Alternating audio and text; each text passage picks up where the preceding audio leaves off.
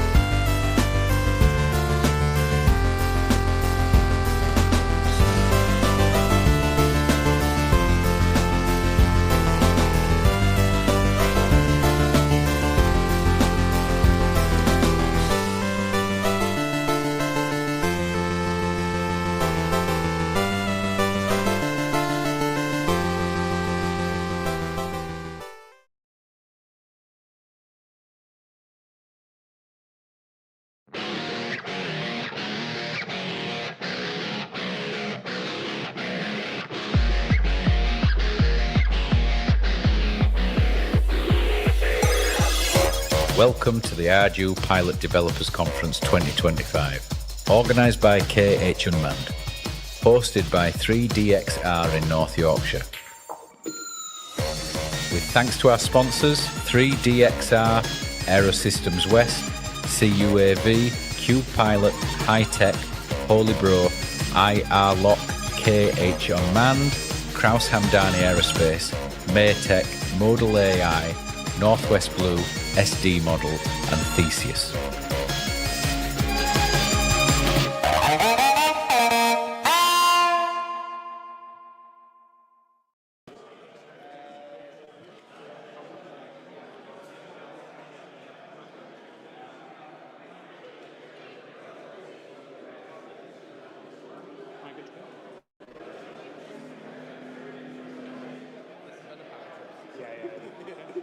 Ladies and gentlemen, could I ask you to take your seats, please?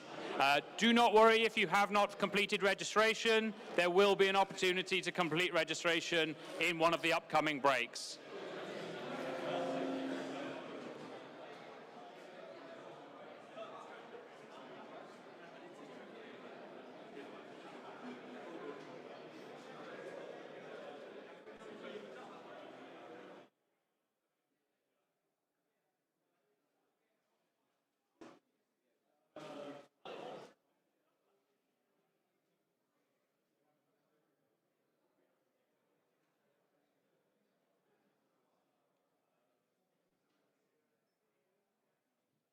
So could I kindly ask everybody in the queue for registration, could you take a seat now, please? And you can return during one of the breaks.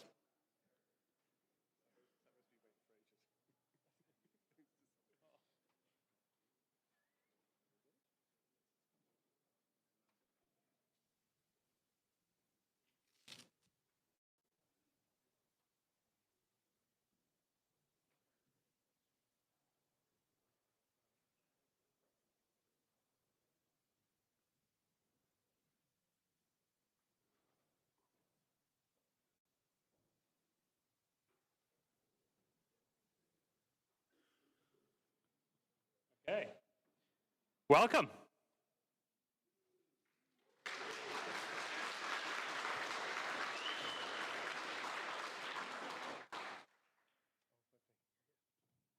I'd just like to welcome you all to our facilities here in the lovely town of Richmond, North Yorkshire. It's an absolute pleasure to host this conference, and also a great thank you to KH Unmanned for all the hard work they've put in. And I'd like to thank all of you for the long journeys you've taken from all parts of the world to be here for this lovely conference. So thank you. Thank you, Ben.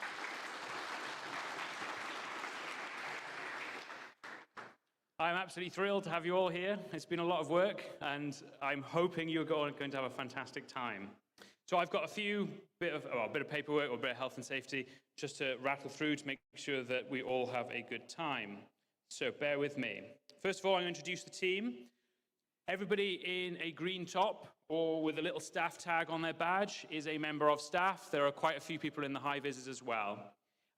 If you have any questions about anything, please do just ask one of the members of staff, and we will know who can resolve that issue.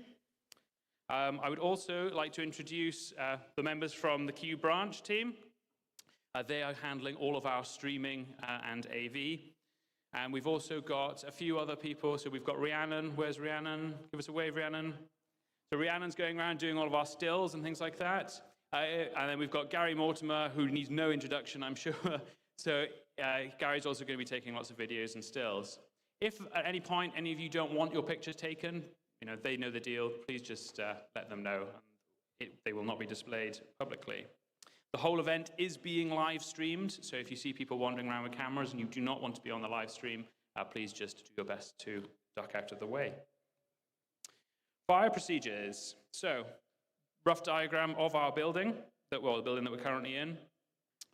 We have fire exits, so there's the one just by the side of the screen. We've got the door that you all came in through, and then there's another door out the back. If you should hear a fire alarm going, or if anybody shouts fire, fire, fire, please just exit the building in a timely manner as best you can, and then please then report to what we call the helipad, which is on the southwest corner of the site, and I'll show you that on a map in a moment. Please report there, and then we'll do roll call. First aid, basically just speak to a member of staff. We have a number of first aid qualified personnel on the 3DXR staff. Just speak to any member of staff and we will get you sorted. The toilets, so if you go back out of the door that you came in on, and it's just right and around the back, there's a big bank of toilets around there. Talk timings. So the day is broken down into sort of basically slots of 20 minutes. At the end of each talk, we're just asking for 5 minutes to allow for changeovers. Please bear that in mind in your talk timing. To try and help people out a little bit, if we start getting close to time, I will hold up.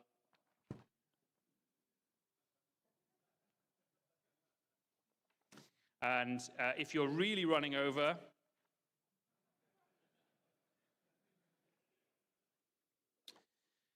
we've had a couple of cancellations today, so the schedule is a little bit more relaxed, and we'll try and accommodate people. So if there's a lot of interest in a talk, we'll try and run them on a little bit more. Please bear with us to keep that schedule a little bit more flexible. On currently, Saturday and Sunday, the schedules are very tight. I'm going to be a little bit more draconian on timings on that one, I'm afraid. Wi-Fi, you're probably already all connected because that's incredibly important, but if you haven't spotted it, it's the RG Conference 2025 and there is no password on it. Flyer IDs. If any of you do want to fly unaided, or by that I mean without an instructor or on a buddy box, or if you're flying in a demo, you need to give us your flyer ID. You can do that with our team on the registration desk, and then they will give you a little green pilot tag, which then goes into your badge. That helps us to know that you guys have done all your paperwork and we've got your flyer ID. This evening, we are going to be doing some fun flying as well, and the weather's holding out. It looks really good. We've got a team of people who are going to be sort of instructors and competent pilots that will then buddy box with you, even if you do not have a flyer ID. So we really encourage everyone to have a go, particularly if you've not flown a plane before, or if you've not flown a copter before, get involved, have a go. We've got some rovers as well. We've got the facilities to kind of facilitate that. A little bit of area familiarization. So Google hasn't kept up with 3DXR, no surprise there. And so the map doesn't quite reflect exactly what we've got at the moment. So the red area you can see, which is the area that you will have come through to get here, that is a private residence. We're asking, please do not wander in that direction. You should only go through there if you're transiting in a vehicle to enter and leave the site. This is the actual conference area, which is marked by the big picket fence. And there is a big water hazard in the middle, which has hazard tape around the outside. Please don't go over the hazard tape. If you slide down in there, you could get dirty or hurt yourself. Then we've got the flight demo viewing area, which is over in the southwest corner, so everyone can gather there. There are benches, there's a TV, and there's an ArduPilot conference sign up there, so it should be fairly evident. And then we've got the actual takeoff and landing area, which is the big tarmac patch, and that acts as the fire assembly point. If there is a flight demo going on, it's only the flight line crew and people involved in the demo to go past the fence out onto the takeoff and landing area. All spectators to stay within the fence. Should you decide to climb up one of the muddy banks to get a good view of the demo and things like that, you might end up being a bit muddy. Please don't climb up on the old banks there. Okay, so the weather outlook, it's looking very good Friday and Saturday, and Sunday we'll take a view on tomorrow, but the weather's looking very good for the flight demos today and the fun flying this evening. We've got no rain forecast and the cloud base is scattered and broken. Sunset is 1948, so we'll have finished all the flying by the end of the fun flying session and within sunset. The actual airspace, so just for, this is all on the attendee guide, so I'm going to quickly whiz through this. We've got the houses that are on the sort of far side in the distance. We're maintaining 150-meter separation from those. We've got the motorway that's running just this side of us. Again, 150-meter separation from that. There is a cell tower. It's amongst some trees. You don't do pretty well to hit it, but just for your awareness that it is there. And then we've got some horse paddocks. The horses are very chill. They're very used to drones, but if during the demos, we've got any particularly noisy aircraft, I'm asking people to keep away from the horse paddocks. And then we do have a public right-of-way. During the demos, we're going to have 3DXR team members out on the public right-of-way on radios just to make sure that, or to politely ask the public to not use that during those demos. And they will be communicating with the flight line. It's a very quiet access. We're unlikely to see anybody, but just in case. And then the yellow area marks the slow speed zone. So anybody doing any demos, I'm just asking, keep your height below 30 meters and keep your speed below 5 meters a second in that area. It's meant purely for transiting into the takeoff and landing area and not for actually doing your demo. It's too close to the crowd. Like I say, full details, all on the attendee guide. And there is a geofence online. It's not mandated, but it is there if you want to use it. The broader airspace, so we've got Teesside Airport, RAF Leeming, and we've got Bellaby danger area and Feldham danger area. The reason we highlight these is in the unfortunate event, if we are going to have a flyaway, please do note the direction of travel and speed of your vehicle, and then we can report it to the relevant people and the relevant authorities. So there are no active NOTAMs to affect flight ops today. Our NOTAM is in place, but we have to bear in mind that it is not an airspace restriction. We will still potentially get people flying through here. We do get a lot of low-flying military aircraft, especially helicopters. If anybody sees anything, just please do let us know.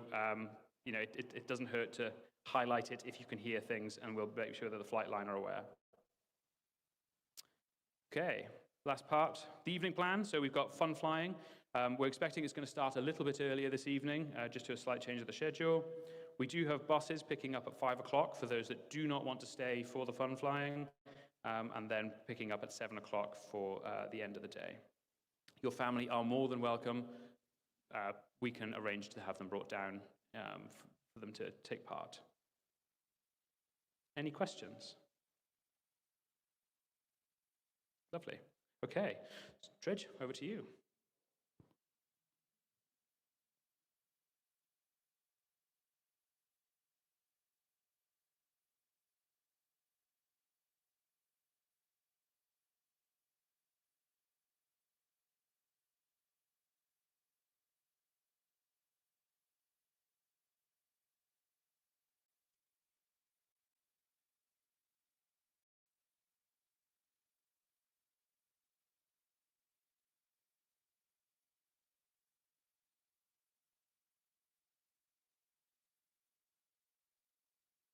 Testing, 1, 2, 3.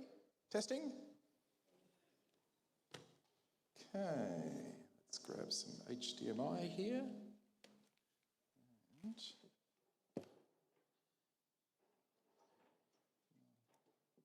all right, well, thank you very much, everyone, and welcome everyone to this amazing conference. It's great to see so many familiar faces and new faces here today.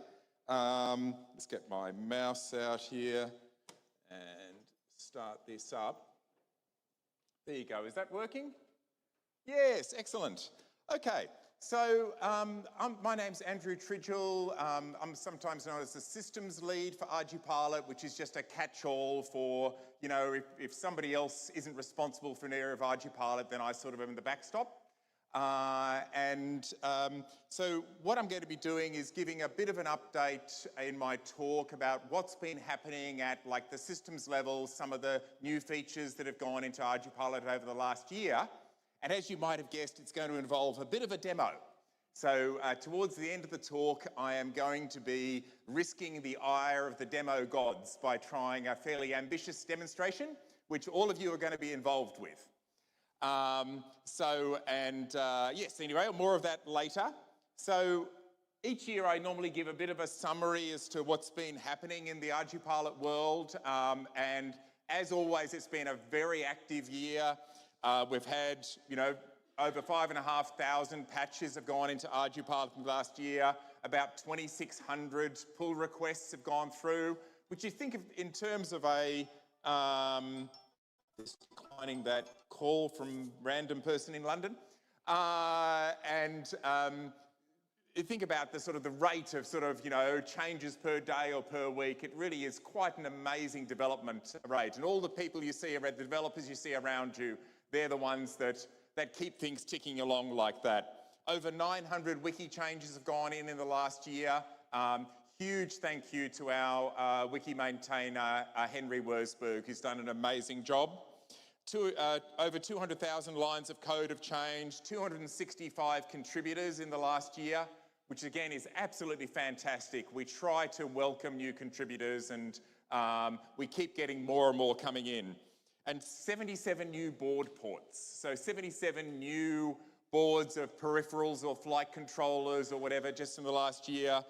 We're now up to 392 different hardware definitions in our tree, which is really just huge.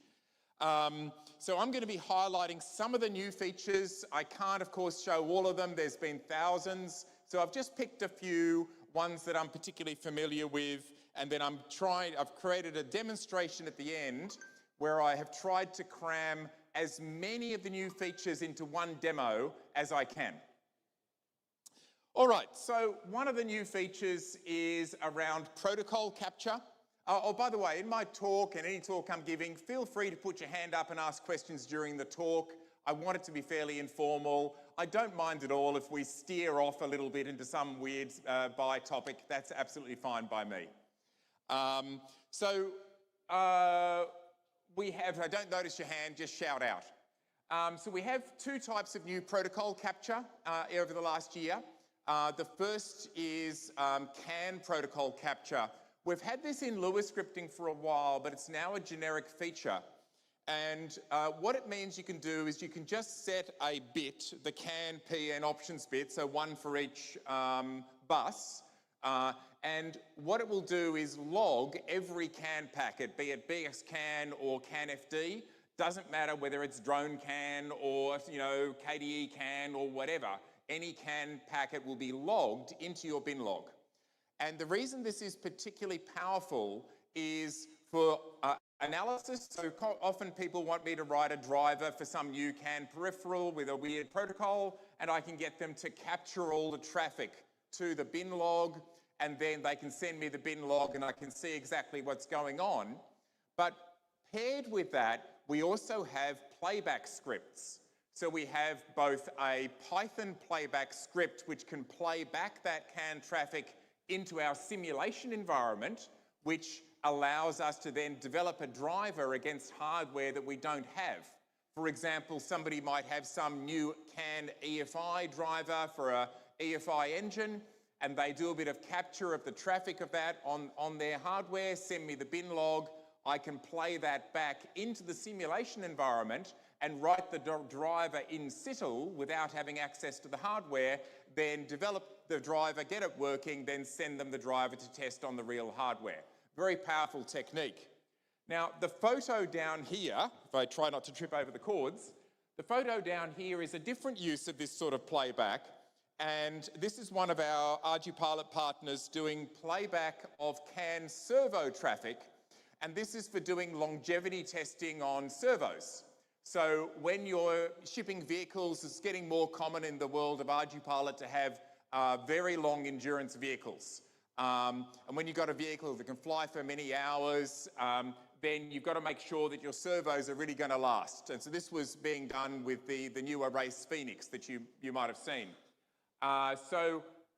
What they're doing is a little test rig. This is one of several test rigs they've got that are playing back the CAN servo traffic to give exactly the same actuator values on the CAN servos that they had in a real flight.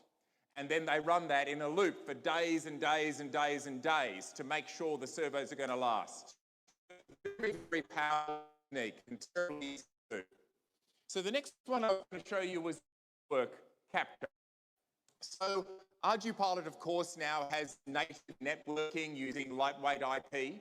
So we have both native Ethernet, so when you've got a flight controller with a native Ethernet port, which is getting more and more common these days, and we of course we've got PPP support where you can have a serial port running at high bit rates, typically 12.5 megabit, that allows you to then gateway a flight controller without Ethernet onto an Ethernet connection.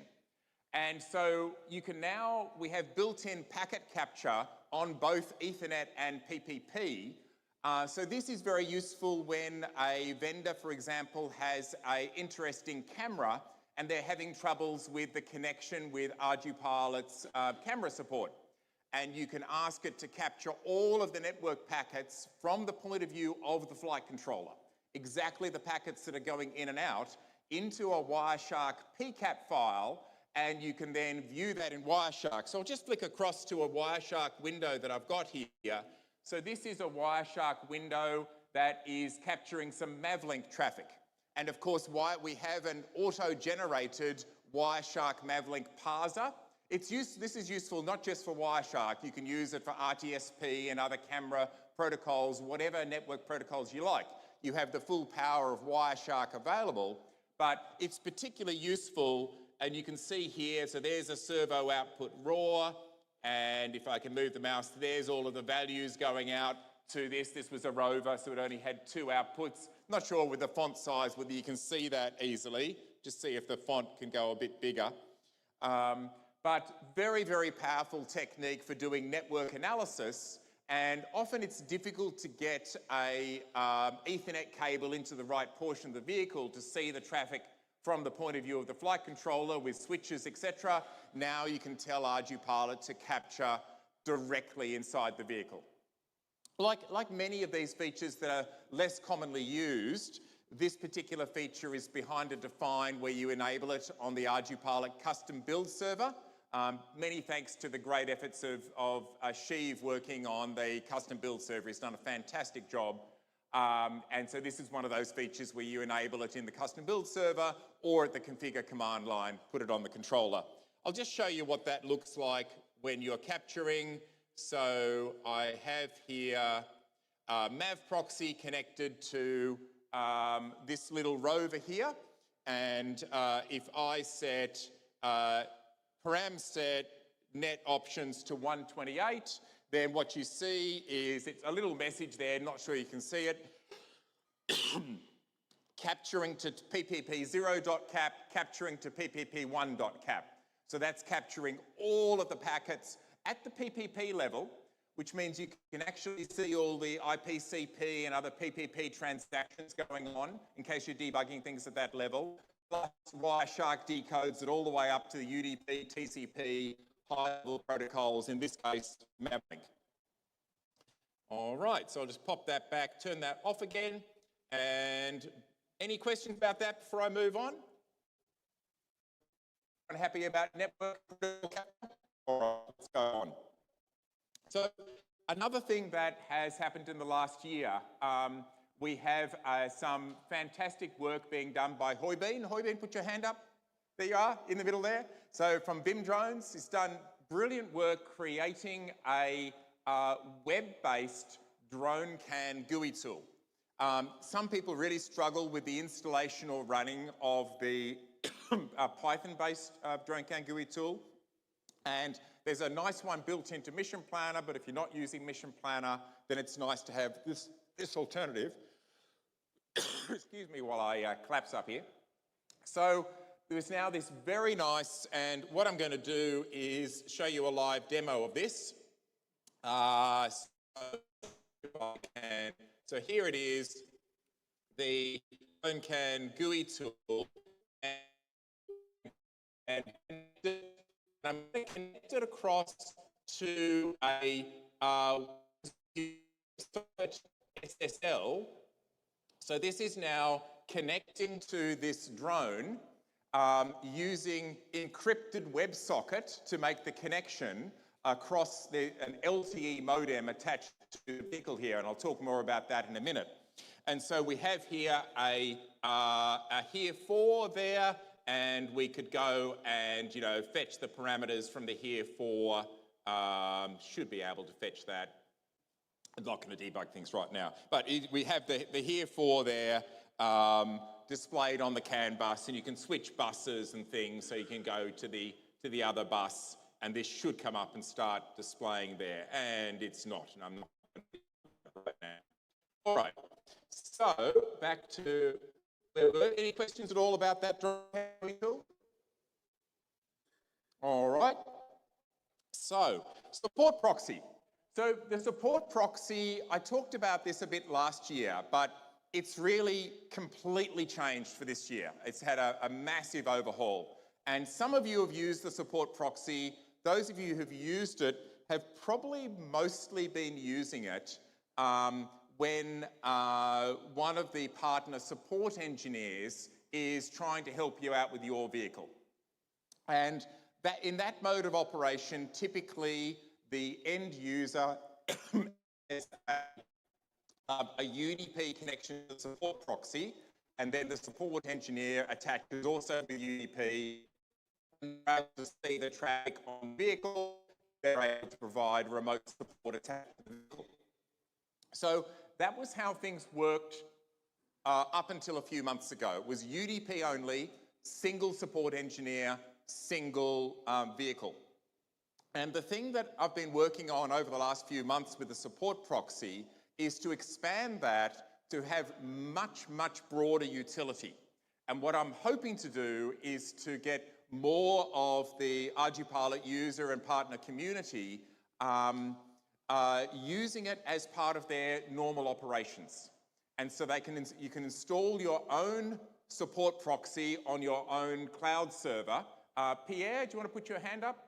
Where are you? Pierre. So Pierre's done some wonderful work with the installation scripts to make it, and instructions to make it very, very easy to install your own support proxy. So you might wonder why you would want your own support proxy. So using the ArduPilot support proxy allows, if your vehicle is internet connected, it's got some sort of IP connection out to the internet. In this particular case, I've got an LTE modem to allow it connect up to the internet, but you might have some other type of, IP connection to the internet. Then you can have multiple ground station operators connect via the support proxy to that vehicle. And so you can have a normal ground station connected. In my particular case, I've got MAV proxy connected here. And the big difference that with this year is now it's not just UDP, we support any mixture of UDP, TCP, WebSocket and encrypted WebSocket SSL, also known as WSS.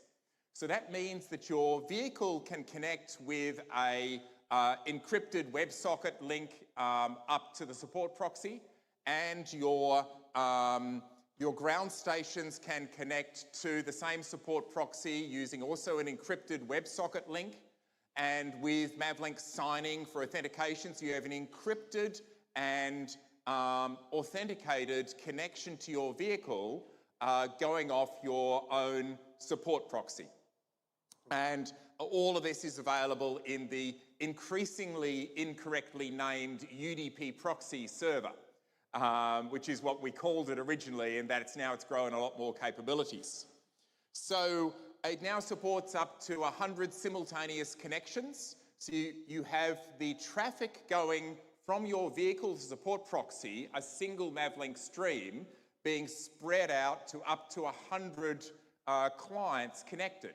So this means you can have web-based tools connecting into your vehicle for doing particular special purpose analysis of the vehicle, displays. If you've got VIPs and you want to have a big display as to what's happening on your vehicle, you can have a special purpose display for them via this encrypted WebSocket connection, but simultaneously have other ground station operators that are connecting with a more fully featured ground station, mission planner, MAV proxy, QGC, whatever, all connecting in at the same time, but the bandwidth usage from the vehicle onto its internet connection is only one stream, and that is then being forked on your cloud-connected server, which makes it very bandwidth efficient. So paired with that, it's also got video streaming. Yes? It's arbitrary, it's a number, it's a hash define. I could push it up to 200 or more. If I've used a uint 8 at the moment, so if we want to go over to 256, I'm going to have to do more. But yes, the 100 is just arbitrary. I chose the number 100 as the limit because I was told there would be about 100 people in the audience here. And so we're going to try in a few minutes having all of you connecting simultaneously to this vehicle. And we're going to see how that goes. I'm expecting chaos. But we will see how that goes. And of course, some of you in the audience, here's looking at you, Tom and Peter and others will of course, open 30 tabs simultaneously to try to push that number up. And some of you will discover the reboot button, and please don't press that, at least at the start of the demo, but we're going to have some fun. Yep. So the way they are at the moment is they're read-write, but you need to get their own system ID, component ID, and then you can do the limiting within the vehicle. But I've decided not to for this, just to maximise the fun. So all of them have, so please don't tell it to, reset all parameters to defaults and that sort of thing. I know you could do that, but you don't have to demonstrate it. Yep, Ryan.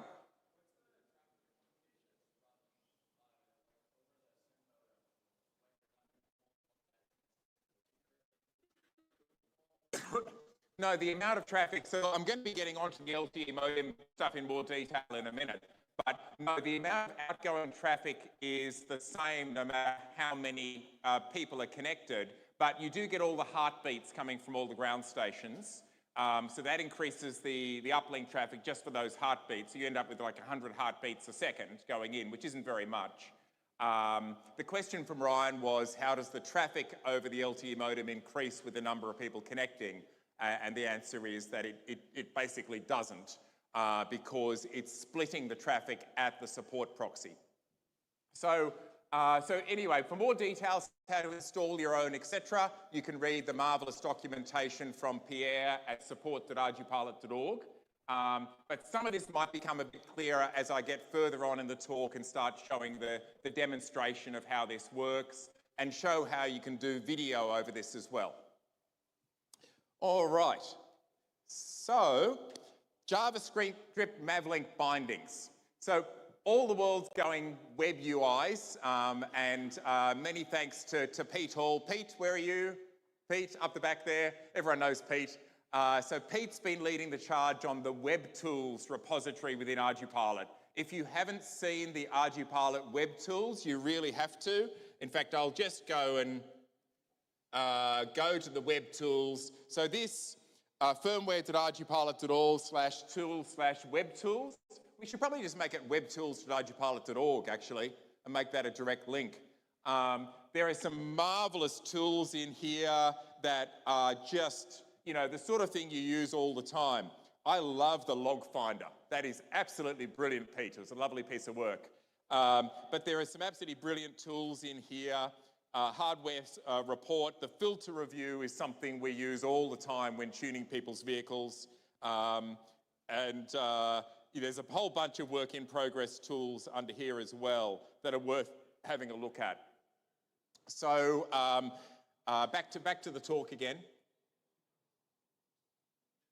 All right, so back. Okay, so with these web tools, now the web tools that Pete's been working on, he's been concentrating on tools that analyze ArduPilot log files, right? So you load an ArduPilot bin log, it parses it very rapidly, and it provides ways of viewing that log in different ways, doing analysis, statistics, filter, construction, etc. So the part that Pete introduced using real-time Mavlink into the tools with the talk he gave last year in Japan, which was the telemetry dashboard. And that was a really nice way of constructing interesting dashboards for your vehicle, but it was one way. It was just receiving Mavlink into a web tool, but it was using WebSocket, but it wasn't sending out from the web tool back to the vehicle. What I've been working on over the past few months is extending that so it's bidirectional. So you have really good support for sending Mavlink packets, and this builds upon work that people have been doing for years in our Mavlink generator, MavGen, as part of PyMavlink. So I'm sort of building on the efforts of others, which is a great tradition in the ArduPilot world. But the main thing I've added is robust Mavlink to signing support and SSL support, which means it's now really easy to create a web tool that will do an encrypted link into a vehicle and allow you to do arbitrary Mavlink operations, create your own ground station-like interfaces or other specialized interfaces for monitoring, and combine that with the ability to have many connections going into the vehicle all at the same time without increasing the bandwidth cost on the vehicle. You end up with a very, very powerful system. So this is just a little snippet of JavaScript code. So this is doing a send command int. So a command int is one of the fundamentals of Mavlink. In this particular one, I'm doing a set mode call, and it's very easy to do this type of JavaScript work. So it supports both command line operation using Node and also in-browser support, and it's been tested with the full range of browsers. So, both the Chrome and Firefox and Internet Explorer and mobile devices, iOS mobile devices and Android all work correctly. All right. So, LTE modem support. So, as part of this effort, I wanted to be able to support beyond visual line of sight operations with very low cost, very low power, and very easy to set up and low weight solution. So what I wanted to be able to do was get a beyond visual line of sight connection from a vehicle without having to have a companion computer. And so the solution I came up with that was to ended up buying 15 different models of these little tiny LTE modems, which sell for between sort of $20 and $50. Very, very cheap modems available all over the place. And there's little tiny ones as well. So if you want to see them later, I've got, I've got about maybe a dozen modems here of various sizes and sorts. So these basically take a SIM card, and many thanks to British Telecom for providing an official drone SIM from BT for this talk. But I've also been using a lot the hologram SIMs that work very well worldwide. I highly recommend those. So with these little modems, I wanted to be able to have an LTE connection from a flight controller without having a companion computer. Because on some vehicles, you don't want to pay the cost in terms of weight and power and wiring complexity. So you want BVLOS operation and reliable communication without having to have a companion computer. And I know, of course, you can put a Pi Zero or similar very, very small companion computer, but there still is a cost in terms of the wiring complexity, the setup complexity, the power cost, etc. And so I wanted to be able to have LTE communication without a companion computer. And so what I did was I built upon some very nice work that Thomas did. Thomas, put your hand up. So Thomas did some very nice work where it's possible to create a virtual serial port within Lua scripting. And that makes the possibility of a Lua script that can create a serial port that implements the necessary APIs to talk to the modem. And so that's what I'm running on this vehicle. So this little rover here, and many thanks to Rhys for providing this rover. I was planning to do this all in simulation, but Rhys happened to have a wild thumper here with him. And so there's the little modem here sitting on top of a Cube Orange. So that is a SIMCOM SIM7600EH LTE Cat4 modem on top of this little vehicle. And it's the only communication path into this vehicle. So what we've got is a Lua script that implements the modem connection using the AT command set and the GSM 0710 muxing capabilities to allow it to have multiple connections over the one UART. And that can create either a PPP link or a UDP TCP connection to the internet. So we support a whole bunch of different chipsets. I really got into this in a fairly deep way, and I basically started buying lots and lots of different LTE modems. I think I own something like 16 different LTE modems of various sorts. And then I've been writing drivers, and all of them are a little bit different in the driver they need. So the main ones I've been working on are the SIMCOM and the Quectel variants. But I've got a couple of other brands of chipset as well that I've got working.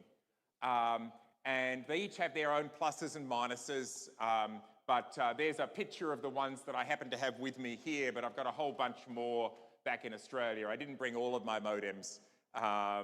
And you can see there's a whole lot of variety of these things. They are very much, solder it together yourself. One of the things that I note at the bottom, I would love to work with a hardware vendor who might like to create a variant of one of these LTE modems that is specifically targeted at the ArduPilot community with JSTGH connectors, the level shifting done correctly, good power, these are quite power sensitive, that type of thing. So if there's a hardware vendor that wants to do that, then Tim? I'm just doing the LTE Cat 1, Cat 4 and Cat M at this stage. Haven't tried any of the others. I am looking at the possibility of doing Cat 12. 5G is a very broad term, but short answer is no. Just the LTE Cat M, Cat 1, Cat 4, and I've also done a little bit of NB-IoT, which is the really low bandwidth variant, and got some chipsets working with that as well. So, but I'm concentrating on Cat 1. So those who don't know the different categories of LTE modem, the main ones for this community would be Cat M, Cat 1 or Cat 4. And so Cat M is lower bandwidth, longer range, a bit better receive sensitivity. It's about 6 dB better than the Cat 4. Cat 1 is sort of halfway between, maybe 3 dB better than Cat 4. And Cat 4 is the highest bandwidth, but a bit shorter range. And because I'm including video streaming on this, I've actually just got a Cat 4 modem. And I thought, given I'm going to try and get all of you to connect simultaneously, why don't I go for a slightly higher bandwidth modem? And also the cell tower is like in the next field. So it's pretty close.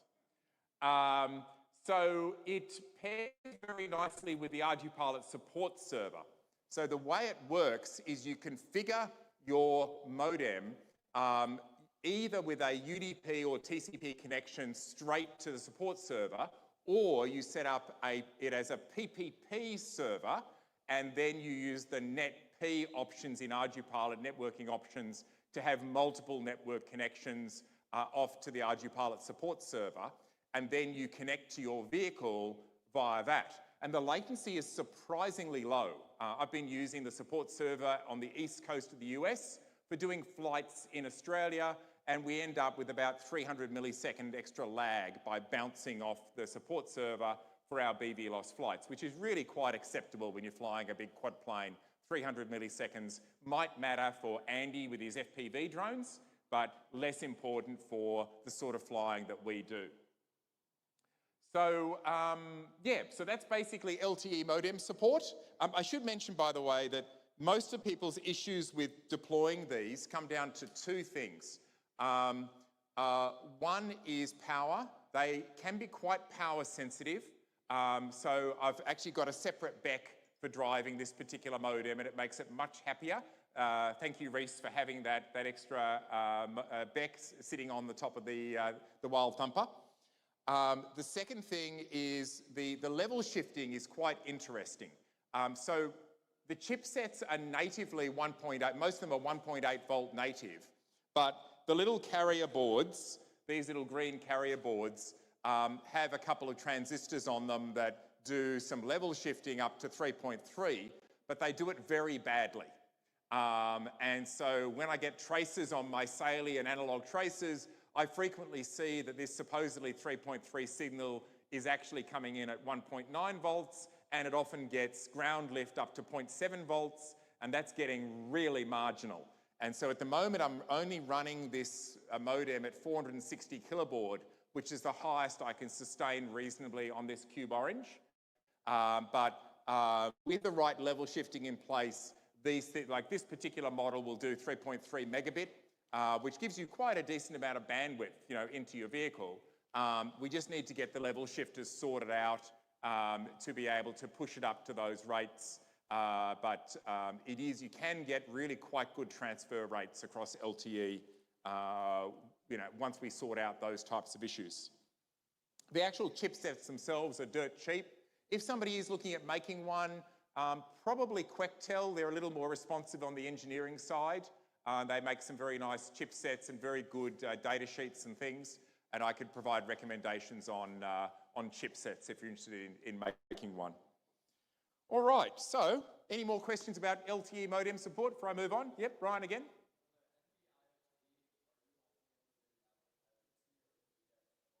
So the question from Ryan was, with NB-IoT connection, can you use normal MAVLink, or do you have to use the the low bandwidth, high latency stuff that Stephen Dade has done a lot of work on? It does have enough bandwidth, even with NB-IoT, to do 2 or 3 hertz of all messages on a fixed wing aircraft. So there is actually a fair bit of bandwidth there. The NB-IoT, however, is designed more for static cases. So it doesn't do the automatic switching to the best tower, and which can mean it can get locked onto a poor tower connection when the vehicle is moving. And there doesn't seem to be good AT commands to say, hey, why not renegotiate there? You might have to actually reset the modem to get it to lock onto a closer tower. So there are some limitations. It's more designed for static Internet of Things sensing in one location. It's not really designed for a moving vehicle. So I've done a little bit with NB-IoT, but not much. Also, a fair number of the towers in my house in Canberra, I've got a tower right nearby that I should be able to use NB-IoT with Telstra, but for some reason, it will, when it connects with NB-IoT, it connects to a tower on the far side of Canberra and gets terrible connection. And apparently the telcos tend to sort of shape things so they turn off NB-IoT on some of the urban ones that have higher traffic. And so it's, I think for most people, for most cases of telemetry, you're better off using a Cat1 modem rather than a Cat-M rather than an NB-IoT or a Cat1 modem. Question up the back?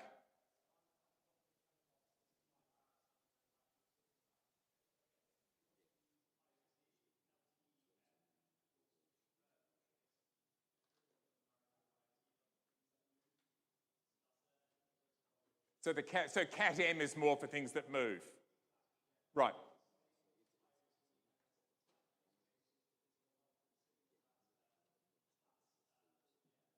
All right. Might need to get people to talk to you a bit later. I think most people can't hear you. We don't have a roving mic. So yeah, but thanks for that. And we maybe have a little breakout LTE group later. We can have a bit of a play. Any more questions about LTE before I move on? Okay. So, related to this is we now support multiple PPP links. You can have up to 3 PPP links on your flight controller, and that's important because you might have one talking to Ethernet and another PPP link talking to a modem, and then a third PPP link to another modem or another device. So PPP gives you the universal serial to IP translation layer. So we now support up to 3 PPP links. We also now support configuration of routes. So you can actually control the routing between your Ethernet and PPP links. So you can control that this IP address, this target with this net mask goes out this link. So we've got an API in lieu of scripting that allows you to control the routing on your vehicle. So we now have ArduPilot as an IPv4 router, which I think is really exciting. Yes, so we now, so it also, you can combine the multiple PPP links with native Ethernet. So you could have a native Ethernet and 3 PPP links if you wanted to on your vehicle.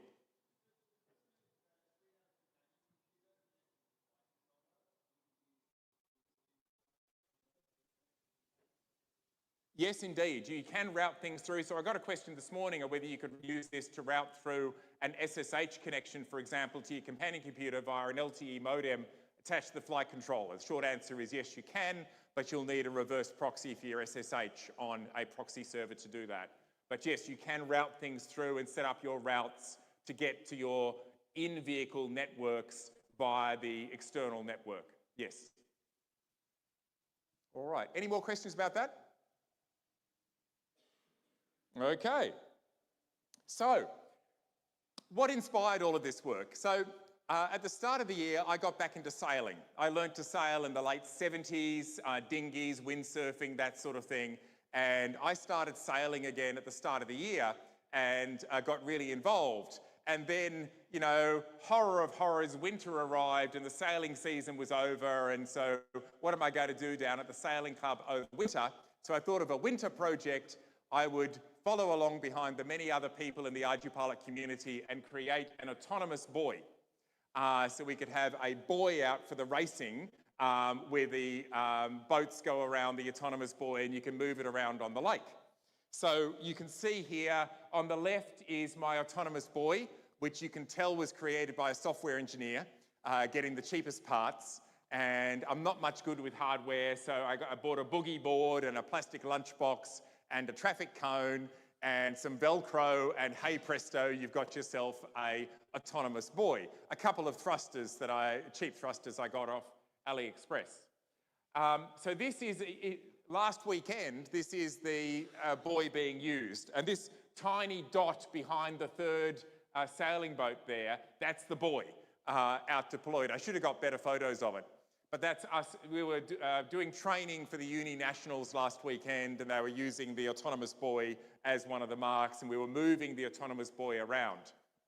So that was sort of part of the motivation. So what do you need to do a good autonomous buoy?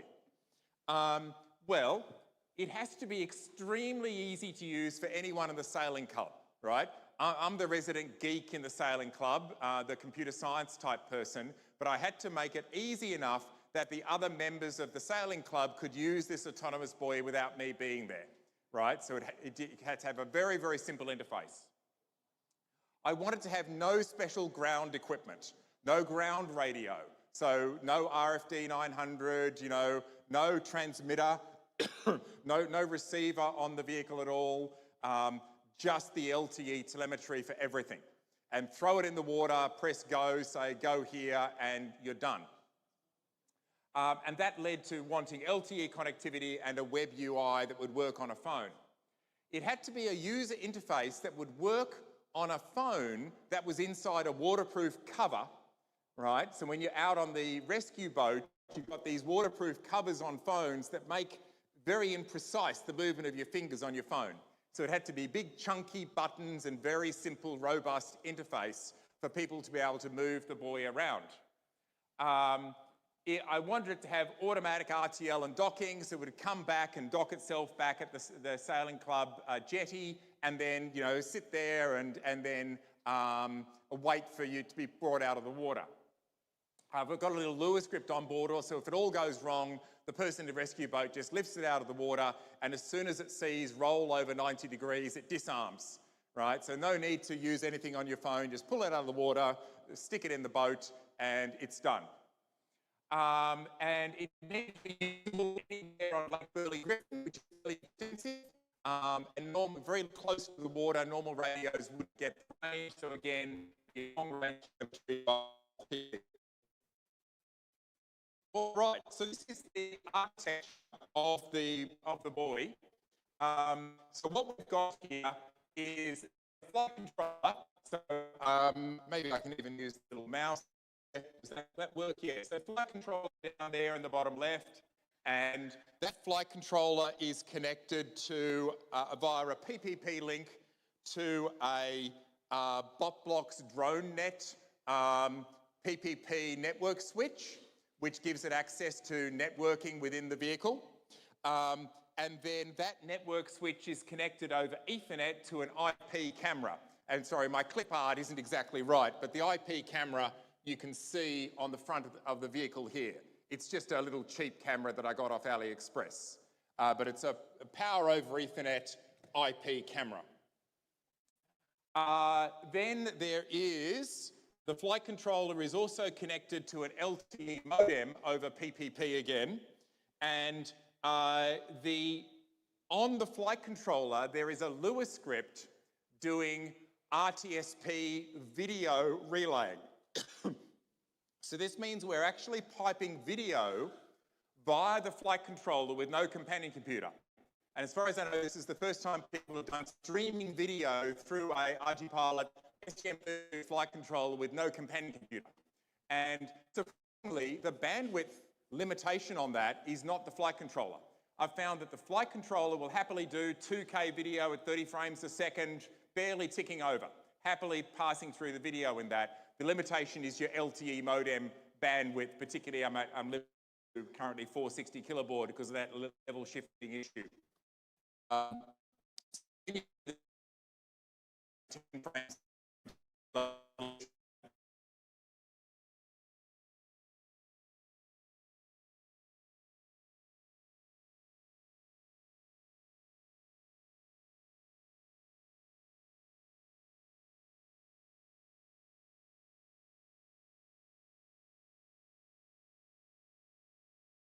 Connects to two servers that are actually the Media MTX server and the ArduPilot support server are both running, in this particular case, on the same computer. I've installed them on support.ardupilot.org, but you could easily install this on your own using the nice little setup scripts that Pierre has done.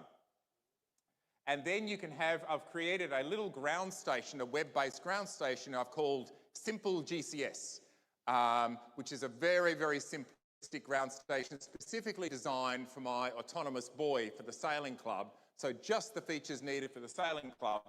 And you can have lots of people connected simultaneously to that, and they get both to the Media MTX server and to the support server. All right, people understanding the architecture here now? Okay, so then on this particular vehicle, this is what you're seeing up the front here. And what we're, so Peter, could I possibly get you to open that door while I show people around? So if we can get that roller door, a big roller door open, that'd be great, thank you. And so what I've got on here is I've got a here for GPS, thank you to 3DXR, a Cube Orange, an LTE modem, a BotBlocks DroneNet Ethernet switch, a little IP camera, Ethernet camera, and this poor little drone is going to be put outside a few metres out so it's got good sky view, please, Peter. Thank you. Pop it out there. And then, so while Peter's negotiating his way out there, I am going to, once it's out there, I'll show you how to all connect to it. So, I have no link to it at the moment. Do I have an internet link at all? Nope? Okay, so flick the power switch off and back on again. So there you go. Of course, you know, the demo, of course, is never going to work, but well, let's see. Let's see if it connects here. And otherwise, if it really won't connect for some reason, probably moving it around. My wiring, as you can see with this picture, the wiring is something that really only a software engineer could love. Quite a bit further out from the, so Peter, quite a bit further out. Thanks.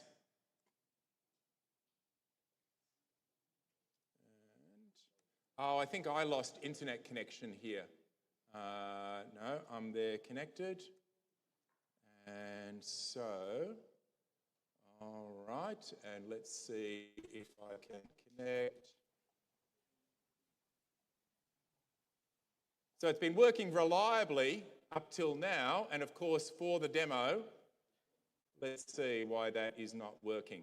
Well, how long have I got? I do have 20 minutes, so I can always plug in a cable and debug.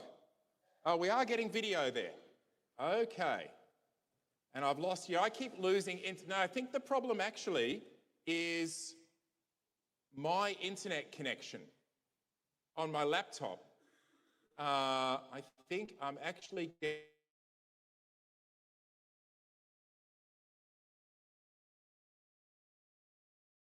because I actually just saw the video update. Yeah, the support server, I keep losing the link to the support server. Let me just restart that. Okay, now we've got a link. Okay, great, yes. And so now we've actually got 5 people who've connected already. You're not supposed to have known that the URL yet, but we are having some trouble connecting here. Let's see. Okay, it's connected. All right, so on here, the plan was that I get people to use that URL, and hopefully you can point your phone at it and see if you can connect. And then I'll see how many connections you get simultaneously. Is it not working? Not quite up. So if I put it up like that, is that better? Okay. So the URL is also written at the top for those who can't do QR codes. And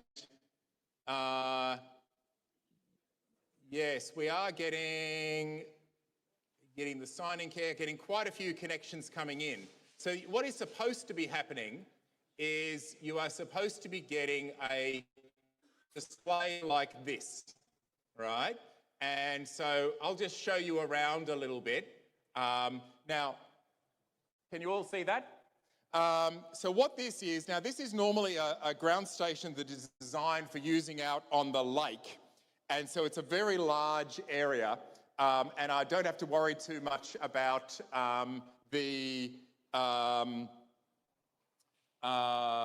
getting lots of timestamp issues. Let's see if we can press here. Right. And manual. Yeah, okay. Seem to be having, I keep losing link to it, but I suspect it's actually my connection here. Is that video updating? All right. So I seem to have angered the demo gods rather more than I should have. Let's see. So I think some people are managing to connect. What I might do is I might actually switch to using tethering on my phone and see if that works any better. So let me just see if I can get a link if I tether on my phone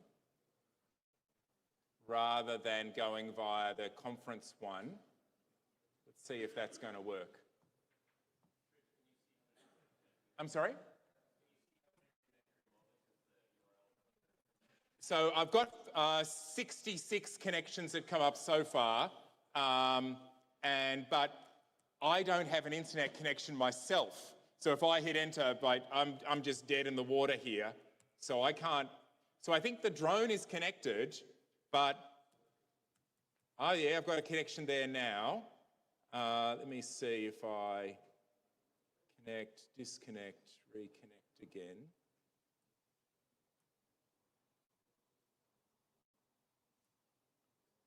So what I'm going to do,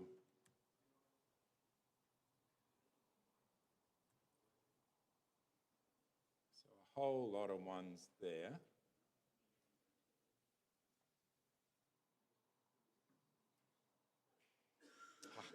I connected it with about 50 tabs open yesterday and all worked fine, but now I'm having more troubles. So we've got 29. All right, so we'll have to see if we can, what I'll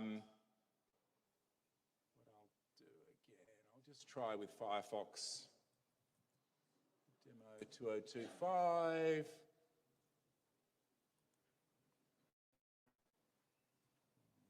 Right, no, it's having a lot of trouble connecting.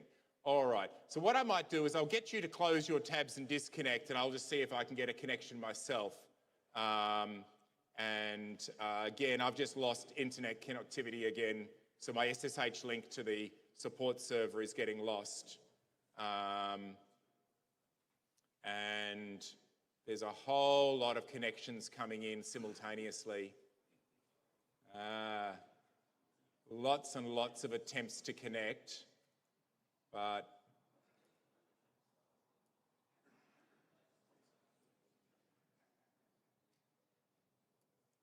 yeah, okay, so working the way I hoped. Apologies about that. The plan was that all of you would be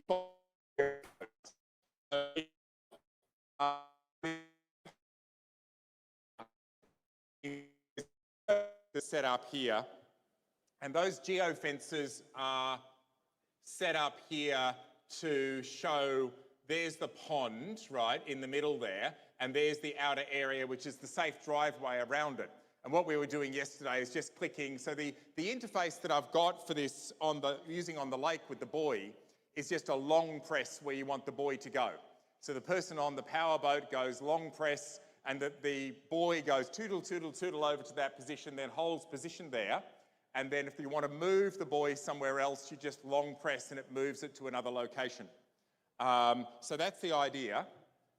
What I don't know is why this is not, and again, my internet connection, my SSHs keep dropping out, so I don't have connectivity myself to be able to go. So I think we are just stretching the infrastructure here with the number of phones connected at once. So I think maybe a little bit too many. All right, too ambitious. So sorry about that. But later, if you want to have a separate demo, I'm happy to with smaller people outside, we'll give more of a demo. So, any questions about that, apart from the fact that it didn't work? Randy?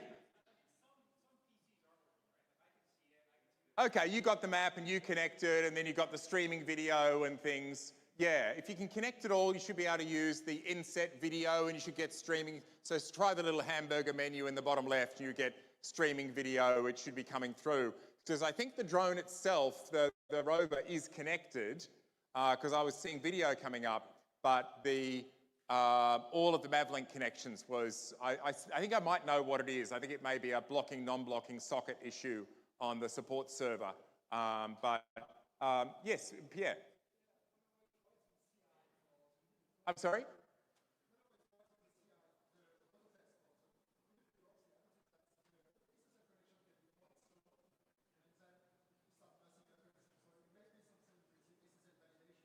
Yeah, it could be the SSL. It could be too many SSL validations going on at once. I'm not sure. I obviously need to do more testing with sort of hundreds of connections, or 100 or so connections. All right. So, okay. So I'll move on to sort of final slide. And so I just wanted to say a huge thank you to the organisers of the conference, to Matt, Pete, Michelle from Unmanned, and to Ben and the team for 3DXR, done an amazing job getting this conference together. Thank you so much. And also to BT for loaning us a drone-capable sim, Rhys for the Wild Thumper, and of course all of the ArduPilot partners for your support, and many, many thanks to all of the sponsors of the conference, the ArduPilot partners who sponsored it. So, any final questions before I close up? All right, so I'll leave it turned on. If some of you manage to connect, you might even be able to arm it. We'll put it on its little stand so it can't run away too quickly. So,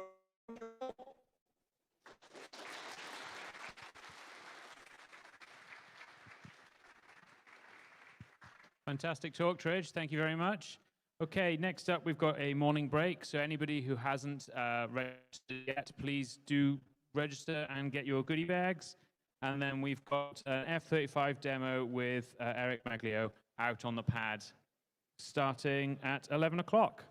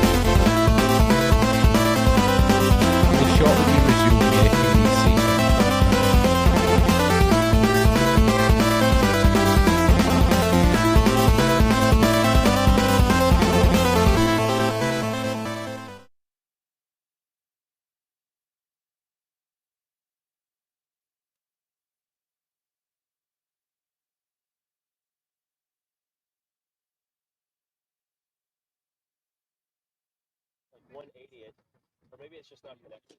Yeah, I think it's that. What is? Is the oh, it's powered on. So yeah. Did it lose it? Let me just disconnect. Mine on my radio is fine. Oh yeah, the telemetry radio is not linked. Oh, here it comes. Well, looks like it's on off on off. All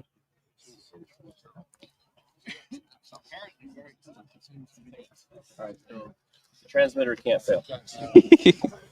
I mean, it will RTL somehow. Hopefully, just not towards the. Yeah.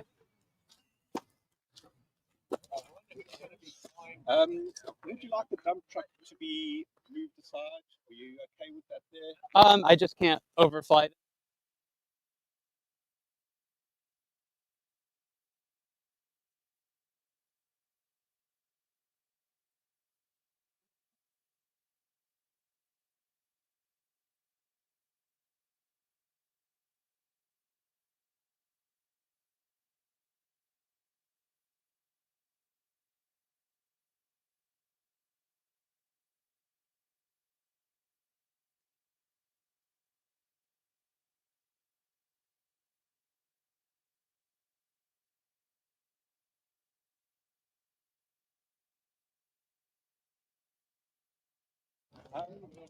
I'll stay on the computer and he can spot.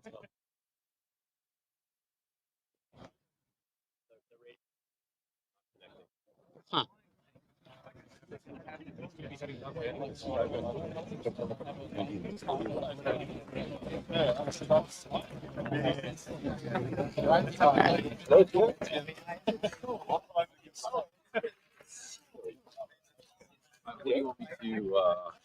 Keep you apprised of while you're out there.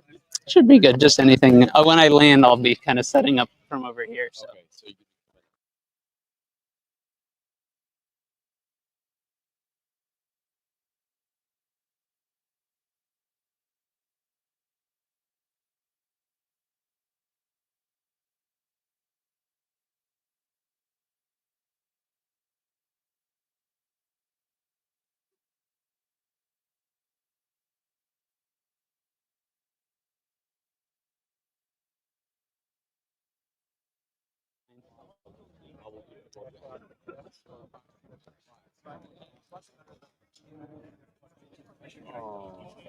Okay. We're going to ask the dumper truck guy just to hold the station at that end of the field. Okay. Do I need to wait for him to get back before I start? No, you can go. You can go.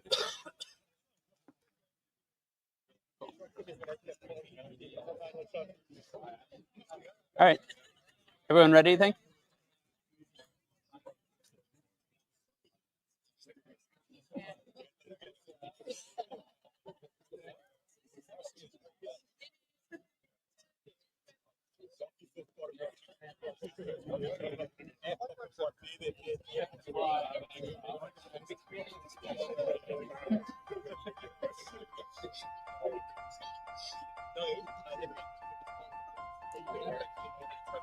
This is about the usable range. Okay. All right.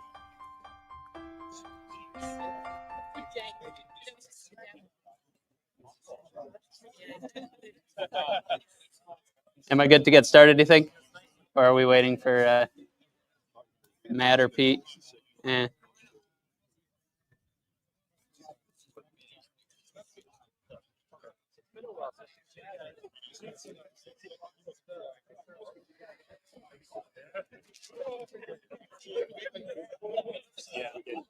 Okay. Good. I think so. All right. Hey, everyone. Hello. Hey, guys.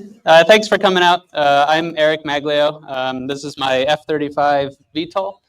I'll give a little bit of details before I fly because it's a pretty quick flight. Ducted fan VTOLs are not efficient. So what I'll do is I'll take off, transition to forward flight, do a handful of laps around the field, and then transition back to vertical and land. It's an ArduPilot platform, of course, a quad plane. It's got a couple of customizations from the stock quad plane configuration. Most notably, there's a custom motor mixer just because of the motor layout. So you'll see there's a forward lift fan and then an articulating rear nozzle, just like the full-scale jet. And then there's some roll control, smaller motors out on the wingtips. And then the second major change is I'm using the nozzle for forward and backwards translation during hover. So instead of pitching like a multi-rotor will, it'll hold a level pitch attitude and it'll just articulate that nozzle to hold position. So on a day like this with some headwind, you'll probably see the nozzle slew to 80, 85 degrees just to station and keep in that headwind. And I'll have it back in the building over there on the table. So if you want to chat with me about it during the breaks, definitely feel free. But otherwise, let's get started.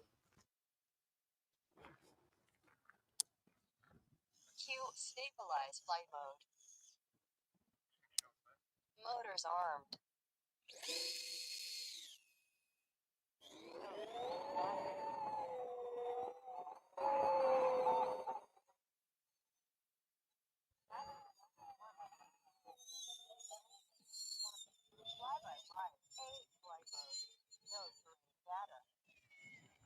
Transition done. No terrain data.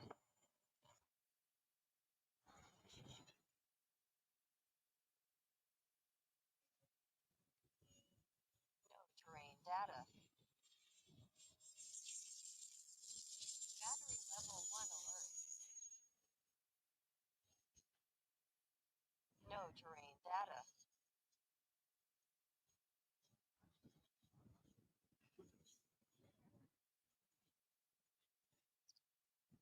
No terrain data.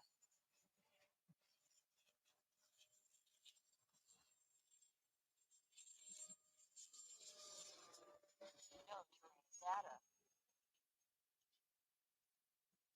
Still have quite a bit of space between you and the trees. Am I right? Okay, I'll set up for the landing out there.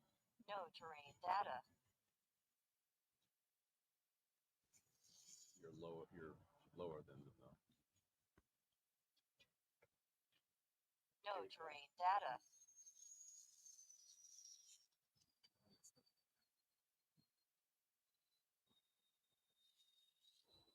No terrain data.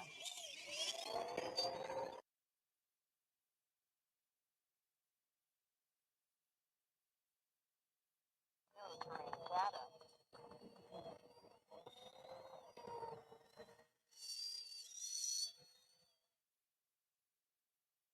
No terrain data.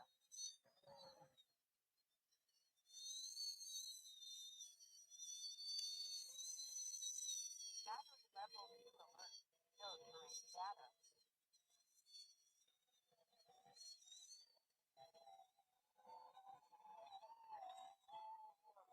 Data. Battery at 90%. Motors disarmed.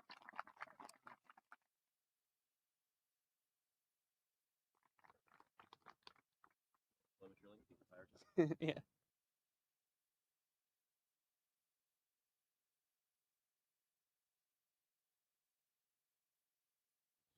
Yeah, finished? Yeah, we're good. Thank you very much, everybody. Thanks. You can head back into the conference, and we've got Rhys Mainwaring going to give us the next talk. Thank you.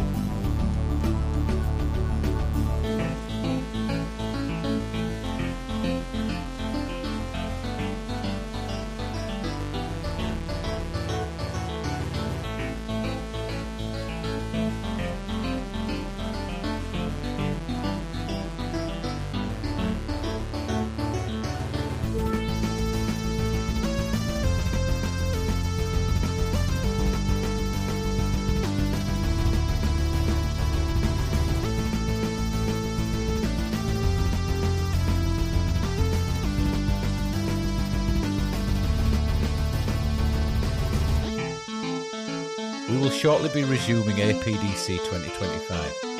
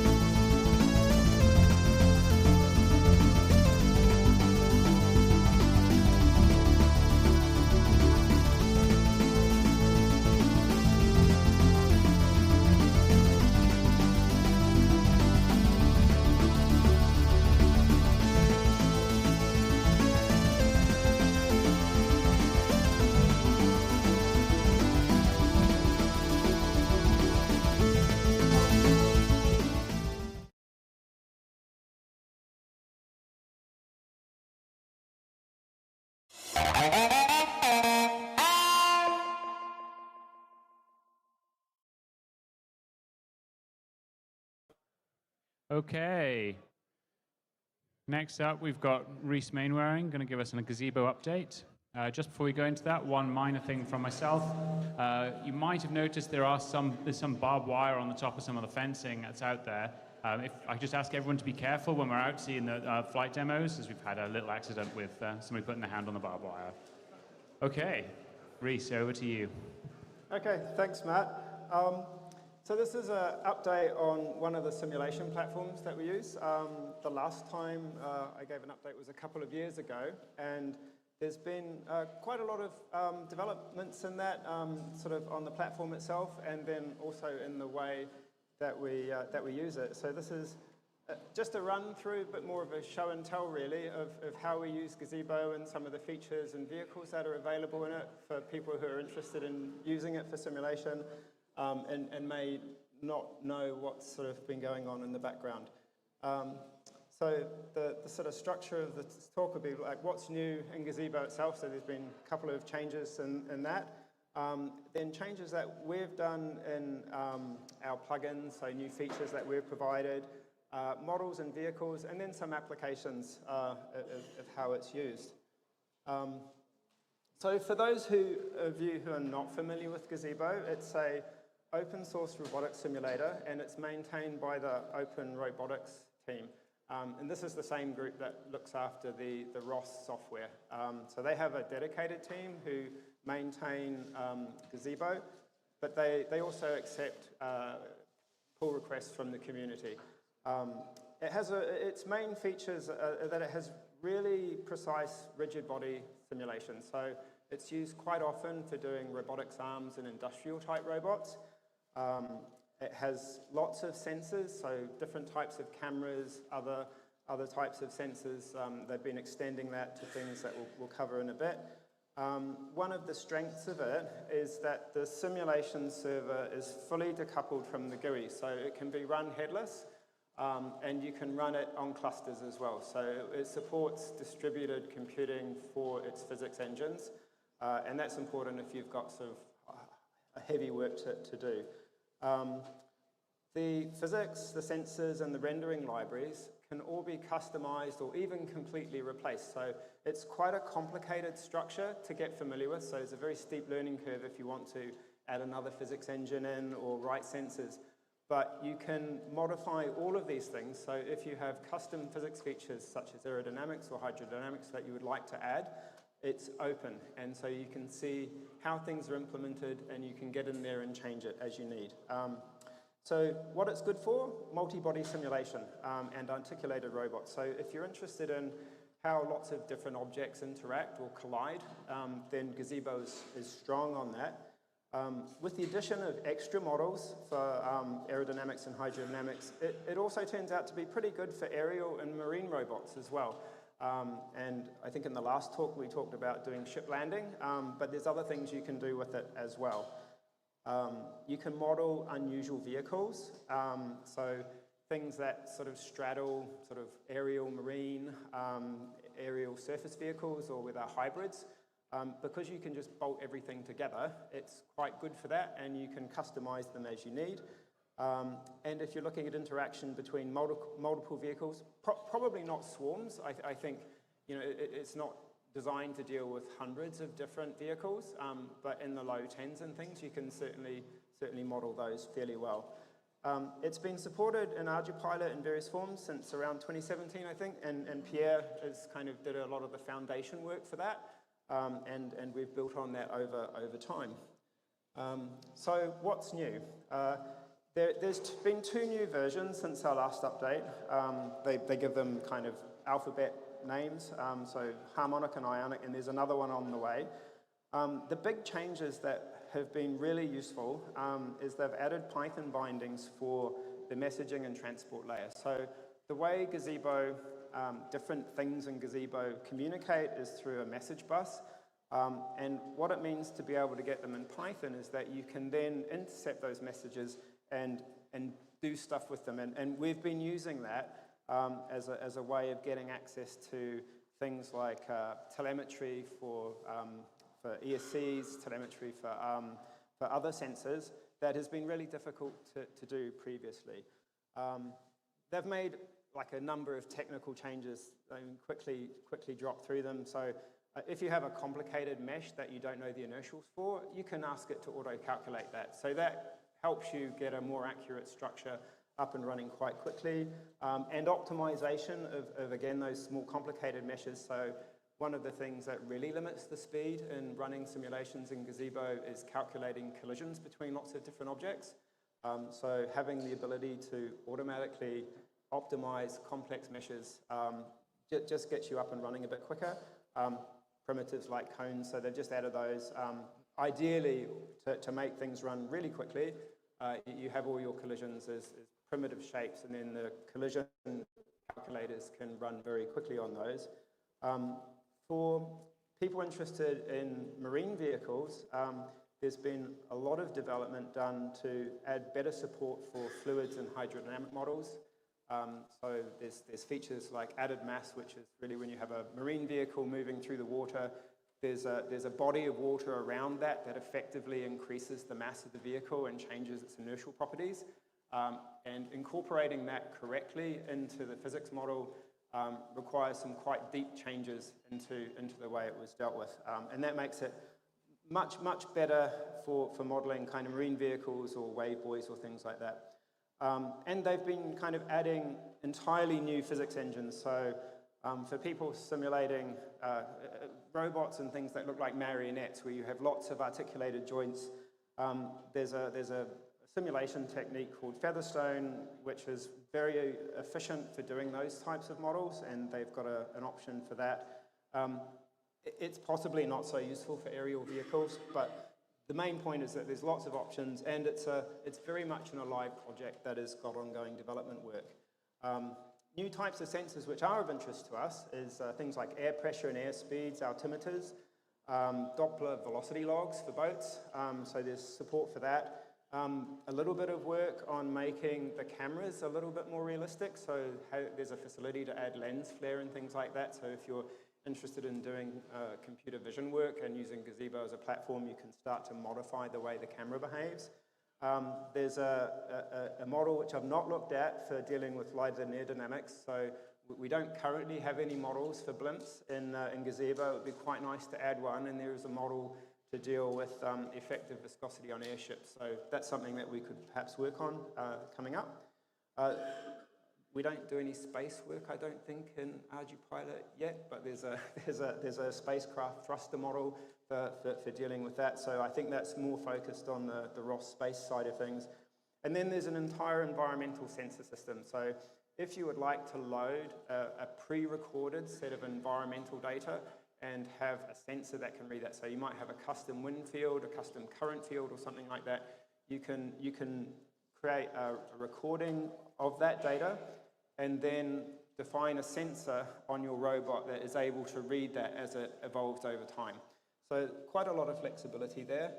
And then for the visual side of things, there's some tricks to make the rendering a bit better. So global illumination, it's a technique where you don't just get the light from the light source, but it accounts for reflections off other surfaces as well.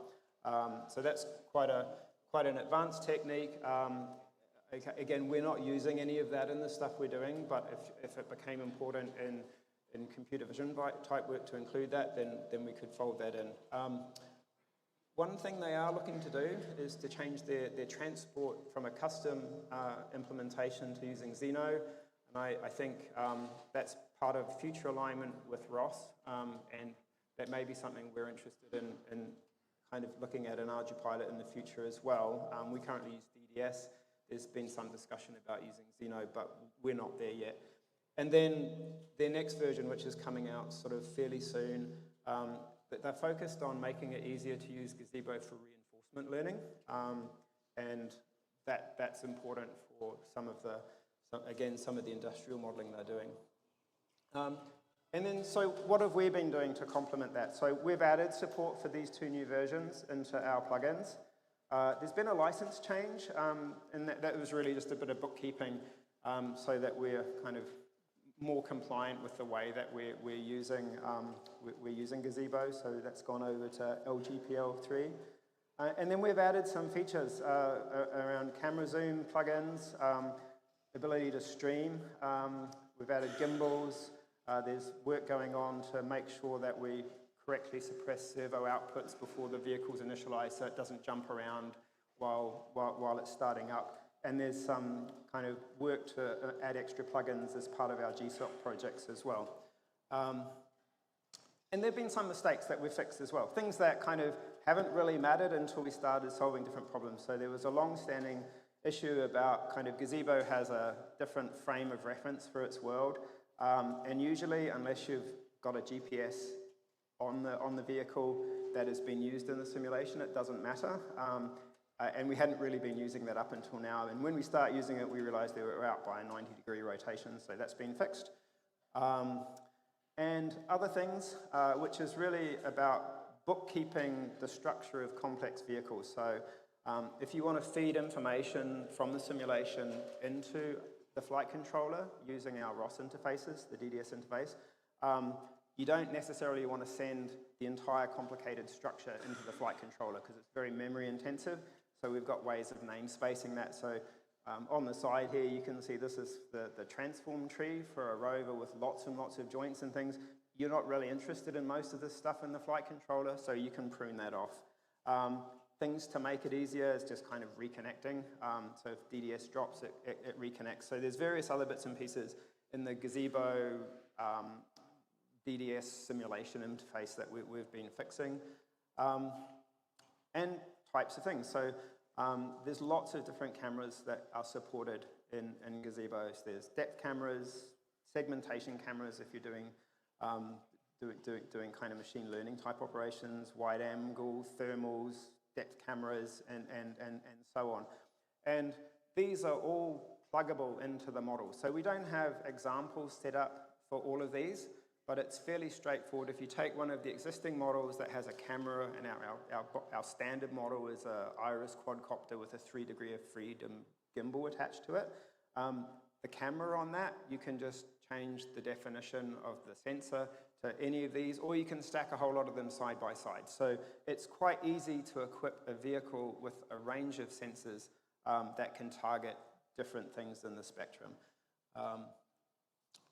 And we've had questions, so some of our Discord users are interested in actually doing analysis or visualization in ROS. So the depth cameras that we have on board the vehicles, you can map those through into the ROS ecosystem and use the sort of the tools in ROS to visualize things. So this is an example of a depth cloud.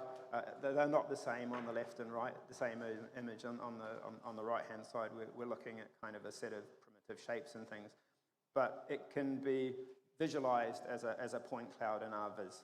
So for people, again, doing visual work, that can be handy to have.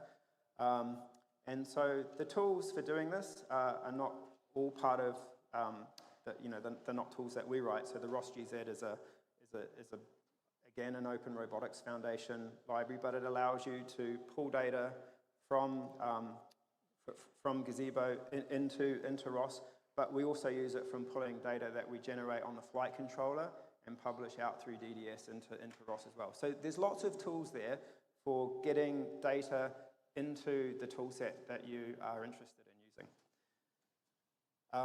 Our camera plugin, we've done quite a bit of work on that because, again, some of our GSOC students had focused on doing camera-oriented work, so camera following and GPS-denied kind of navigation and things like that. So we did quite a lot of work to improve our camera capabilities.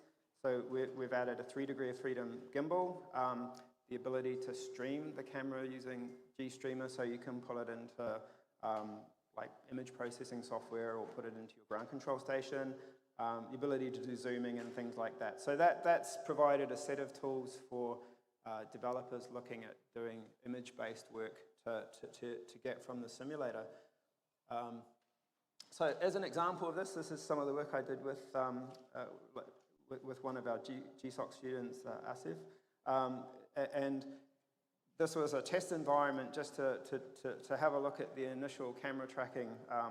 So what we've got going on here, there's like an environment, so we've created a nice environment with like obstacles and bits and pieces in it.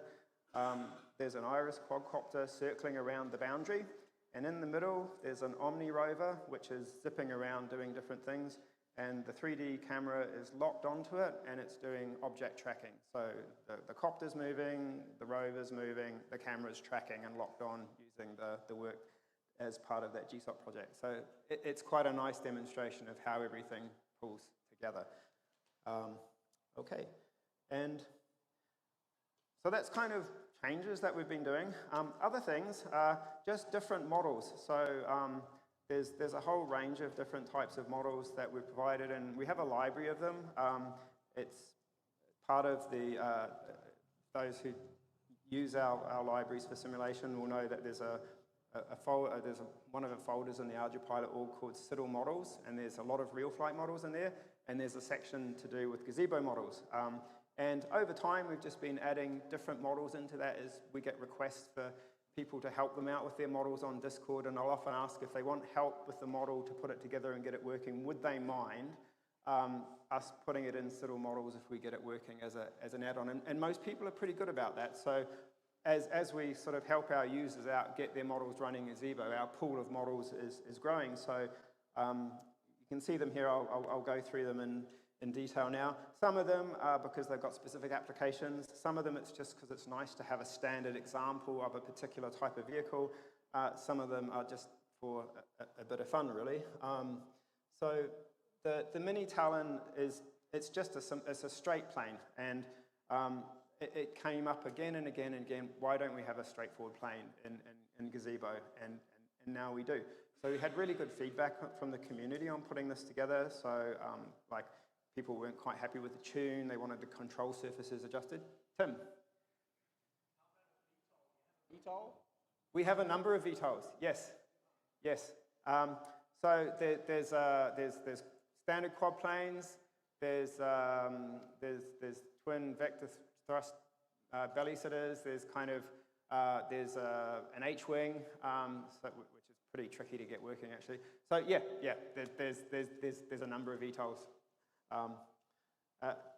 And what's good about kind of the community contributing models is that they're interested in having them work well. So if they give feedback onto them, we can kind of get them tuned up. In the case, the first version of the Mini Talon was pretty terrible, really, and it turned out we hadn't quite got the control surface aerodynamics locked in properly, so we went back and reworked that and retuned it, and it's pretty good now. So I haven't put up all the tuning outputs for it, but it went through an iteration cycle with feedback from users, and it's now operating pretty well, and it's a good starting point for exploring planes in Gazebo. Similar thing with the Aeon R1. Again, kind of people were just after a standard 4-wheel diff drive robot.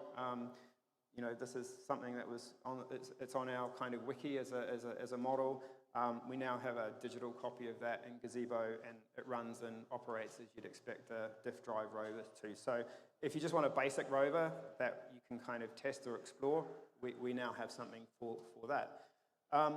One thing which we didn't have support for, and actually I don't think is really available elsewhere in Gazebo, is for Omni rovers, especially those with Mecanum wheels, then the way that Gazebo and the ROS community deal with this is they have a plugin which sort of mocks it out. So they have a standard sort of four-wheel rover, and then they have something which makes that work by just driving the vehicle in a way that's expected from the inputs that you normally get from ROS, which is command velocity, the way, which is like a velocity and rotation.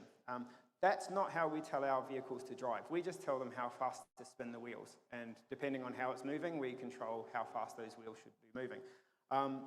So to get that to work well in Gazebo with ArduPilot, you really want the wheels to be doing the physics. So that's what I did. We sort of said, well, take a Mecanum wheel, it comprises a whole set of rollers, just make the wheel have the rollers, let the friction and the collision logic in the rigid body system do the work for you. And then we can assemble arbitrary frames that contain Mecanum wheels, and we can run them. So that's what we did. And we have an Omni three-wheel rover that can rotate, move laterally, so it's holomorphic in the XY plane. And as a result of that, we added a new Omni 3 Mecanum model to our rover collection, and we were able to, in developing that, Gazebo is the tool I used to do testing the mixer weights and make sure that was all operating correctly, and then we put an auto test in for that. More standard is the four-wheel rover. So this is a fairly affordable frame, so these are kind of a hobby type rover if you're kind of interested in getting up and running on that. And that works, and that was the thing I was also using as a target. These are quite easy to write little scripts for to move around because they behave quite well. And as a follow-up, it would be nice to add external control for this and integration and check that we can actually operate a nav stack with an XY rover properly. For the marine side of things, so Blue Robotics provided a really nice set of CAD files for their Blue Boat. So we took that and created a simulation for it. It's fairly good on the hydrodynamics, so this plugs into a wave simulation I wrote quite a long time ago. Something that I'd like to do with this is provide an ocean floor model so we can attach a sounder to it and some obstacles and start doing kind of bathymetry and other types of things like that. So that's another sort of standard type model that it's nice to have. For fun, the land yacht there, that was kind of part of my entry into the whole world of ArduPilot, doing some work simulating Pete's sailing models. And I needed something I could chase around the beach rather than having to wade into the water to fix it. And so I've got a digital model of the land yacht that runs completely autonomously using the sailing logic. So there was quite a bit of physics messing around to get this thing working, but it works, and it has the same sort of behaviors as the real land yacht. They're kind of an interesting vehicle for sailing because they're quite quick. That means the apparent winds on the sails are quite high, so everything happens quite fast. So it's a good edge case for testing the sailing code, and that's how that one came about. If it was really windy, we could take the land yacht out, but it's good weather for the land yacht is not good weather for operating planes generally. And what's quite nice is that on the back of that, we've got like one of the users on the Discord channel, Andy, had been aiming for a very long time to get his catamarans running autonomously, being able to fly a hull. So we worked together to create a simulation model for that and get that all tuned in and kind of move bits and pieces of the boat around to make sure it was dialed in quite nicely. And he's gone and built one based off the resulting model. And I don't have the video here, but if you look up on the website, you can see he's got it running. So this thing sails up on one hull now, nicely controlled. So that's quite satisfying. And although the match between the simulated and real vehicles, it's not perfect, depending on what you're actually trying to solve with it and it's often good enough to point you in the right directions about the things you need to deal with in the actual real vehicles. And it helps you get the control dialed in.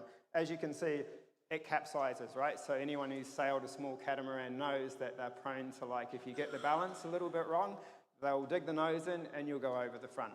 And the model will do that as well. Another vehicle we didn't have, bicopters, quite tricky to tune initially. They require, so this is a copter with 2 props and 2 servos, really twitchy unless all the inertials are right, and quite a long way from a standard tune for this type of vehicle. So they're really twitchy in pitch, and you need to put a lot more on the roll to get them to fly properly. But once you've got them dialed in, they really lock in. So that's quite a nice thing to have. I'm not sure we've used this, but Randy was doing some work on slung payloads. So and I think it was pretty much all solved. But at some point, I thought, well, let's hang a cable with a mass underneath a copter and just see how it behaves. I haven't run all the correction code on this to see how much it damps it down. I'm pretty sure it'll just be like that when we run it. So you can kind of, and this is an example of coupling different types of objects together to simulate things that may not be easy to write up by hand. We had a really nice GSOC project from Pedro, and which was on copters and integration with the ROS2 nav stack, and this is an extension of it to rovers. So this is kind of your standard sort of get familiar with the ROS2 nav stack with a rover type setup, but instead of using ROS to control the vehicle, doing the kind of the low level control, we're using ArduPilot for that instead. And it integrates Gazebo, ROS, ArduPilot, nav stack all in one go. It works really well for Humble. They've made a lot of changes in the recent version of ROS, and we're not quite up to date with that, so we have a little bit of work to catch up there.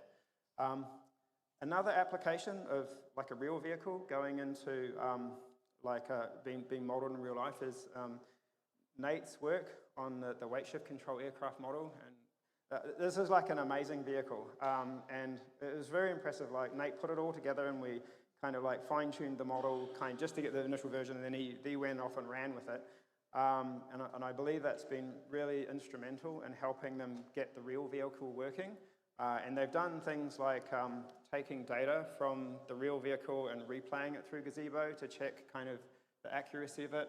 And the lineup's pretty good, and it's certainly good enough to like make it work. I think these are notes kindly given to me by Nate, but I think kind of saying that they had after getting the prototype and simulation run up, they only really needed 9 real flight tests to get it working. So that's a good story. So if we can do things like that, then that helps people speed up their development process for certain types of new aircraft. I mean, there are aircraft where the aerodynamics in Gazebo are not going to be the right thing. So, but for some of them, it will be. And I'm not going to talk a lot about this at the moment. But some work that I've been doing with Ryan on looking at kind of terrain planners for planes. At one point, I wanted to run some examples in Gazebo, so we needed terrain models. And there's kind of a workflow for adding terrain to Gazebo examples. And you kind of, there's a kind of like it started out as a game engine, I think, but they've got the ability to snapshot their tiles. You can import the height maps into Gazebo and overlay an image on it, create a terrain map. And it's not very detailed, but it's good enough if you're after a bit of rough terrain to then sort of see if you can fly your play around it and avoid bumping into things with the algorithms that you're running. Okay. One thing that's come out of this that has been really great, and then we're going to, fortunately I don't have your tool up and running because I put this together before then, but for a long time it's been really hard to get sensor data out of Gazebo.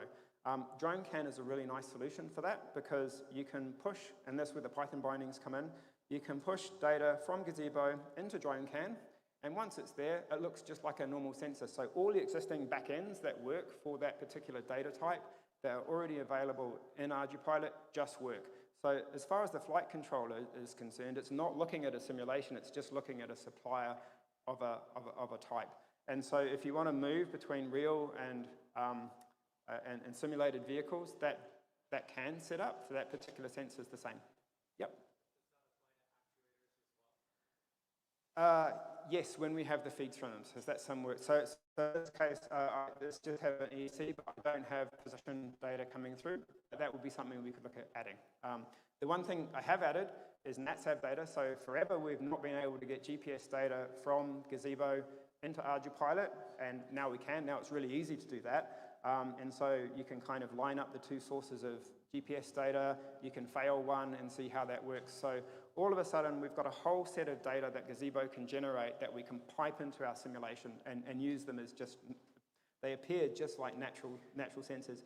And you don't have to write any work, do any work on the flight controller side because it already has the back end. We have about 5 minutes? Yeah, okay. So quick summary, and you know, I'm not doing a service to all our GSOC students. We have really, really good GSOC students who do lots of interesting things. And a lot of them have been using Gazebo in some way or another for their projects. And here's a summary of these, you know, kind of typically vision type projects where you've got kind of craft in vision and you need to kind of integrate all of that. So GPS denied, high altitude work, follow me. And this year we've had someone working on our motor plugins, so we can actually get sort of a proper motor model into the library that consumes battery and will give telemetry back out through DroneCam, so we can start modeling battery consumption. So that's that. Now for the last little bit, this is kind of it cropped up because we had a user asking how to get control of a interleaving tandem dual helicopter, and they were asking how to do it. And I thought, it sort of piqued my interest because I thought, well, we've never really tried to model helicopters in Gazebo. They're kind of quite difficult to do. There isn't, as far as I know, a really good helicopter model in Gazebo. And the usual approach for these is to construct a model for the entire rotor disk using methods such as blade element momentum theory. And that handles the whole rotor, and all you get back from that is just a thrust, a sort of a force and moment to apply at the rotor shaft that drives the vehicle. And that thing has to collect all the state in. So they're quite complicated to write and get working well. And I thought, well, maybe we could try a different approach. And how about we let the rigid body system do most of the work? So to start with that, we needed to fully articulate the swash plate, the rotor head, and all the blade hinges. And then I'm going to just say, I'll apply a really simple lift-drag model for the blade, the one we've already got and we use on our other vehicles. Does it work? So let's have a look. So the hardest part is getting the rotor head to work. So physics engines are really good for things that look like marionettes. As soon as you connect one part of the system up to another one, you have a really complicated constraint that you have to maintain. A rotor head has lots and lots of these things. So it has lots of what are known as closed kinematic chains. And what that does is, for people familiar with kind of matrix systems, when you have a matrix system that is not linearly independent, that becomes singular.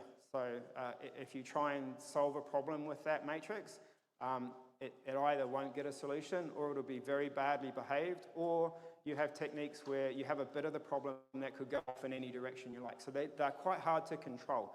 And the rotor head is just such this problem. So when you throw one of these things into a simulation, it's really hard to get it to behave properly. Most of the time, it just wants to shake itself apart. So as you speed it up to operating speed, it vibrates more and more. So the big problem in this was actually getting the joint constraints to be tuned properly. And it turns out one of the advantages of Gazebo is you can burrow all the way into the physics libraries and modify the things that the physics engine is using to control those types of things. In this case, they're kind of like the forces they apply to push the joints back into place and how much effort they spend trying to do that each loop. And if you do that, you can get the thing to be stable. So the rotor head, you can solve that. And the nice thing about that, that's how we drive a helicopter. We drive it with three servos. We adjust the cyclic and collective on the swash plate with 3 servos. And if you have this, then it's easy to plumb ArduPilot into the rotor head. And then the next part is like, what do the rotor blades have to do? And it turns out, so the swash plate gives you the feathering or the variable pitch in the rotor blades. And it's not enough to just control the blade pitch. You have to let the blade hinges flap as well. So on the Align helicopters we've got there, I think they kind of like pivot like this, but in general you can allow the blades to flap up and down. That's not actuated, they just move of their own accord. So if you apply a force up on the blade, it will want to lift up. The centripetal force will be trying to flatten it out, and it'll balance somewhere in between. And the thing that controls how that works is where the hinges and how far it is away from the blade. And it turns out, did I cover it here? Aerodynamics. What that does is, if you imagine the rotor disc can deform into a cone, and then that whole cone can tilt forward and tilt round, and it turns out, because it's a spinning system, if you apply the force here, it doesn't tilt up there, it tilts up or down half a cycle later. So that there's a phase lag between where the blade flaps up and down and where the force is applied. And the size of that phase lag is controlled by the distance of the hinge. So, and that's something that these BM models have to model. And it turns out if you just do the rigid body physics, you get all the same behaviors. So that's quite good. And it's crucial to have that, otherwise you have no yaw control and you don't have the thing operating properly. So for the airfoil, really simple airfoil, piecewise linear fit to NACA, symmetric airfoil. So it's the simplest aerodynamics model. You have lift drag at one point on each of the rotor blades, and that's it. So does it work? Somewhat surprisingly, yes, it actually does work. The helicopter flies, it hovers, it has plausible behavior. You get the correct lags between the various kind of motions that you'd expect. And with all the tools we've got with the monitoring tools for drone can and things, we can pipe all the telemetry out of this copter into the flight controller and then watch it. So you can study the behavior of this thing as it works. It's not a proper helicopter model, but it's a plausible start for future improvements. And then someone said, well, does auto-rotation work? So the answer was initially no. So here I'm using Matt's early cut of Matt's auto-rotation branch. There's a better version now. And initially it didn't work. So you sort of build your custom version of Citadel and put auto-rotation on, you switch an auto-rotation, and it falls out of the sky because you realize the first thing is the motor must be able to freewheel. And if it was velocity controlled, you switch the motor off, it locks it at 0 and it's off. And the second thing, this has got a direct drive fixed pitch tail rotor. So if you don't make that reverse, then you've lost all your authority because you can't drive the motor. Once the torque on the main rotor's not being driven, a single-sided direct drive fixed pitch tail rotor isn't going to give you your authority. So you have to put a reversible tail rotor in. You need a rangefinder to find out how close to the ground you are because the flare calculation needs to know that.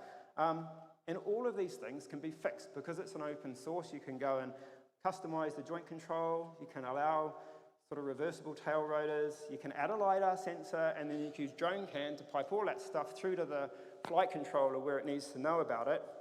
And it auto-rotates. It's not perfect. It's still got like sort of pitch control, but you put the helicopter up, you drop the main rotor power off, and you switch it into auto-rotate. It curves around onto its kind of target auto-rotate flight path, wobbles its way down, and lands. So yeah, it kind of works surprisingly well for a model that has the most basic lift drag aerodynamics. So I think we could do a lot better with it, but it's already doing quite a lot. And back to the original thing that drove that, which was the interleaving dual helicopter. So there's a counterclockwise and clockwise versions of the rotor head, and if you put two of them on a vehicle and you tell it that it's going to be a ArduPilot interleaving helicopter, it will fly auto missions, it will do those sorts of things. So it's a kind of an area under progress, but there's quite a lot you can do with a rigid body dynamic system with a little bit of aerodynamics added over the top, and quite a lot of fiddling around. That's it for me. So questions, anything like that?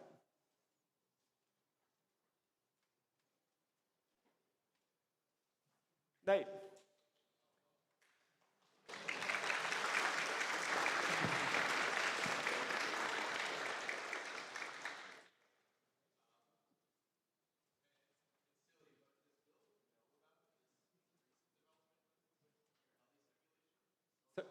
Sorry? Yes.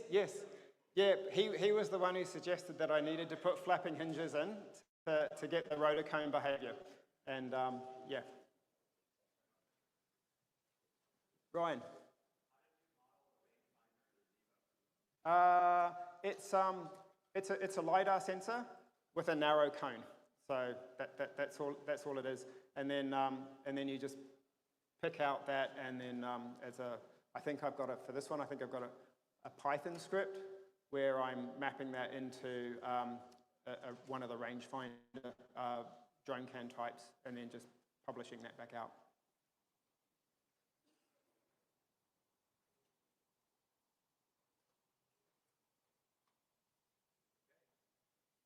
Okay, thank you very much, Rhys. Fantastic. Another round of applause, please.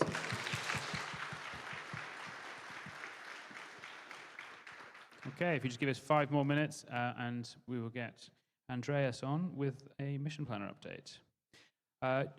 One thing, we have got a roving mic going now. When ever anyone wants to ask a question, pop your hand up, and we've got a runner that will come to you very shortly. Thank you very much.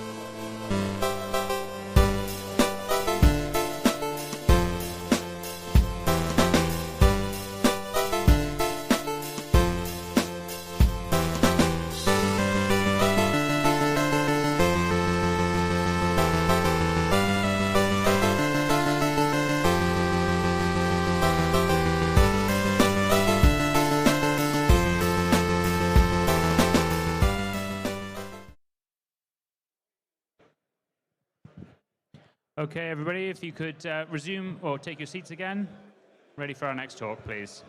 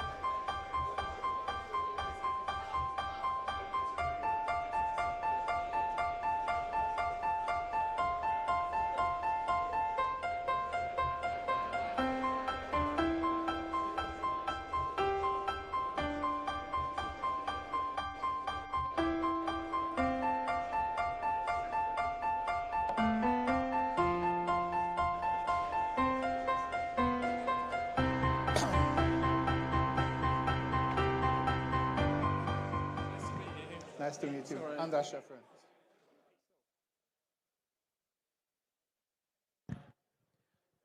Okay.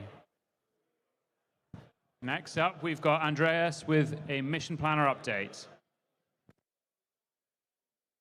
What?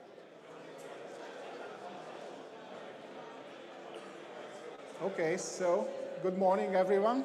It's still morning. And I have a very unpleasant thing to stay between you guys and your lunch. So I'm going to be quick and short. And my name is Andras Schaffer, and perhaps some of you know me by the nickname Els Bundy. I work as a developer and mostly focusing on our mission planner and Lua scripting and stuff like that. So when I saw the preliminary timetable that Michael is not planning to do a mission planner update, I asked him that, shall I do it? And he said, yes, go ahead. So thank you, Michael. And what I'm trying to collect here, some updates since the last mission planner update, which was in 2023. And first of all, this mission planner is a mature program. It's been developed for more than 10 years, 12 perhaps. And yes, we know the user interface is outdated, but it will not be updated. No more April Fool's joke. But it's constantly getting updates, getting new features, and it's always supporting the latest ArduPilot firmware. So besides MEF proxy, this is the go-to GCS software for ArduPilot. Since the last update, there was more than 500 commits and 35 contributors to the mission planner code. And I have some sources who said that there is a new full release imminent. So it's gonna be in a couple of days, weeks. But perhaps you know that mission planner release cycle is a little bit strange. There is major releases in every year, half year, 2 years, it depends. But the new features are always included in the so-called beta releases. So if you want to check out the new features, or if simply you want a support for the latest ArduPilot, you always have to update to the latest beta version, which is actually the most recent version. Okay, let's say some new functions since the last update. The first one I would like to show you is the new gimbal interface. presented by Robert Long. And this one of the most requested things in Mission Planner, because perhaps you know that you can put the FPV stream on the HUD and you're fine with it, but it's not really good for gimbal cameras and moving around the gimbals. So the new gimbal interface, you can just add,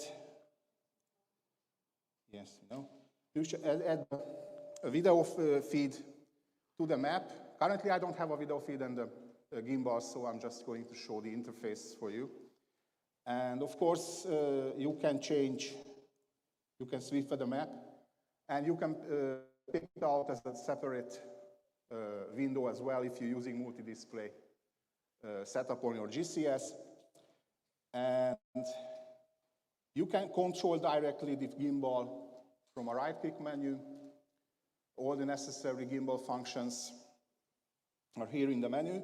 Plus, you can set up your own clicks and keystrokes to get a full control of your gimbal. So there is a click to point, click to follow on the video, which is also something that I got requests many end users to please implement it. So it's there in the Mission Planner, and you can use it with standard gimbal that is compatible with ArduPilot. And also the video stream information is coming from Mavlink as well. So there is a Lua script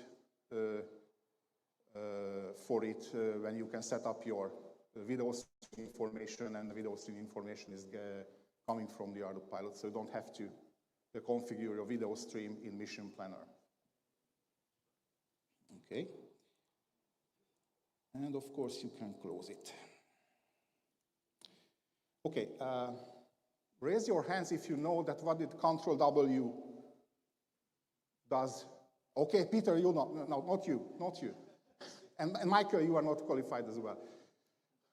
So, does anyone know what that does? If I show you this menu, it's called the propagation settings, but it's lying. You still don't know what is it? This is one of the most interesting and most, I don't know the right word for it, sorry. So this is the most interesting part of Mission Planner and most least known function for Mission Planner. Actually, there are 4 functions in this menu. One is the terrain.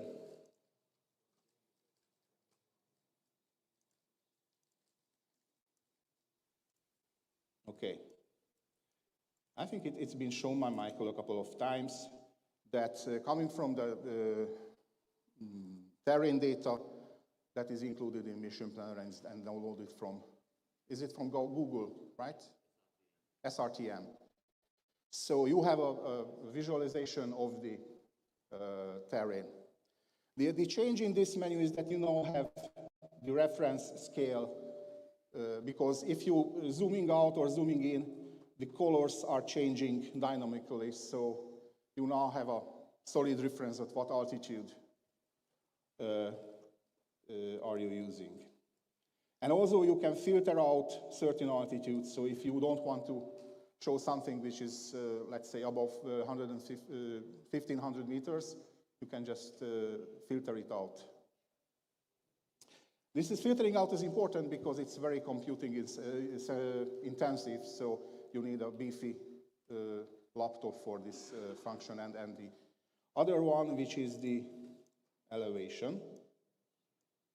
Also, the change in the elevation is that now you have a scale which is coming from 0, which is red, to 5 meters, which is purple, which means that this is the elevation relative to your vehicle's actual altitude. Everything is red, it's at or above the altitude of your vehicle. So if I'm starting the other infamous menu and arming the vehicle,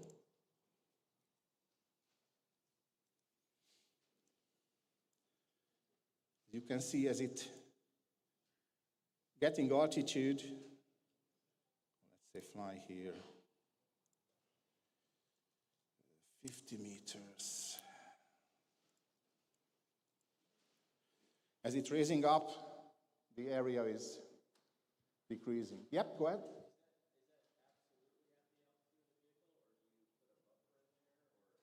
The buffer is in the colorful zone. So it's 5 meters buffer. Red is red, and if you in the, let's say, green or purple area, you have to look, because it's gonna be red very quickly. Okay. Where are you? And you can also increase the clearance. Oh, okay. Yeah, sorry. Learning the new microphone system. Is it possible to link in your own data for this feature? Like I have some LiDAR scans Yes, I need that's to the do this. best part of it, because normally it's SRTM. But if you have a digital elevation model, it's working from the same database that the terrain database in Mission Planner. So if you put a digital elevation model in your GeoTIFF, it will show the data from there. This is the advantage of using a single altitude database in Mission Planner. Okay, one more thing. It's called the propagation, when you can see that what is the direct line of sight for radio communication from the ground point, the home point, and the current position of the vehicle.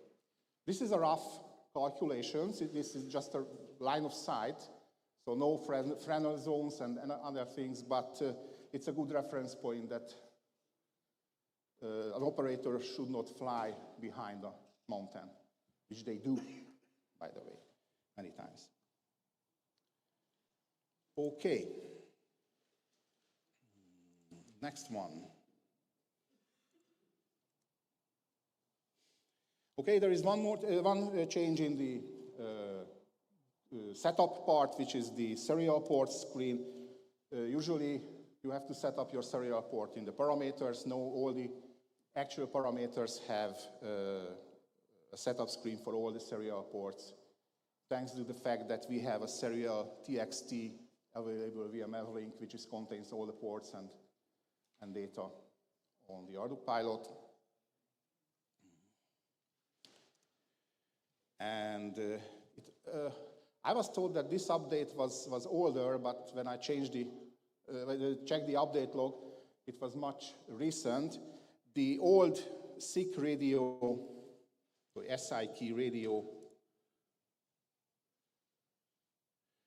screen is now updated to handle all the RF design radio parameters. So you don't need the separate RFD setup tool to set up your RFD radios correctly. But of course, it's still working with the good old SIC radios. Okay. And one more, it's a terrain maker. So I think that we all know that how can you make a terrain data file from ArduPilot? You go to a website. Okay. The problem is that it's only working from SRTM data, and it's an external website. But in Mission Planner, if you select an area and say make terrain that, now you can create a terrain data file right from Mission Planner, which means that the digital elevation model data we also included in the data. And you can generate down to 5 meter resolution. Only 5 meter because there is a limitation in ArduPilot that you can have only 2 gig file size on the SD card. Otherwise, you can go down to 1 meter. So if you have a Linux-based or a Raspberry Pi Linux-based ArduPilot installation, you can go down to 1 meter if needed.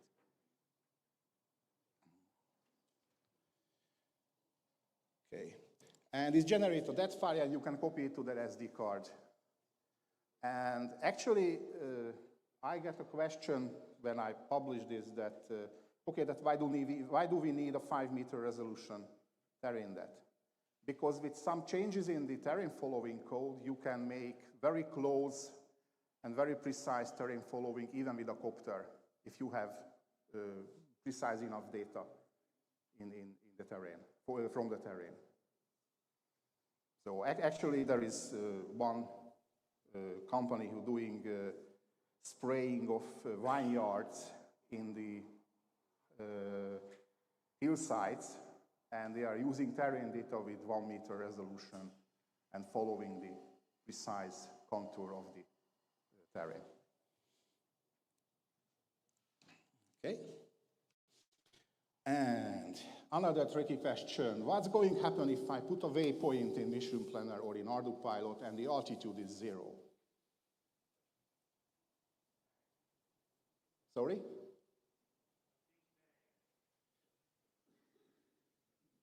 Never mind, okay. It's actually will do nothing. It will keep the current altitude when start the waypoint. The problem is that most of the operators are not knowing this, and I have recently at least 2 crashes when they're generating waypoint data from an external source, an external program, and they load it to the ArduPilot via Mission Planner, and they went right into the hillside because they think that, okay, the relative altitude is 0, I mean I'm going to climb. No, you will not. So now if you create a waypoint with 0 altitude, you will go get a warning that, are you pretty sure that you want to do this, because this is not the behavior that you expecting, unless you know that's what it's going to do. Okay.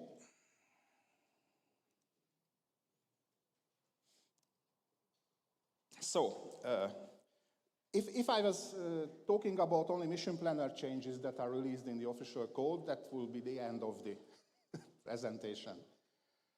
But there are an increasing number of called third-party plugins, which are not included in the Mission Planner code, but available from GitHub to install or compile or install by your own. I collected a couple of them. First 3 is from Yuri, or Yuri Rage. He asked me to use his nickname. And he providing 3 very interesting plugins into Mission Planner. One is called the Planner Macro. So, which is intended to help you if you have a certain structure of your missions and you want to recreate them very easily, which means that you have a takeoff, you have a do set altitude or a do set speed and some gimbal settings and some script messages, then a couple of waypoints, then again something that you want to set, and so on. So you can make a template which contains the common commands, and using a specially formatted do jump for including the waypoints when you're applying the macro. So the first parameter of the do jump command, which is not used by the way, tells you that you can replace this command with the waypoints from the beginning up to this point. So what I have here is to take off do send script, set camera, a do jump 1, which means that the first waypoint will be replacing here, and some do aux function, and a do jump for 999, which means all the remaining waypoints. Yep, go ahead. Question. It's fascinating to me that the map is on the left and the waypoints are on the right. I would love to be able to do that. How did you do that? It's called switch docking. It's there for 10 years. Sorry. I had no idea. Just like I just learned about Control W today. Yeah. Yeah, I think Mission Planner is like Microsoft Word. Sorry for the analog, but you use only 20% of it. and that's true. Sometimes I even wondering that, okay, is it there really? Is it working? So, and if you start writing plugins for Mission Planner, never ever start implementing a function unless you're absolutely sure that it's not already implemented twice in the Mission Planner code base. Okay, so, and I saved this mission, and, or this, come on, what are you doing? Anyway, and I just put down a bunch of waypoints and say add macro, and loading the macro, and it's automatically updating my mission based on the macro settings. It's good for testing, good for surveying missions, and so on and so on. Okay. The next one, and we are getting to the interesting territory, is called, it's called Fence Replanner. The fields to cover goes to the next one. It's a typo. So it's called Fence Replanner. Actually, it's a couple of functions included this plugin. The first of all, if I have an area with a number of exclusion zones or fences, and I want to plan around those fences, there are two functions that helps you in this. First is if you draw a polygon that is cross-sectioning the fences, you can always say that, okay, please trim my polygon, and it's trimming your polygon around the intersection fences, which helps the grid function to plan more accurately around these. And now you go to AutoVP, let's say an easy survey. So it's already planning around the intersections, but it's not planning around the internal ones.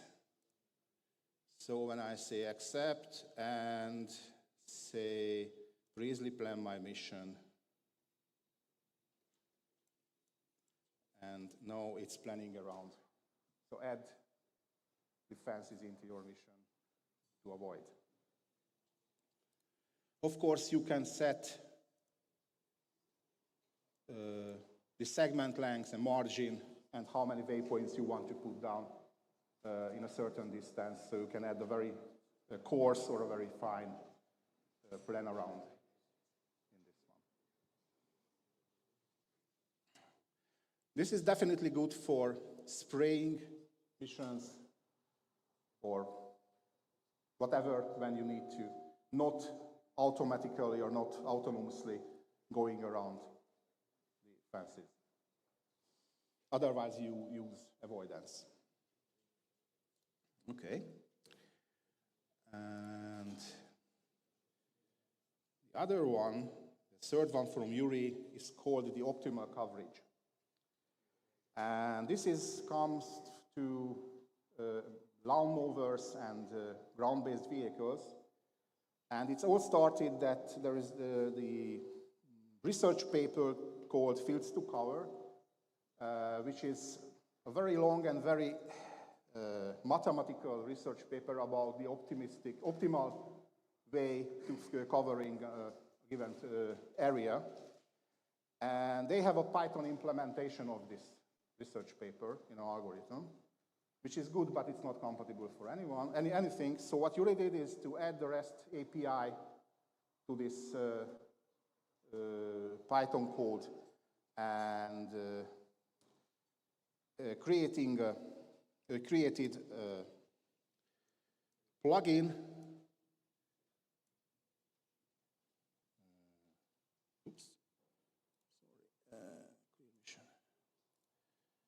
which is calling this API and do a planning for the optimal path. It can go to very fine and use different planning methods. If you need more information about this, you should read the research paper that how many type of approach they can use. The only problem is that the engine is running in a Python code in Linux or Unix, but if you have a VSL, Windows Subsystem for Linux, installed on your Windows, you can run it in that and use it in Windows as well. So it's basically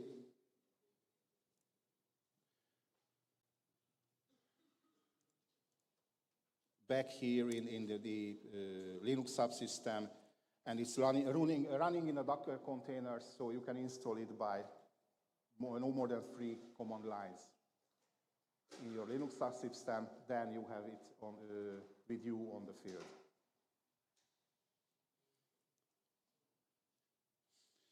Okay.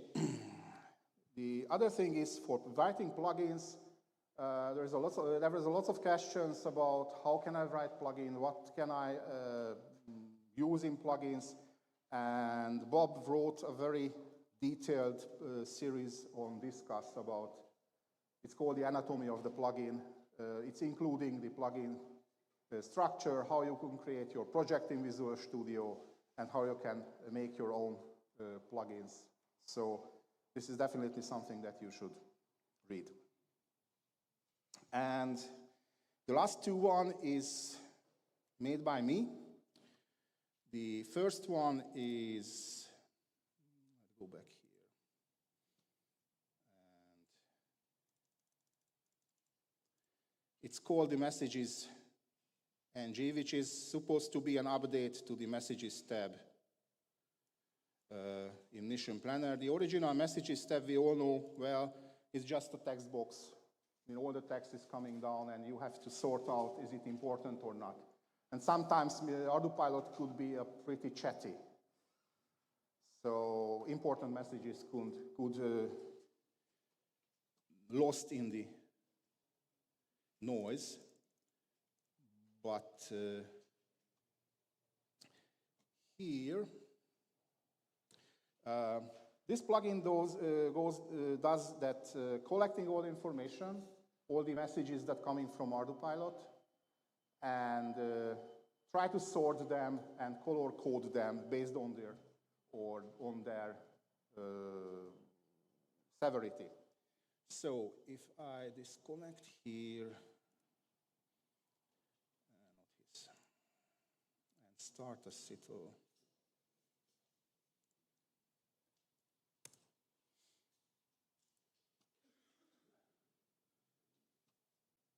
Going to connect.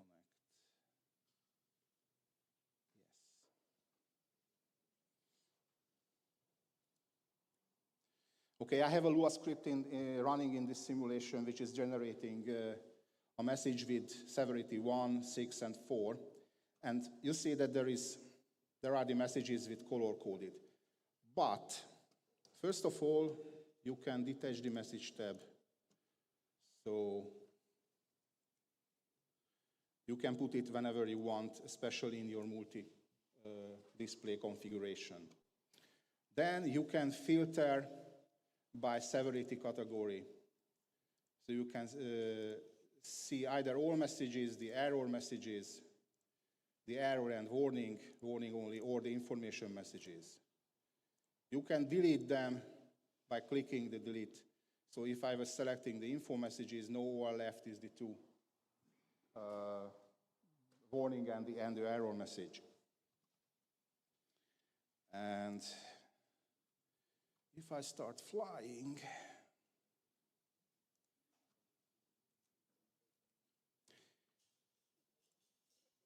you can say that, okay, I'm not interested in messages like RV motors. I said, okay, I would like to ignore them. So they put these messages on the list, and if the same message come in, it will not display again. So you can ignore specific messages. Of course, you can clear up the ignore list as well, and you can delete with only one message that you are clicked on. So, okay, I approved that message. Okay, I got a warning. I took action on it. and now I want to clear it, so don't bother me anymore. So I just say, okay, delete. And that's me going to delete that only message. Yeah, go ahead. Sorry. That's a plugin that you can install. Oh, it's a plugin. It's a plugin that you can install in Mission Planner. Okay. It's not in the Mission Planner code base yet, but currently available as a separate plugin, and you can install it and use it. But I'm definitely planning to include it in the Mission Planner code base as well. Well, where do I get it? I will post on Discord and discuss a list of all the plugins that I mentioned here, and you can download it. And if you trust the developer, you can download the DLL file and install it directly. And if you don't trust, because trust must be earned, you can download the source code, compile it, and use it that way. Okay, and one more thing that I would like to show with this.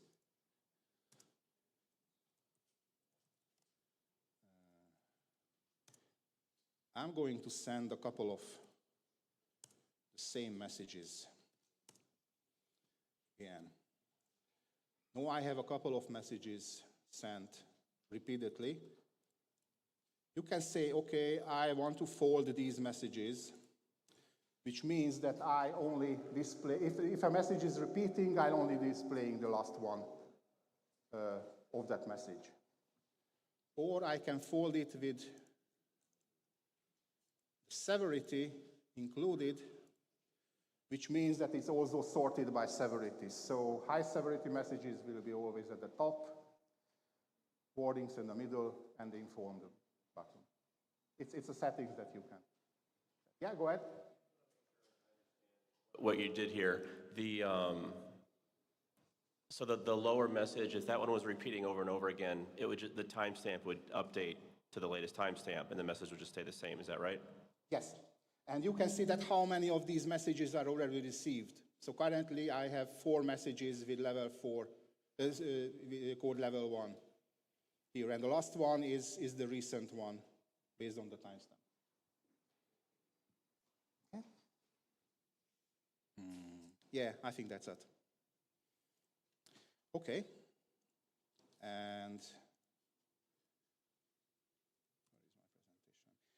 one more thing is the Mission Planner starter or multi-configuration. So perhaps you know that you can start Mission Planner with a command line argument to use a separate config XML, which is basically everything that you config in Mission Planner is stored in the config XML file. And often a request is, okay, I have 4 vehicles, each of them requires a different configuration. So what I did is,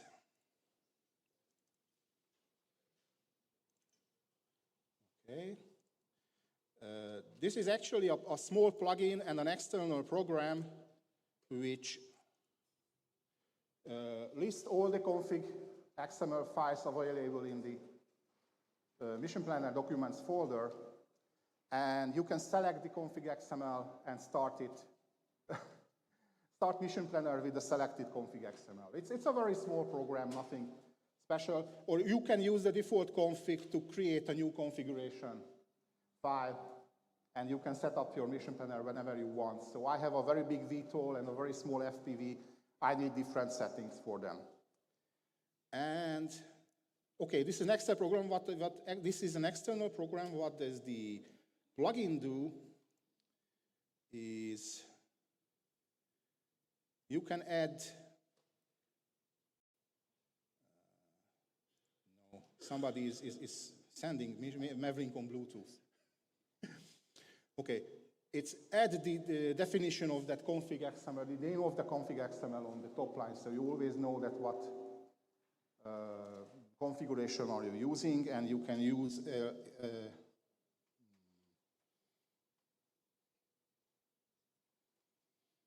oops, I forgot the Control D. So you can use Control D and bring up a window. You can rename your configuration or change the description of your configuration. Okay.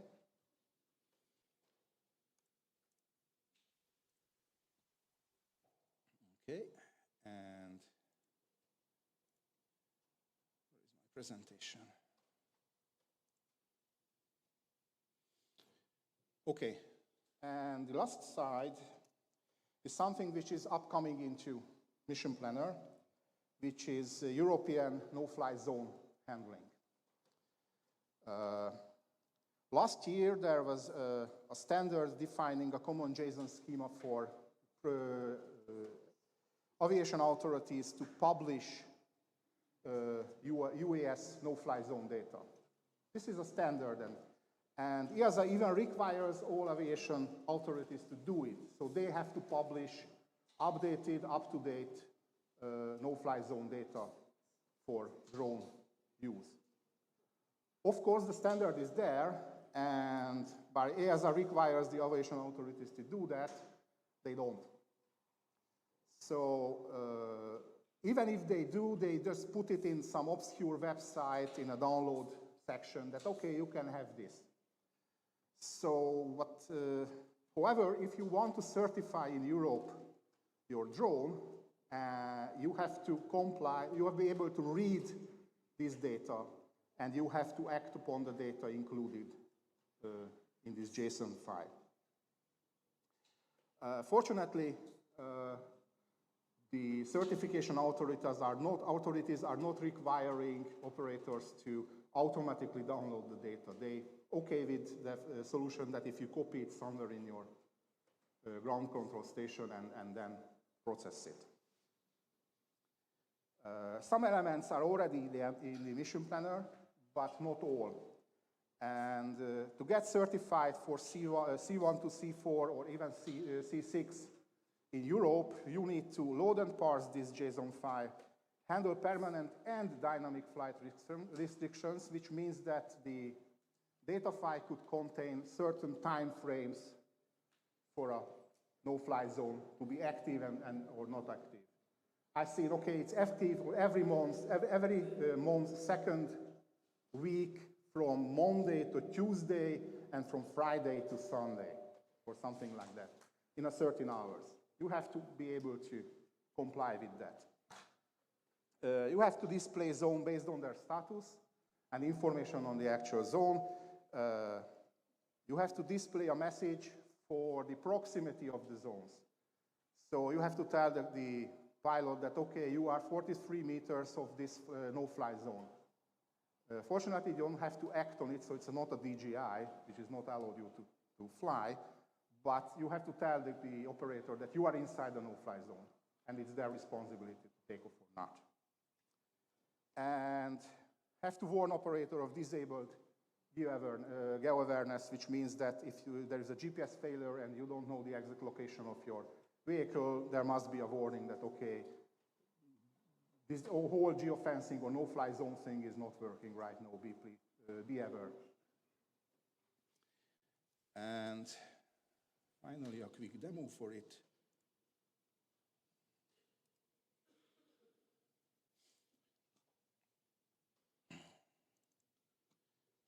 How is it working in real life?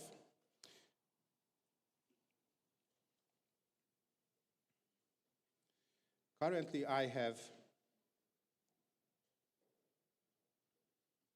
no, I don't want to connect. Come on.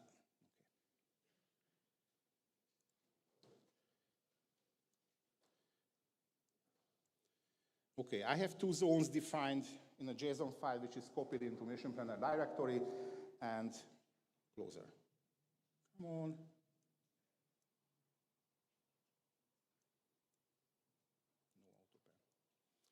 Okay, one is the green one, which is defined as a no-fly zone, but currently it's inactive because the timing data is said that, okay, at this moment of time, it's not active.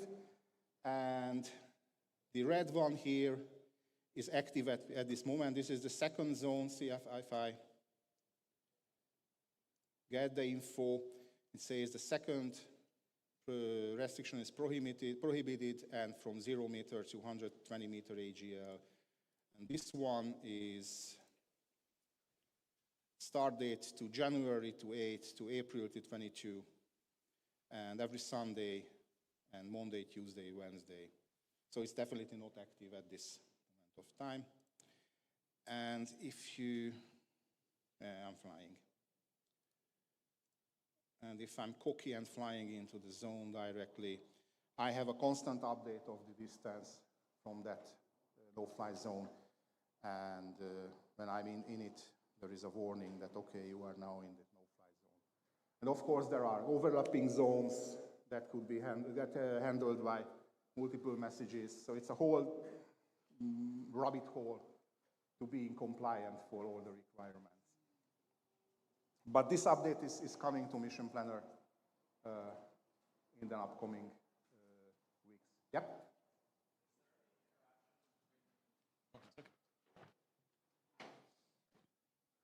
So it seems like it's not required that these fences make it into ArduPilot itself as fence objects, but is it possible to send those to the autopilot if you want to avoid them? The problem is that in a small country, okay. So in a small country, let's say Hungary, which is a very small country, this NFC, a normal published no-fly zone contains about 5,000–6,000 different entries. So there's no way that we can move it to the Mission Planner, to the ArduPilot. Even in Mission Planner, we have to call it based on the location and the distance from the location, because otherwise it's going to slow down to crawl. And it's a requirement from the GCS, not the requirement from the flight controller. Actually, even if I'm saying that in certain three-letter drone manufacturer, they are storing all the data on the GCS controller and not in the. Okay. Yep. So that's all.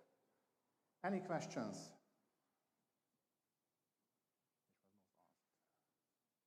Okay, lunch. Yeah, I see. I feel the room. Okay. So thank you very much for your attention. If you have any further questions, just find me. I'll be around. Thank you.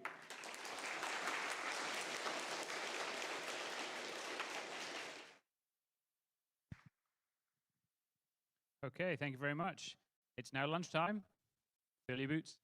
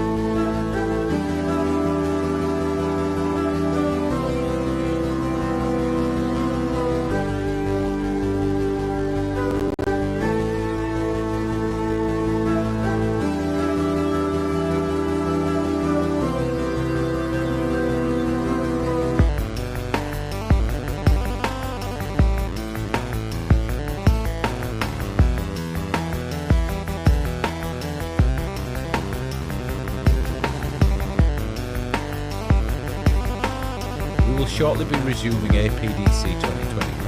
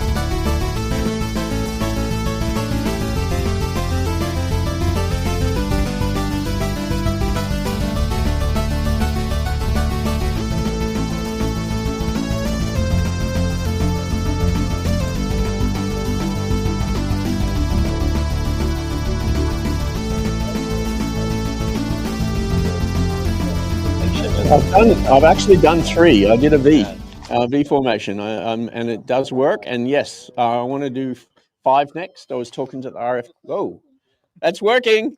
Yeah, that's great. I was talking to the RF design about because the real challenge with that.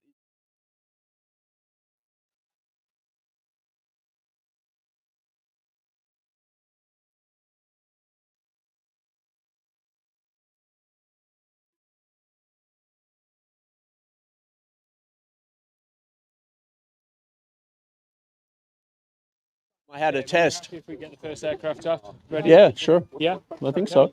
Let's do it.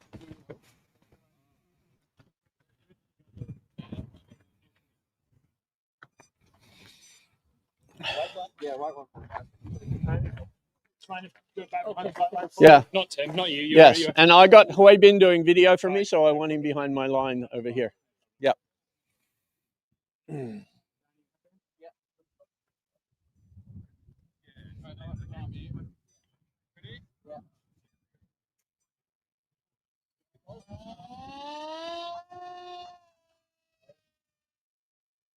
Better than last time. Just wait, we're not ready for that yet.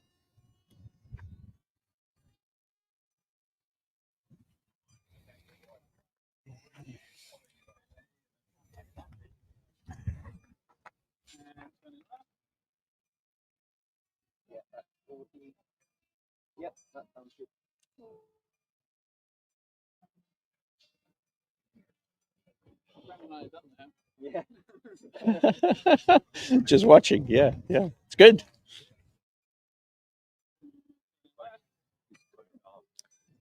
I like the adjustment, that's good. Oh yeah. Yeah, that'll make a nice shot.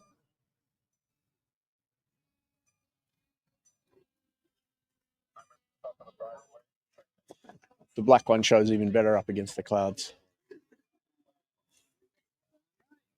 All right.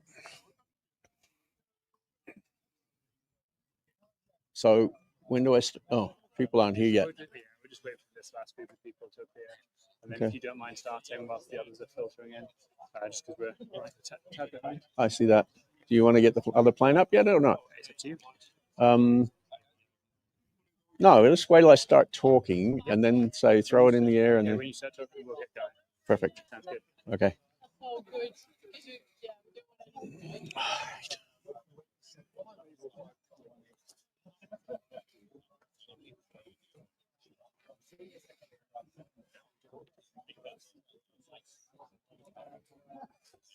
Think we should go? Let's go.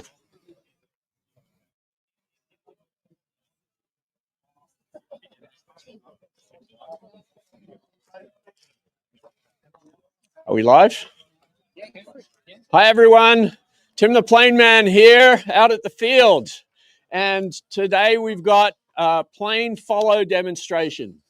So we've just fired a second plane up into the air. If you saw, the first plane is up just flying an auto mission in a little figure 8 formation. The second plane is now going to start following the first plane around the sky. So what we've got, Matt is going to get a little close, and then let's flip the switch, Matt. Let's do it. Done. Okay. We got guided. We have guided. So what we should see now is that second plane is completely autonomously using ArduPilot Magic, following the first plane around the sky. A lot of the ArduPilot Magic, apart from the very cool stuff in ArduPlane and the text controllers that fly the plane, is also Leonard Hall's amazing follow library and the massive changes that he's made to the follow code over the last year since I did my talk at the conference in Kaga. So I have LuaScript running on the black plane, which is the T2 Cruiser, but it's basically getting telemetry from the first plane, running through the follow library, and then spitting out where I need to fly. And then my Lua code doesn't really have to do a lot of work because of all the stuff that Leonard's done to calculate what it needs to do to fly that second plane. And as it turns, that's the biggest challenge actually, is getting the turns right. It again is, it looks like it's just flying, right? But it's actually completely hands off. Matt, who is flying plane number 2, is not doing anything. Plane number 2 is just tracking through telemetry radio on the first plane that is getting the Mavlink feed, and then through the follow library doing the calculations to chase that other plane around the sky. Now, hopefully, it's interesting, the altitude, because supposedly the altitude is set at 10-meter offset. The first plane should be 10 meters below the second plane. I noticed it dipped way below then, and it'll be interesting to see why that happened. But it's actually doing quite well considering, and I want to emphasize this, that, you know, up in the air, the wind is a little stronger even than what we've got down here. So as you can see, the first plane's buffeted around a little bit. The second plane is literally following not the path, not the auto mission that the first plane is flying, but the real true location of the lead vehicle as it flies around and gets buffeted around in the wind. And honestly, really doing quite a good job of keeping up. It does lose it a little on the turns. I do some calculations from the attitude of the lead vehicle to try and have the second vehicle predict when a turn is coming up and to try to turn in advance, but it does lose it. The T2 Cruiser is quite a powerful little vehicle, so it can catch up really quickly. But there you have it. That's plane follow, the demo. It really works. I've got a PR that I've been trying for a year now to get into as a Lua applet that I want to publish as part of the standard, obviously, you know, ArduPilot repo. I think from chatting to Leonard on the bus this morning, I need to delete even more of my Lua code because there's stuff in the follow library that's even more impressive than I thought, and there's more things that I can just get automatically from the C++ code. I think, I don't know, that's it. Plain follow. Thanks very much. All right, we're done. Coming in for landing. And it's in future, I will be doing takeoff and landing. It doesn't do it now. But in fact, I want to do a VTOL auto takeoff follow and a VTOL auto land as well.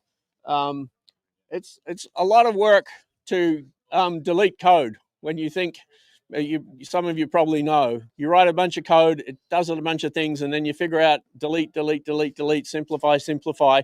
And in some ways, that's the hardest part. But okay, there we go. Coming into land. We're not doing anything magical now. It's just a couple of people flying some planes, and everybody else will be able to try that this afternoon during the fun fly. All right. I think that means what? Everyone heads back inside now? Let's everybody head back inside. We need to catch up on the schedule. Plane follow.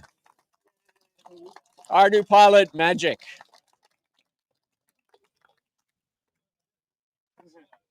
That's practically a VTOL.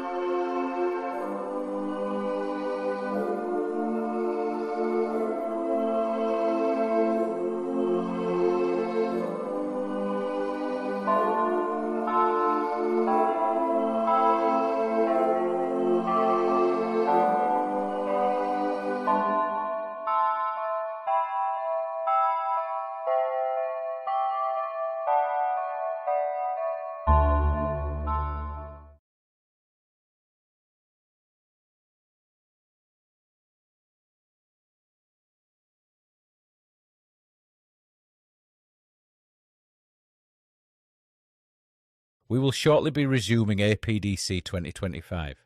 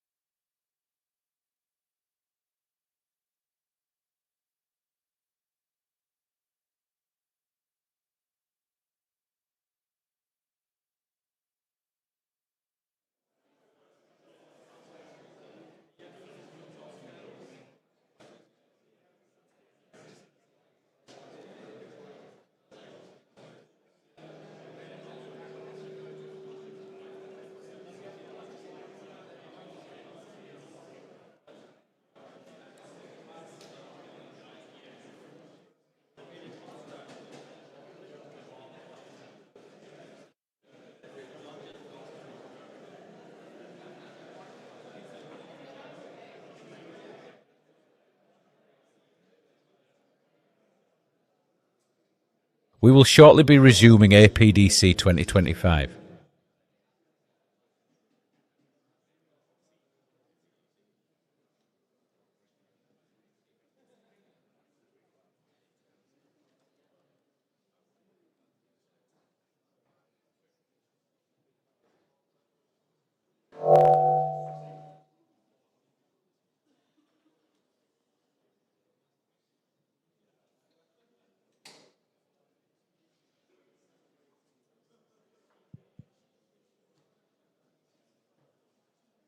Okay, next up in the schedule, we've got Simon Hancock from Linking Drones. Take it away, Simon. Hey. On the screen, okay? Cool. Hi everyone, good afternoon, and welcome to, it's my presentation about linking drones. It's more of a story than a detailed technical presentation in any way, so a little bit about our company, where we've come from, and what we've done, and how we've done that, how we've connected that with ArduPilot. So you see in the picture, we have our vertical takeoff, tail sit. Are we good? Yeah? Is that working better? People can hear me without me. Well, the mic's here.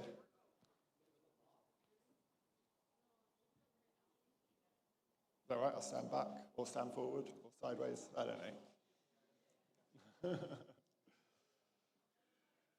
Yeah, so this less technical detail and more of a story I'll take you through today.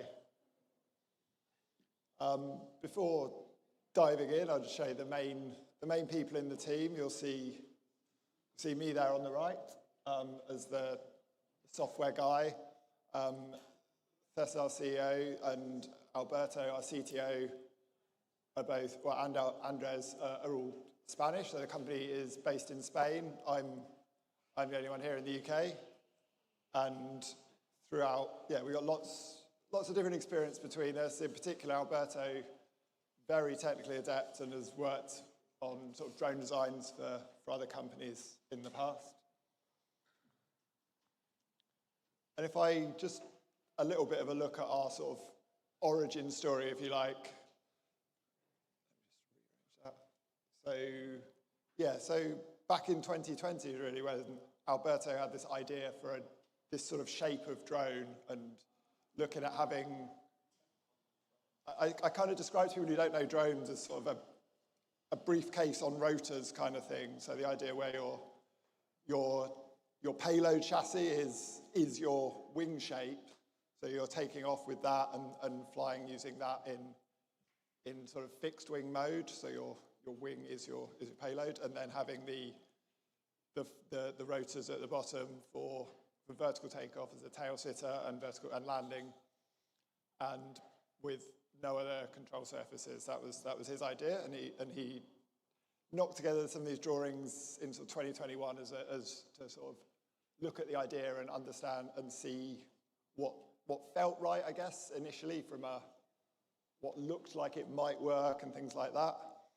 In 2022, the team was set up to start working on it. At this time, I wasn't part of that. I was involved, and it was Theseus Alberto and with another guy helping out with some of the software aspects to begin with.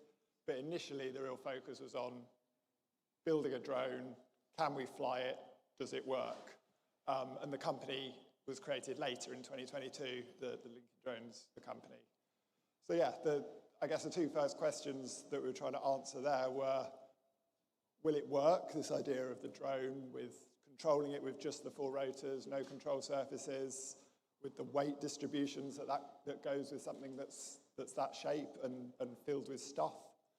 And who will buy it? Is there a real market there for a delivery drone like this, with that sort of payload space, around 5 litres, 1 kilogram, sort of the target? So we sort of started off thinking that maybe the consumer market could be good. It's a good toy. It's like people might use it to fly things around villages or to their family members or something like that. And that was sort of an idea of connecting people. That was sort of the sort of one of the early sort of taglines of the company, was connecting people and looking at what we could do with the drone from that point of view.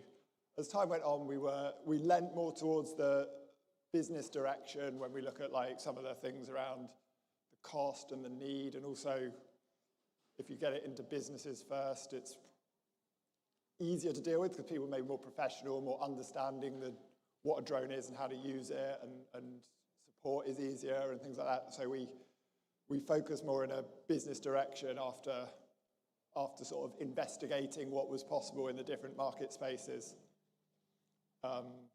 Yeah, so that's what we have there. Is that video going to play? This is sort of I don't know exactly when it was, but there's a video showing sort of the first version that was knocked together. It's not nothing automatic, just flown with a remote control. So, and I think the rotors aren't spaced completely well for some of the movements, or certainly for some of the fixed wing motions, but just to prove that the general concept worked as a thing that can fly. So it has ArduPilot, but with a direct RC control and limited sensors, so the GPS isn't important if you're just doing it with a remote control. So that was our first sort of way of looking at what would it work, answering that question. Is it going to the next slide?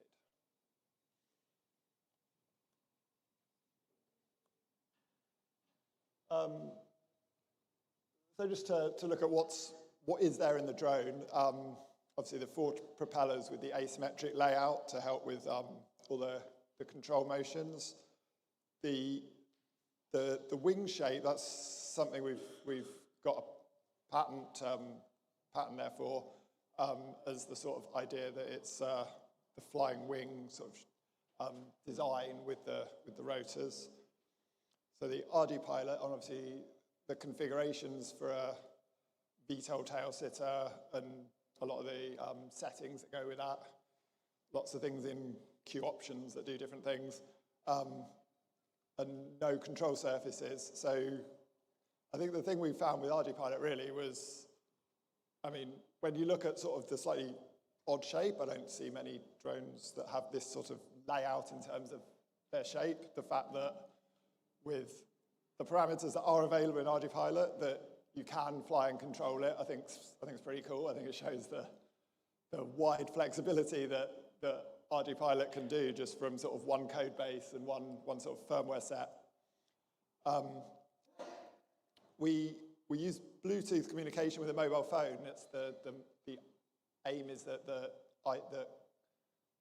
users control it in a simplified way through a mobile phone with basically setting on a map where they want to go, and it runs auto missions from that. So that being the primary connection. And we also have a remote control and radio controller backup, largely for regulation, safety, avoiding loss, and things like that. But the idea is that most people would use it with the Bluetooth from the phone. When we started, we had I think it was, I can't mean 535 because that's in the future, but 435, I guess, and now we're using 452. I think one of the really useful updates we had between those two was something, there was something about the pitch control I term. I mean, someone probably knows it because someone here probably coded it, but it was, we found that in between those versions was really, really useful for getting the control like really, really improved. So I mentioned before that our aim of control for end users is from the mobile app. So if I can put the mouse wherever it's supposed to go.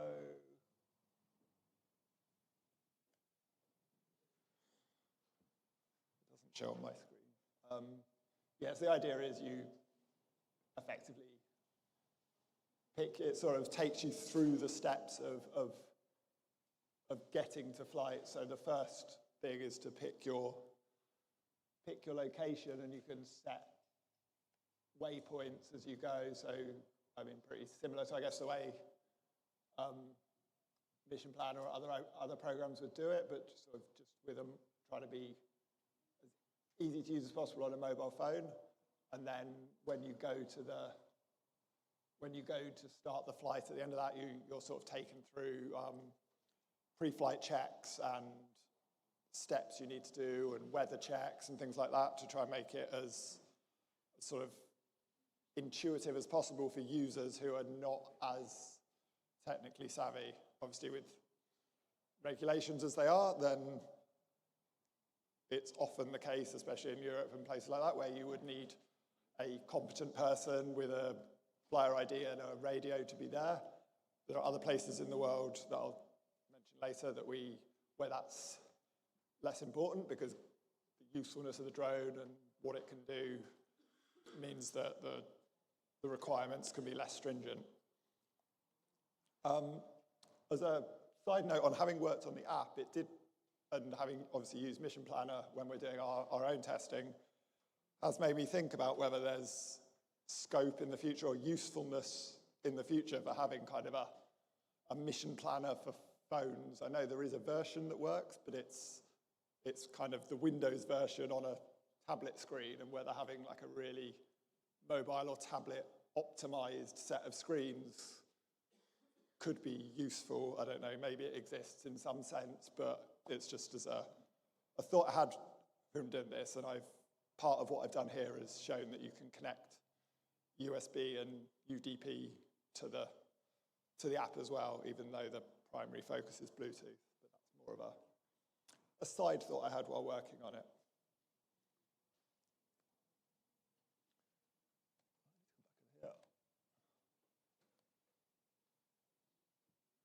So this is the flashier video showing the end product and its sort of use. So it's a bit more advertisey, but you sort of get the impression of what it can do. When you see the way the payload can be fitted with the net to keep things stable, entering the GPS coordinates or selecting location, and then the takeoff vertical, and then the transition into the horizontal as it flies off.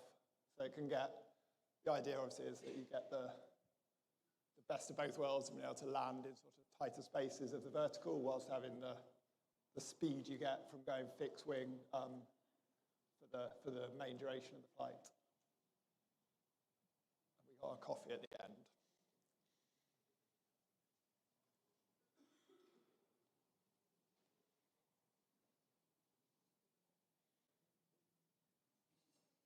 On the next screen, no, there we go. Yeah, just a bit on the way, what we've got there and the way things connect up, just to give you an idea. I've sort of described it as we went already, but obviously we've got the AutoPilot controller with running ArduPilot connected to sensors and the servo controls, as you'd expect, to drive motors.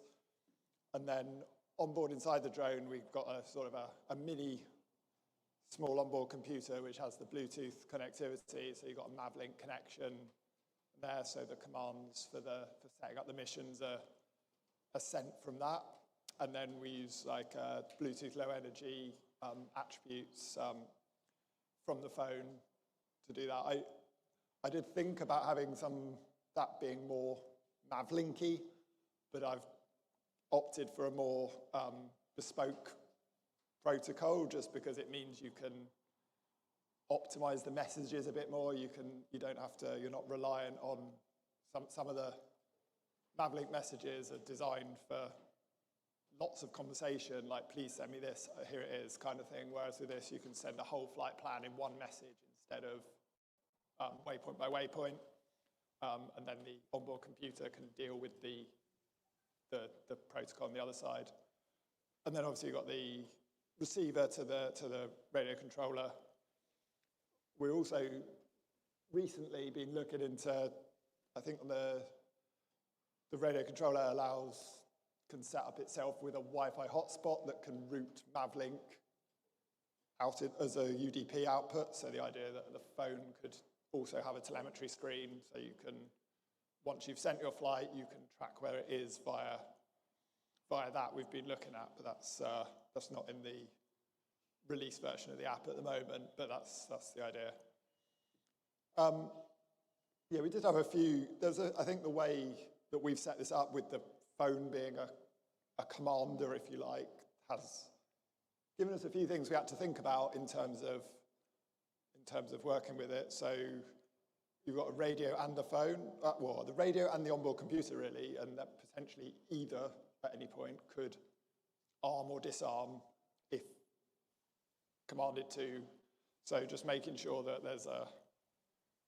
we don't do anything silly like the one thing arms it and then the next second the other thing disarms it, or vice versa, and things like that, so that we know where we are.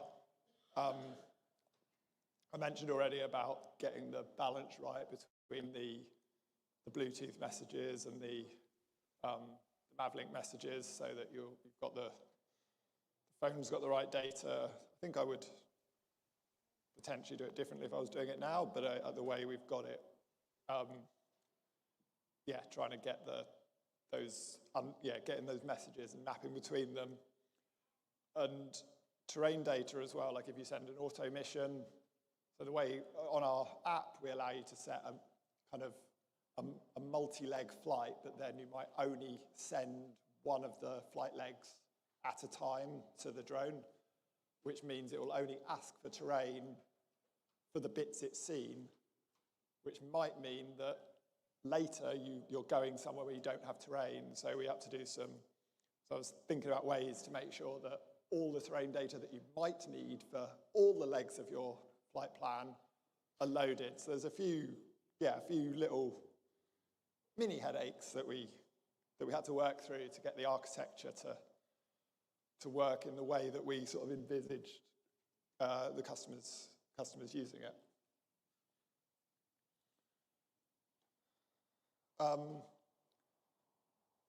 One of the fun things we got to do is we got invited to the Philippines. I mentioned about places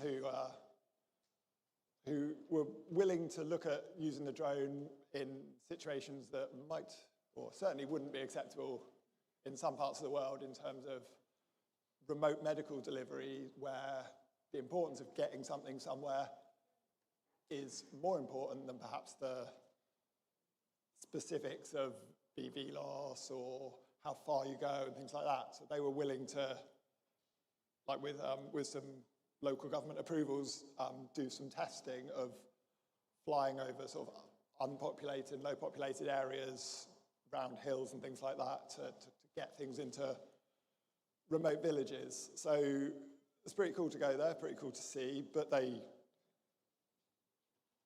they and the gods of demo, who Andrew mentioned this morning, did try to jeopardize us a little bit. We had my laptop, before I even got to Manila, my laptop completely black screen failed and wouldn't turn on again. I managed to get a spare.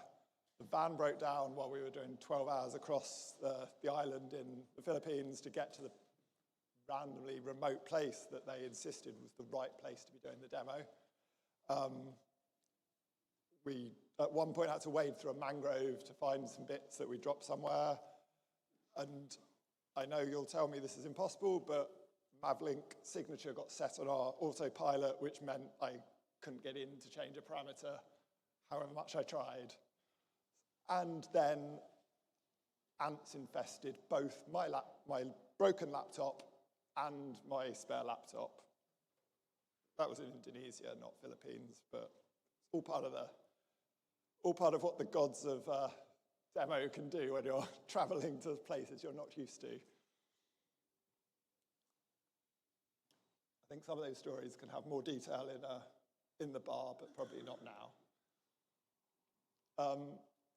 I mean, having been 2 years myself working in this company, there's definitely been a lot of learning, personal learning. I used to work in Airbus, so I knew big planes, landing gear systems in Bristol, in the UK here.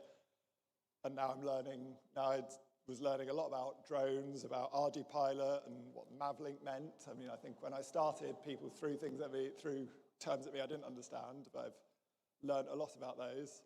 Also, the way startups work, sort of, there's no such thing as not my job if it's only 3 of you in the company. It's all hands to the pumps a lot of the time in startups.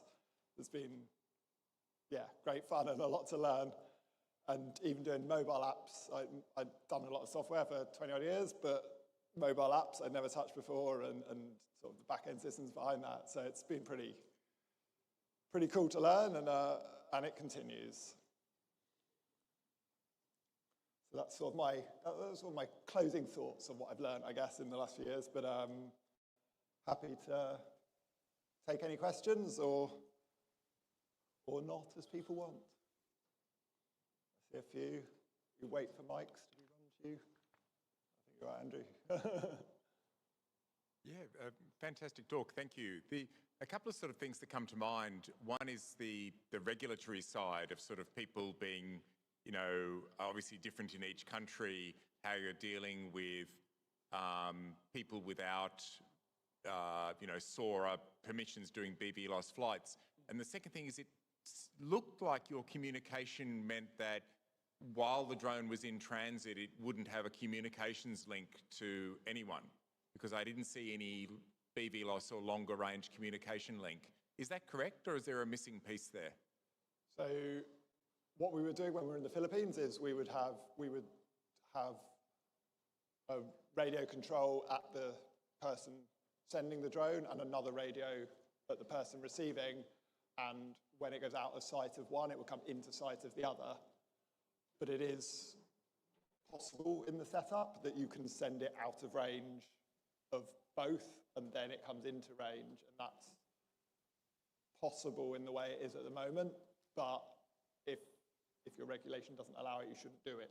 So but longer term for your longer customers... term, the LTE stuff is definitely, I was talking with Ed at lunchtime, and yes, having the sort of 4G, the LTE connection, I was saying I bought something off of AliExpress to try and start working on that a year ago, and it never arrived, so I probably should loop back round and go back to that. It's one of these startup issues where your list of things you need to do and the list of things you've done sort of you don't catch up. So, but that's definitely something I think that's critical for kind of our next development step. I can give you a modem later.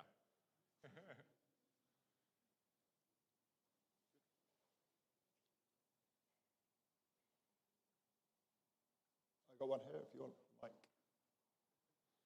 Run. Any issues with center of gravity because of where you put the load and how you move the load around? So obviously, yeah, the centre of gravity does get changed. What we've got is we put the battery right at the top to try and get the weight, and then the control-y stuff is at the bottom. So well, then obviously the rotors are at the bottom. So that tries to give it a sort of push it a bit more to the nose.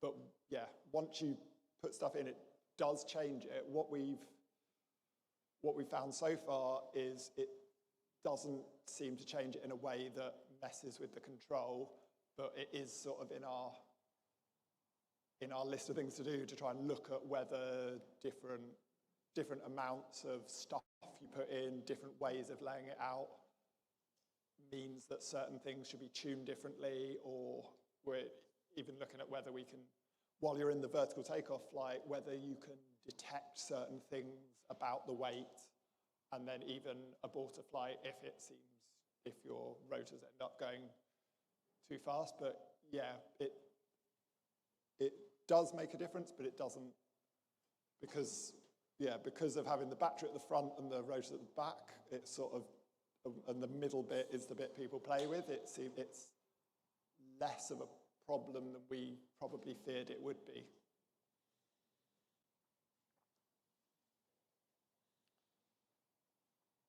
Hello. Hi. Thank you for a great talk. Very cool to see. I was wondering about how much load it takes and what your takeoff mass is. So I think I might have it on the other screen. But so the drone, I think, is 1.8 kilos empty with a battery, sorry. And then we declare a maximum of 1 kilo payload, which if it's 1 kilo, you have to be a bit, you can't obviously fly as far. It's sort of, and depending on the rotors the motors get pretty hot, especially in the landings. We land pretty slowly to make sure that we can see the ground and we're not bumping and things like that. But yeah, that's what we've declared and what we've tested at. But yeah, it has to be not too long a flight. There's a limit on how far you can go. I think in our user guide we declare some limits for, like, if you're going to put this weight, then you should only go 5K or maximum, or 2K maximum, or whatever. I can't remember the numbers, but yeah.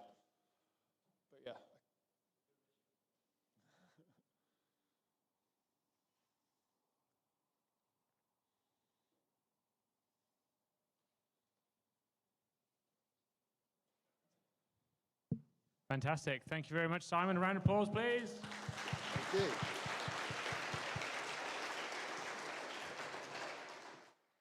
Okay, and we have, just get my schedule here, got 10 minutes until the next talk. So if you want to grab yourselves another coffee or a bathroom break, please feel free.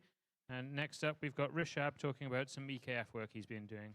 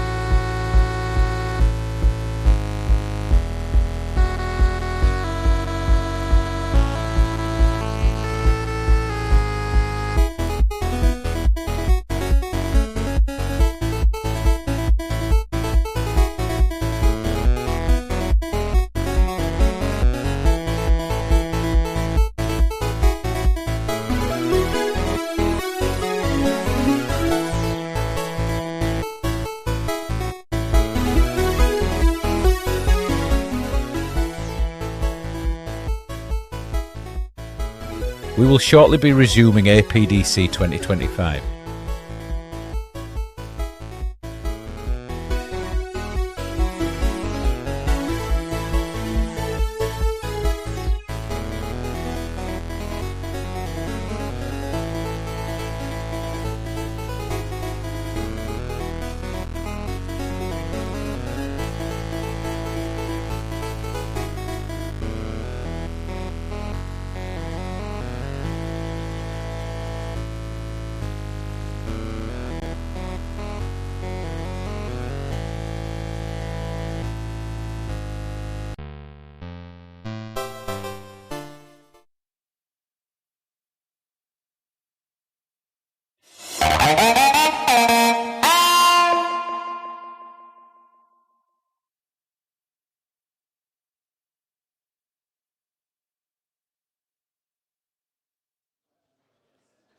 Okay. We've got if everyone can take their seats, please.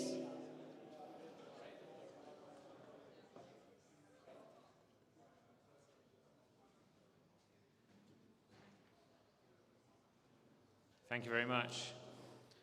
Okay, we've got a very exciting talk from Rishabh now. Rishabh, over to you. Check.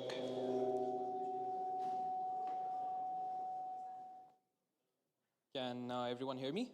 Am I audible? Yeah. Hi, I'm Rishabh. I'm part of the ArduPilot dev team.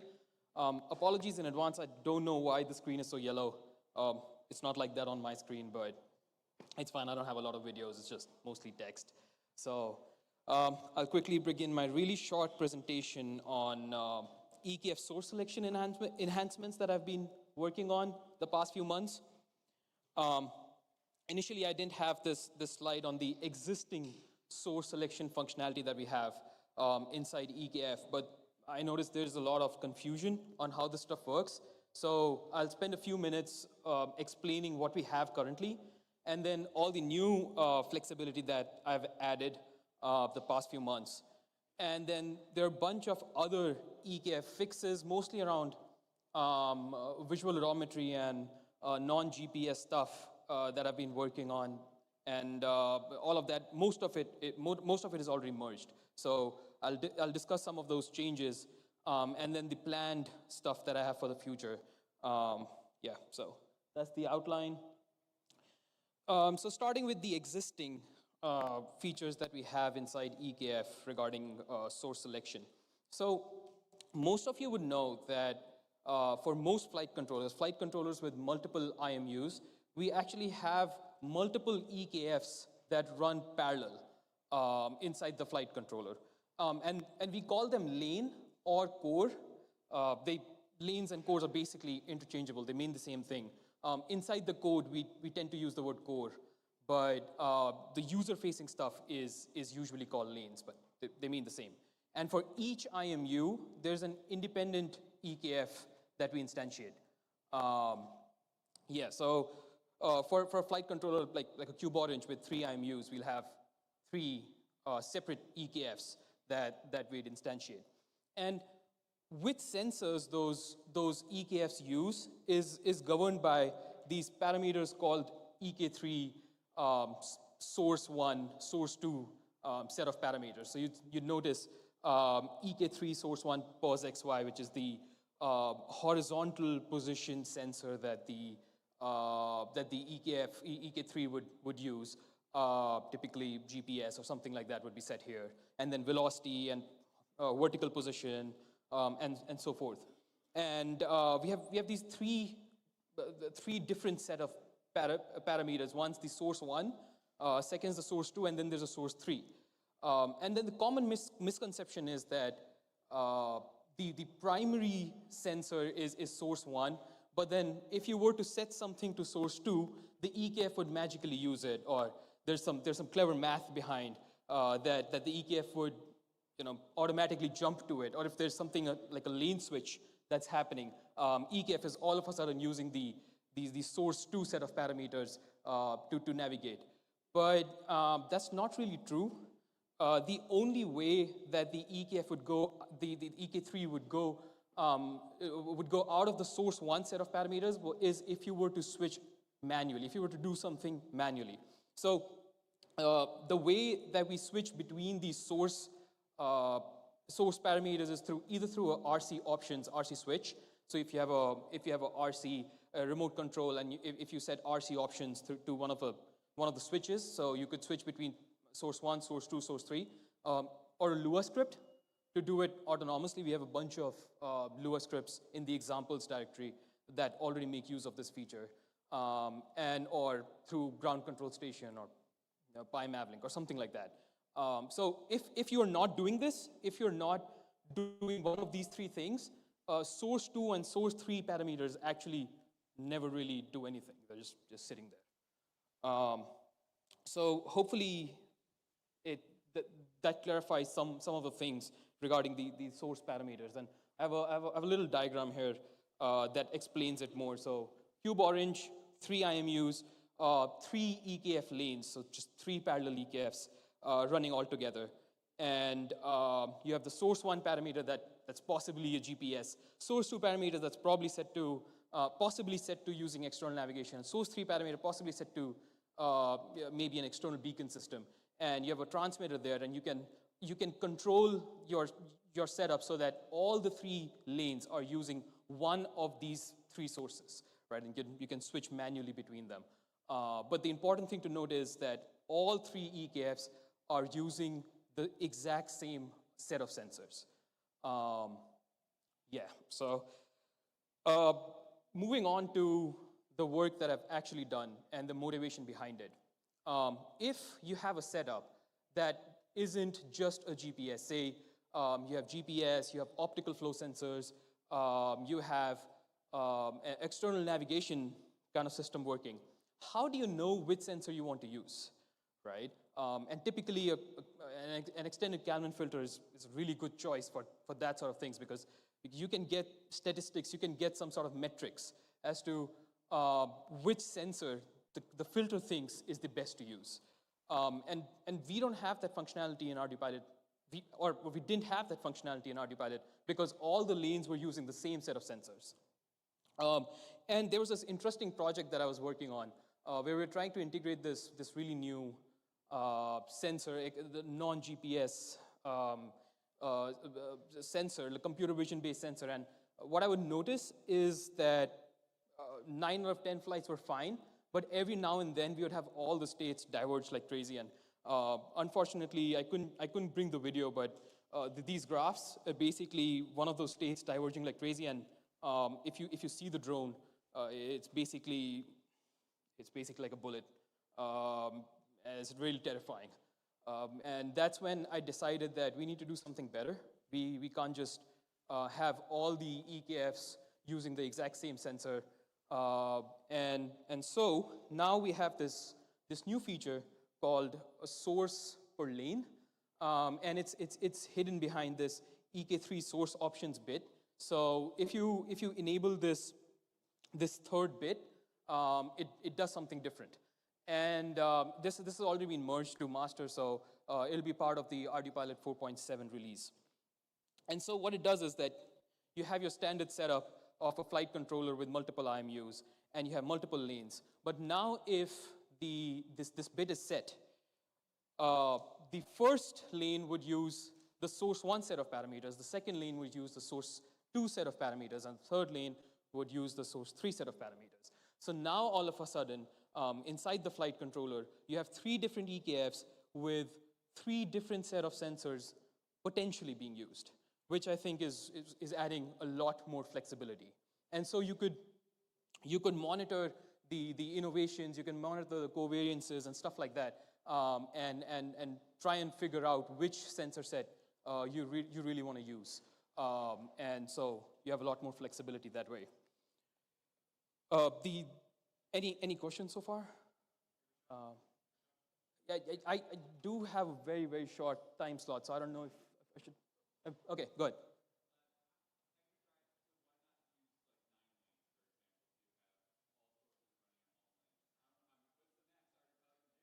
I think the max is 3. I could be wrong, but that's certainly something I'm looking into, and some of that is I'm discussing in a later slide on future planned work. The key problem is that the lane is linked to an IMU. And so if you have an IMU, you have a lane, right? And since something like Cube has three IMUs, you have 3 lanes, and that's why the number 3 is so commonly thrown. But I want to separate that, and so that you can have multiple lanes with the same IMU. But I'm talking about that a little bit in the next slide. Any other questions so far? Okay. So the other concept that we have inside EKF and the lanes is lane switching. I think most of you would have sometime or the other on the mission planner screen seen a lane switch warning pop up somewhere or the other. And that's basically when your primary lane is not being used anymore, and the vehicle decides that it wants to switch to a different lane, a different IMU, a different core. So the only sort of control that we get right now in ArduCopter 4.6 is that the user gets to set a primary lane, which is done by this parameter called EK3 primary.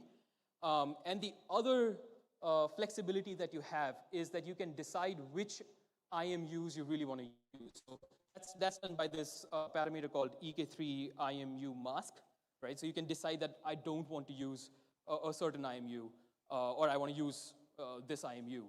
But other than that, you really don't have much flexibility when it gets to when we talk about lane switching. And switching to a new lane is automatic. It's based on a score. So I won't talk too much about this, but it's basically based on a score that we give to each lane.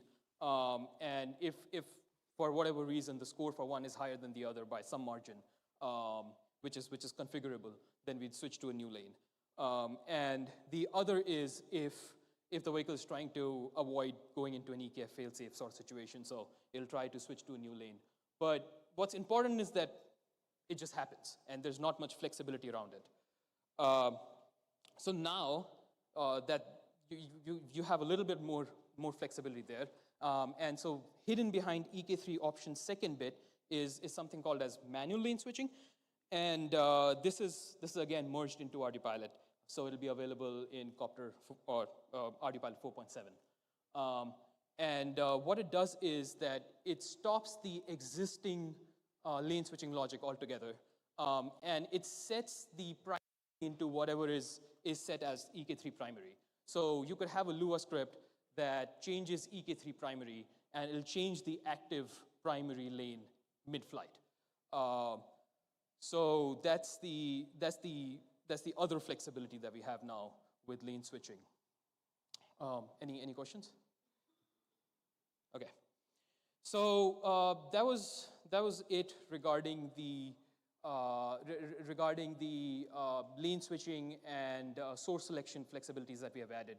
But there's a bunch more work that I've done in the past few months regarding EKF, just general EKF enhancements. These are requests that have been coming from partners, that have been coming from discussion forums, or that I've just noticed while I was working in this area. And the first one is pretty interesting.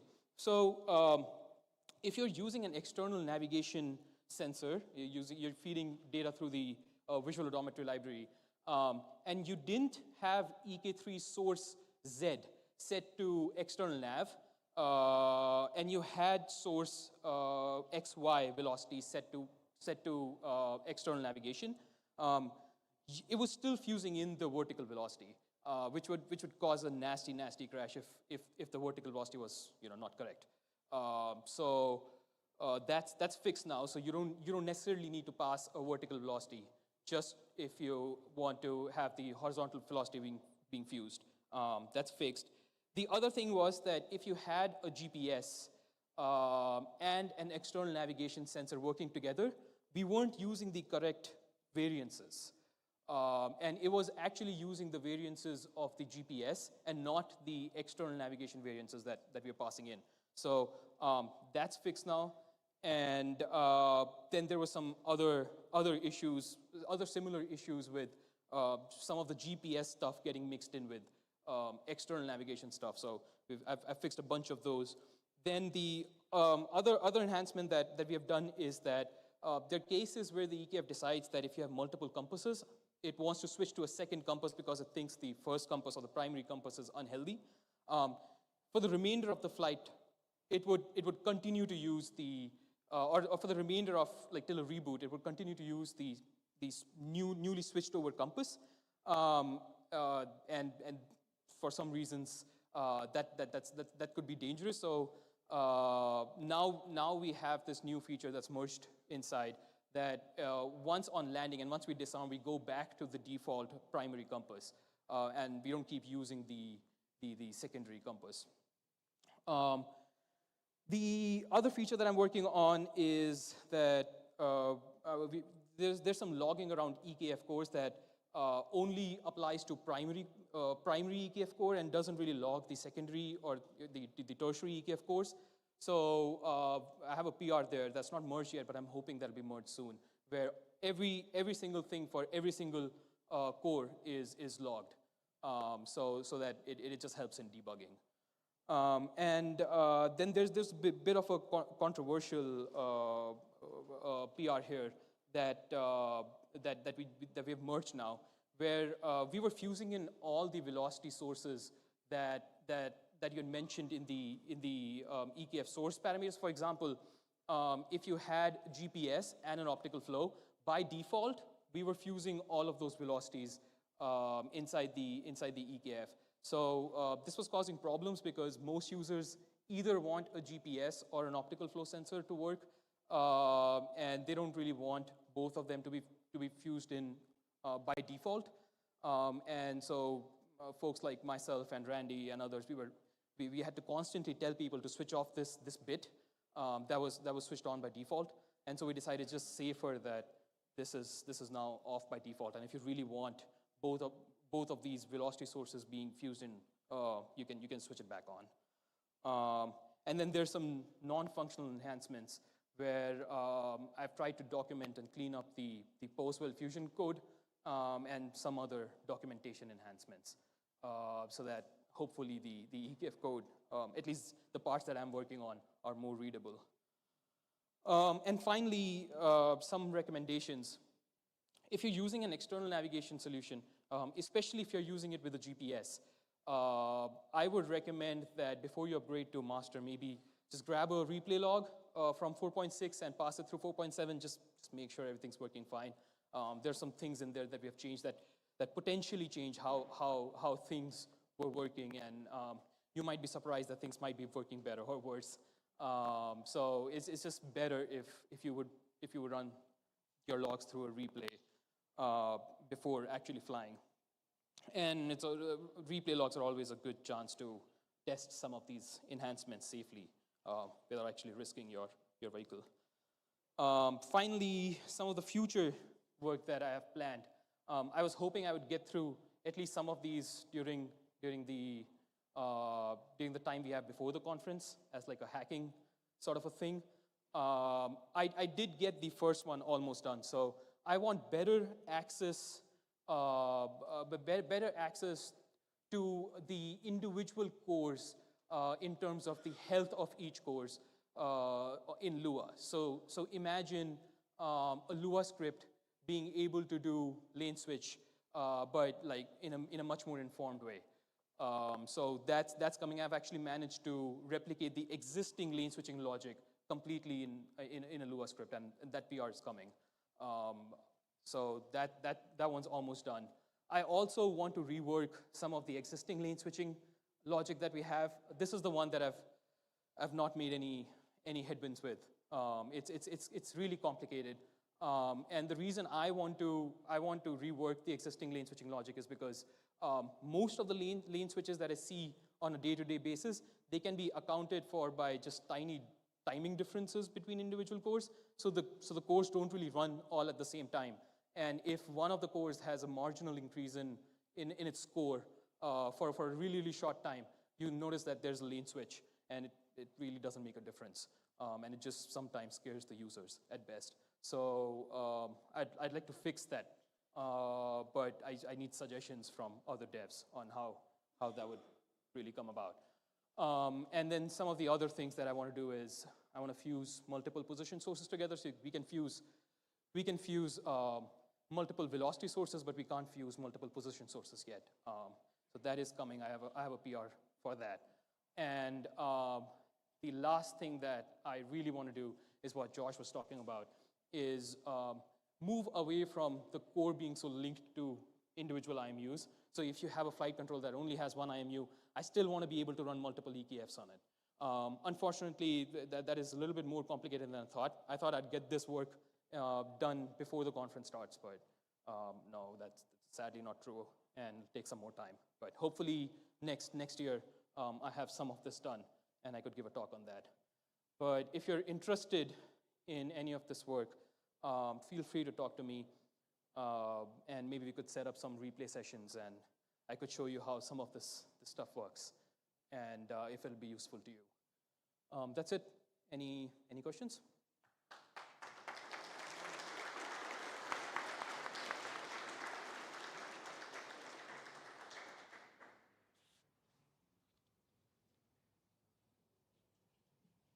Hey, so if we have, say, for example, two lanes and they're independent, one of them is using like GPS and one is using optical flow, the optical flow one's going to end up with a lot of drift. What happens if you start switching between those two lanes? Good question. So it really depends. We shouldn't be, I would say in a situation like that, maybe it's the best option to actually set that EK3 options so that we disable the automatic lane switching. And you have to come up with your own Lua script to come up with a good way of, when you really want to switch between those two lanes. I have a feeling that the existing lane switching logic might just work, but it's something that I haven't tried yet. So most of this work was actually done for external nav plus GPS kind of vehicle, right? Anything else?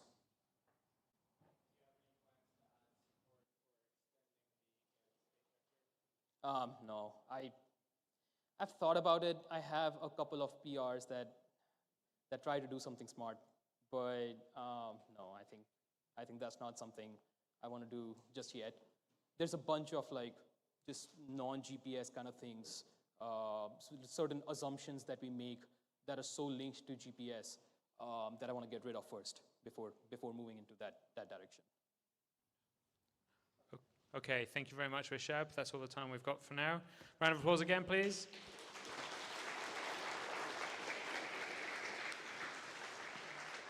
Okay, next up we've got Shibuya-san and Sunohara-san.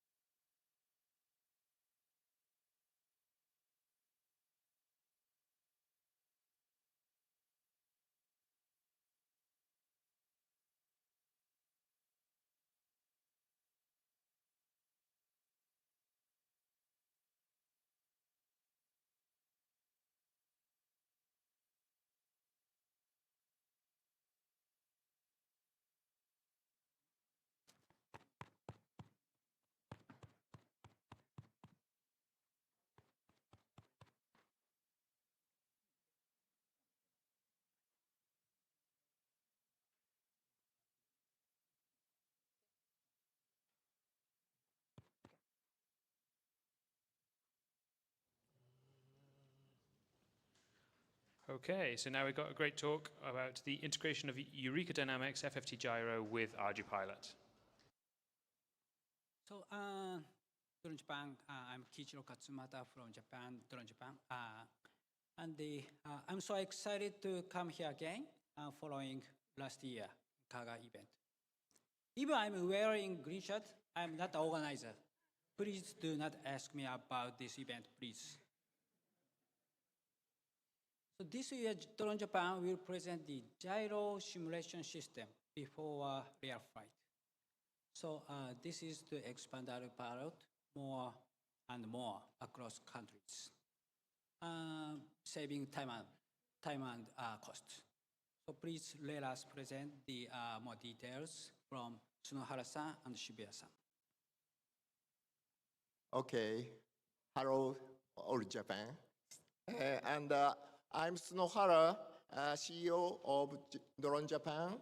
And today I'll be presenting on FFT GYRO and its integration with ArduPilot. So first, what is FFT GYRO? FFT GYRO is a system equipment that uses a 3-axis gyro to simulate an actual drone in an indoor or other environment. Until now, actual test flights of drones have always been risky with risks such as crashes. Furthermore, flight durability tests are costly, and adjustments such as pre-shipment inspections and tuning are time-consuming. With FFT gyro, these risks and hassle can be carried out indoors, significantly reducing them.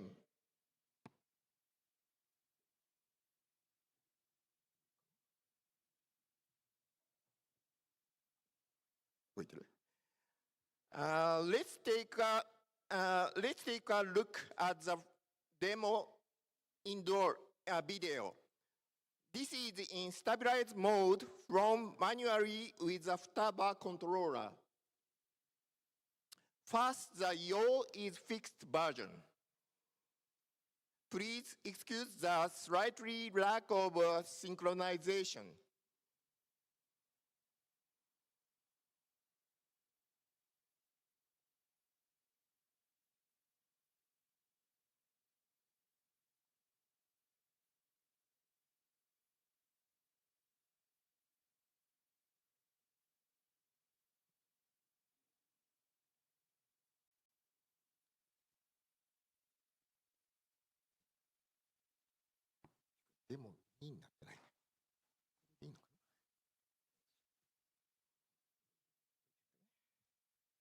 And next, the yaw is free version.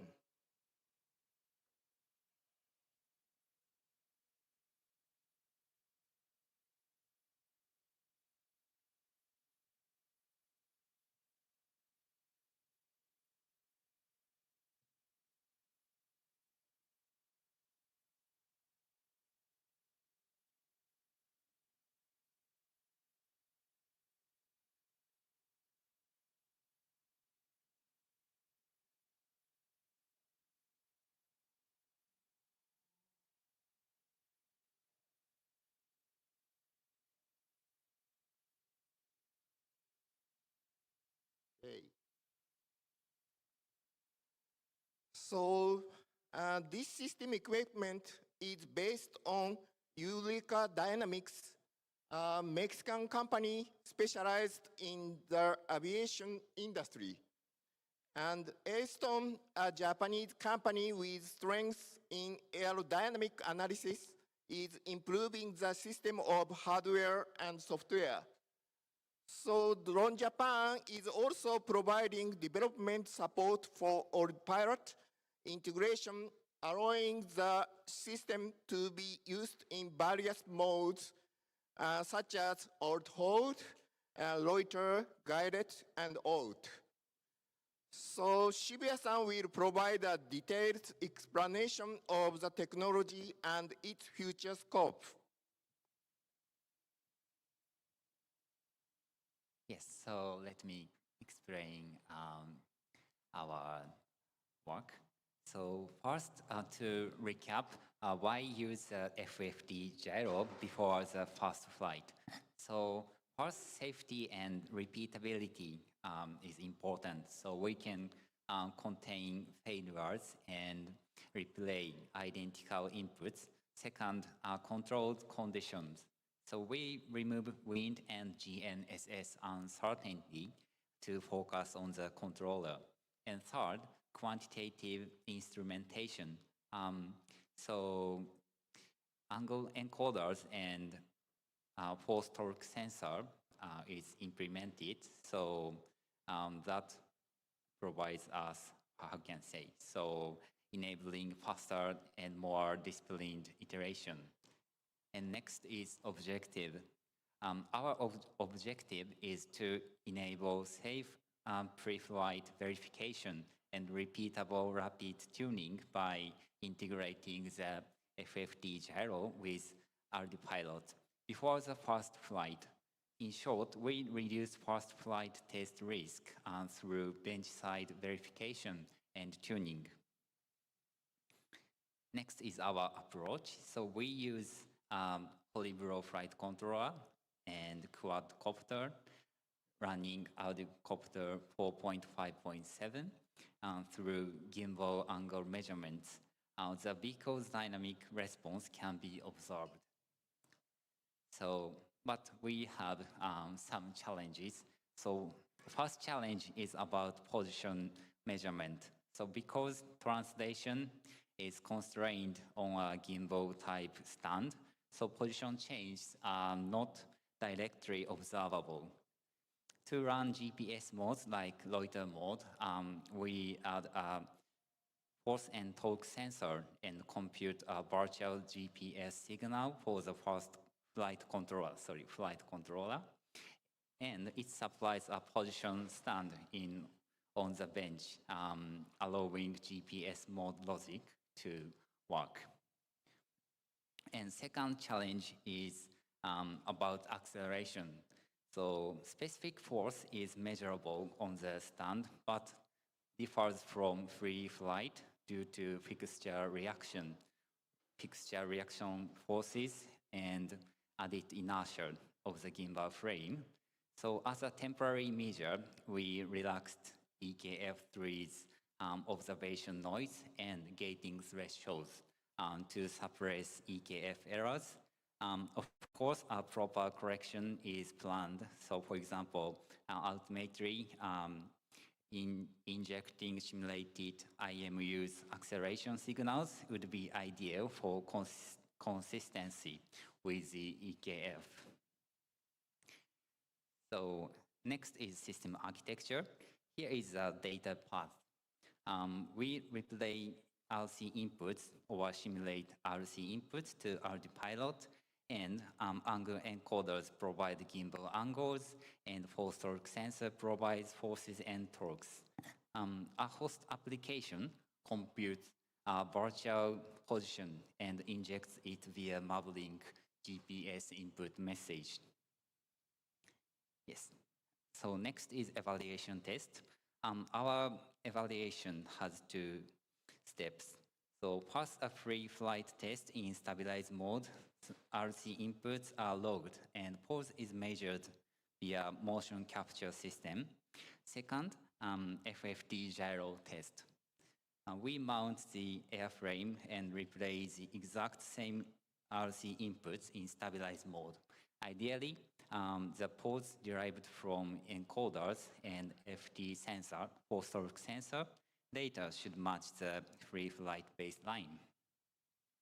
And this is the result of our first test, free flight baseline. And this slide shows the free flight baseline reference trajectories and attitude. These logs defines our ground truth for subsequent comparisons. They are the target behaviors we aim to reproduce on the FFT gyro. And this is our result too. So this is FFT gyro response.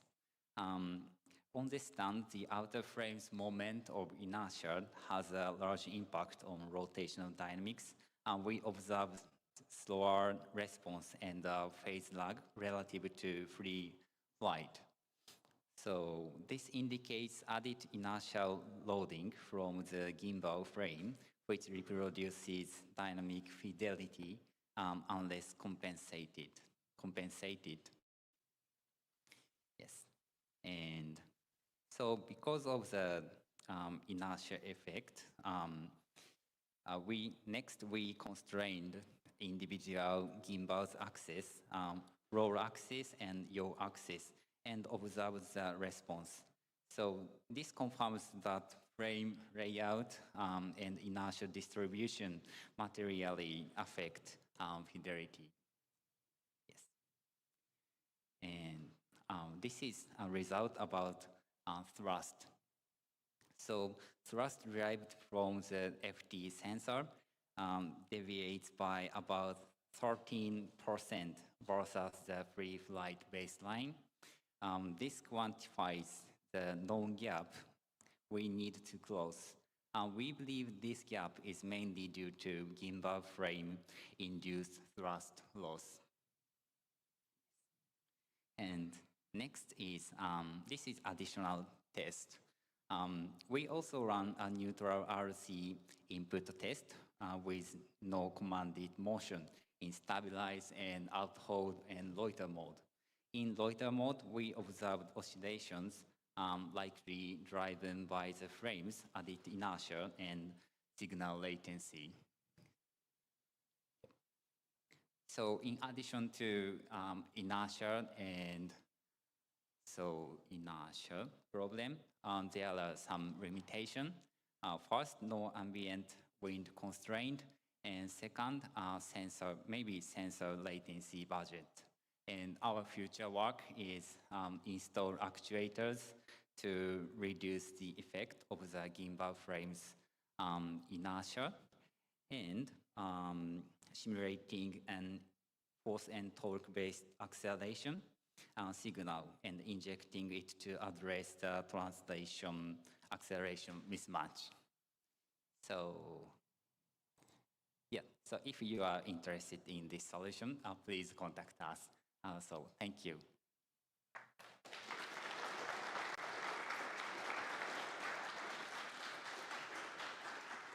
Do you have any question? Yes, please. We haven't got a roving mic, sorry, George.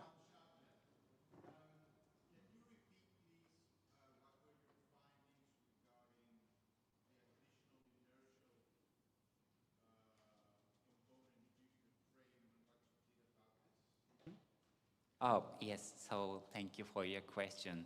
About the, how can I say, effect of the inertia, we observed some latency of the motion. So without frame, the copter should follow the target angle sharply, but with the frame, so there are, how can I say, huge.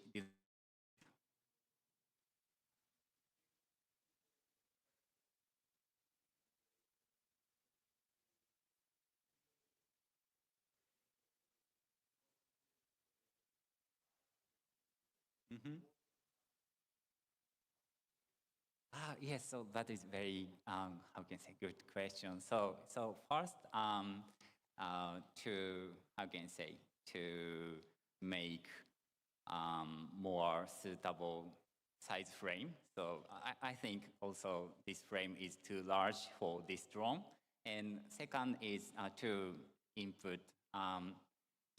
implement some actuators to compensate the effect of the inertia. And yes, or we need very, very lightweight frame. Thank you.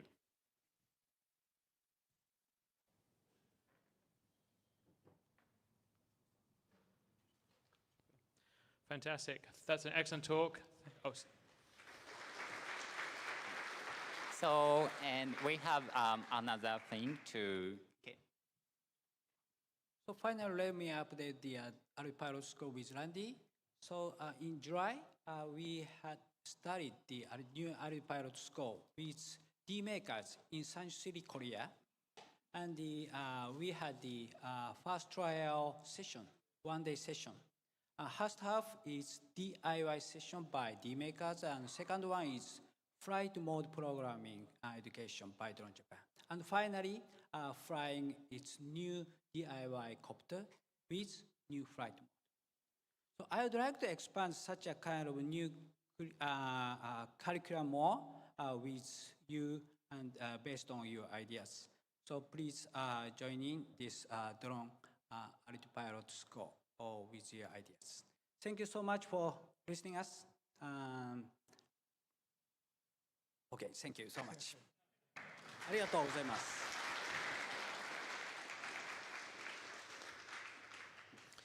Okay, thank you. So we have a break for afternoon tea, and then we're going to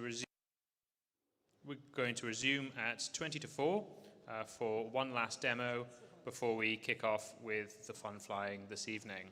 So enjoy some of the snacks and the coffee that's on offer, and then we'll be resuming back outside on the takeoff and landing pad at 20 to 4.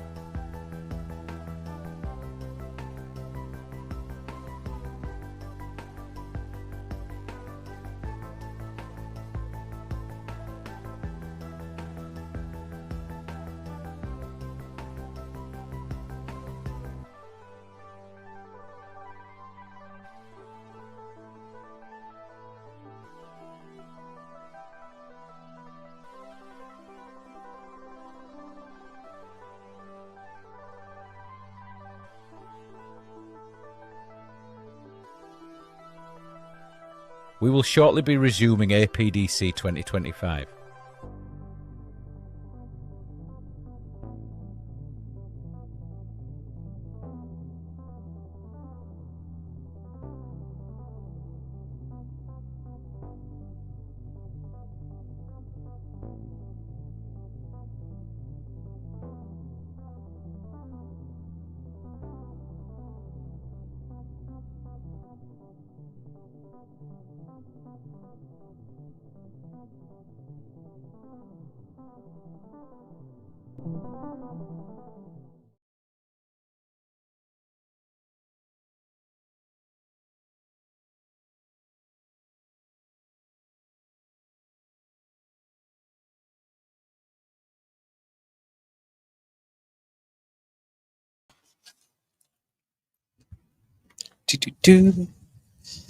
All good?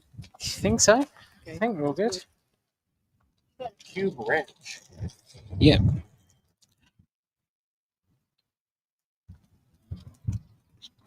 We are live, apparently. We are live, apparently. We? Did you want to say anything?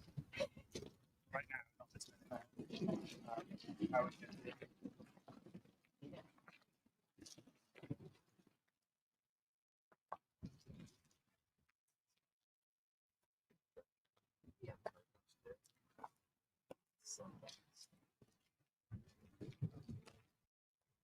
Can somebody go and get Peachy? Because he's going to be out of flight lines. The worst thing is when it's like cold. I can't if you think they'll listen to me. Just ask him politely to Feel anything, and I was like, I cannot Thanks, feel what Thomas. I'm doing. Like, oh, I'm gonna crash in a second. Alright, people are coming out, so we're just going to have to go for it now. Come on, Jax.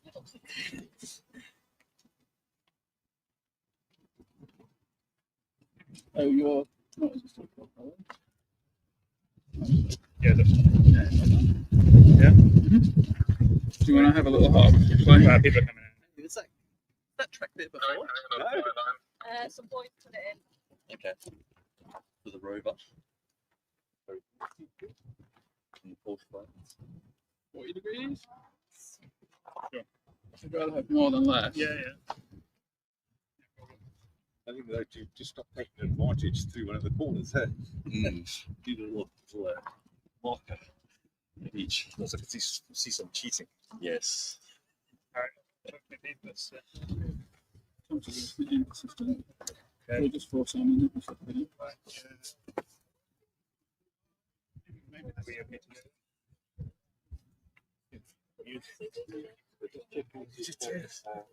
Is this? Can you talk to me, please? Oh, I should have guessed. Yeah. It's almost the end anyway. So. Yes. 32. Okay. Do you want to mic me up? Yeah. I'll go for your t-shirt. Yeah. Sorry if that's uncomfortable. No. I'm looking for what we're going to just wiring this up. Which one's left? Is that on the website?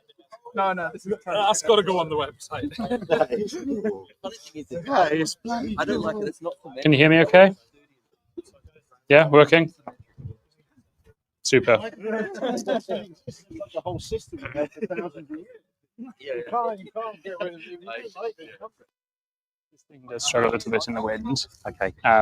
Wind's obviously coming straight onto us. Yeah. It should be fine. Yeah. I will try and push it to the sideways. And but I'll do my best to run out of the way. The best I've forgot the years of paper, that chart actually referenced nothing to do with the motor order. So you wire everything, it would all be wrong anyway. Now it's like better. It's like, is that working back there? Define working. Oh, did you?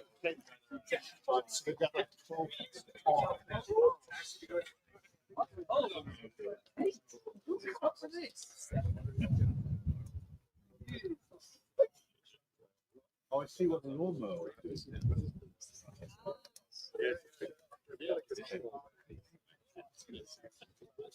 We'll just wait 1 minute whilst everybody's still coming over, and then we'll start. We start anyway. In a minute. Inside large. Yeah, the camera's on. we've only got one small pre-arm issue. So yeah, so I think that obviously the only bad thing would be to those daughters. Yeah. So obviously switch mode line. Yep. Let's just move it further away. Be okay. Be alright. We put it as far away as we can. I'll just slam it in auto once. That's happy. Yep. You're going to do the takeoff, or you're going to let it take off? If I take off and then hold it, we'll know where it is, right? You can push it away a little bit. Yeah, exactly. So it'll still do the climb. As if it's just...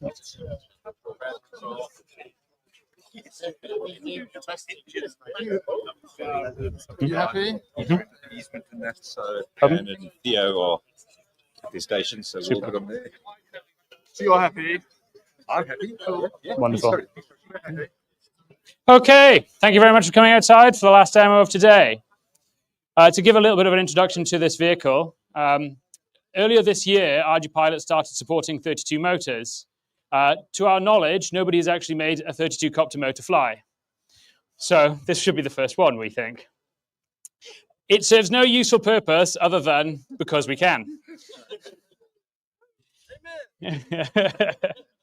So we've got 32 motors. They are on, all the motors are PWM to the SCs. So we've had to split it up over CAN. So we've got 4 perif nodes that are going to 8 motors. And it's set up with 4 4 voltage bring buses powering the whole aircraft. Then we've got a scripting motor mixer to actually configure the frame.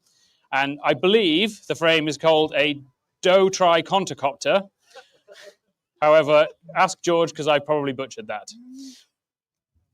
The plan is, so what do you do when you have 32 motors? The obvious thing is it's highly redundant, it was supposed to be. So we thought, well, let's try it. So we're going to fly it in an auto mission. We'll take off in alt hold, put it into auto, and it's going to start going back and forth. It doesn't do very well in the wind, so we are going to try it and see, but we may not proceed. When it's up in the auto mission, I'm going to flick my switch, and then the motor failure Lua script is going to randomly select motors and start switching them off. And we're going to try and go to 16 motors, and then I'm going to re-enable it if it starts struggling at like too much at any point to recover the vehicle. Ryan. How do you know you put the props on correctly? Good question. So we need to do a motor test. Props off? Props off, right, okay. We had a bit of a downgrade in TV, but we have got a telemetry dashboard showing, and as the motors switch off, will change color, so they'll go red as they've switched off. So hopefully that'll give you a bit of a feedback which ones are being switched off. Okay, ready? I'm ready. Okay. When you're ready, please.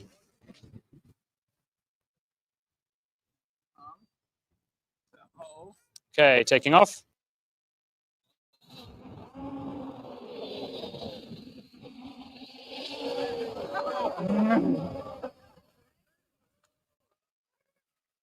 Auto, please.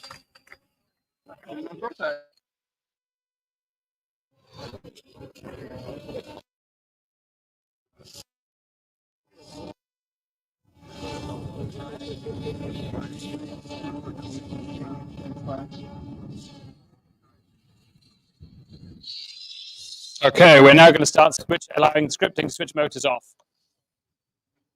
Should be about 1 every 7 seconds. That's 30. That was a nice easy one. So that's 1. Count them out, Pete. 17. From left. And the number of motors. That's 3. 4 motors. 5 motors. 6. 6.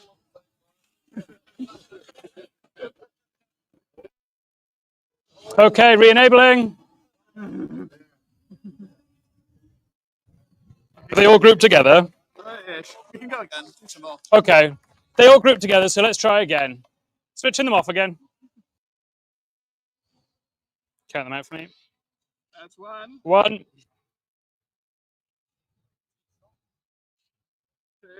2,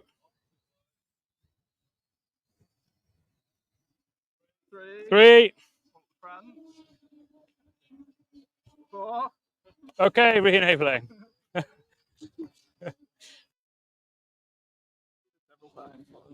Okay, we'll try one more time.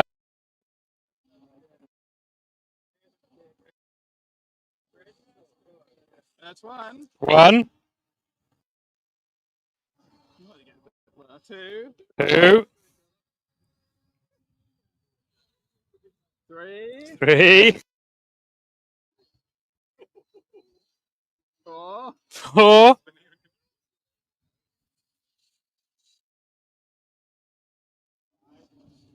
5, 6, That's 7. 7. Okay, re-enabling. Okay, we'll stop there. Firm loiter. That's later. Okay. And alt hold. That's our hold.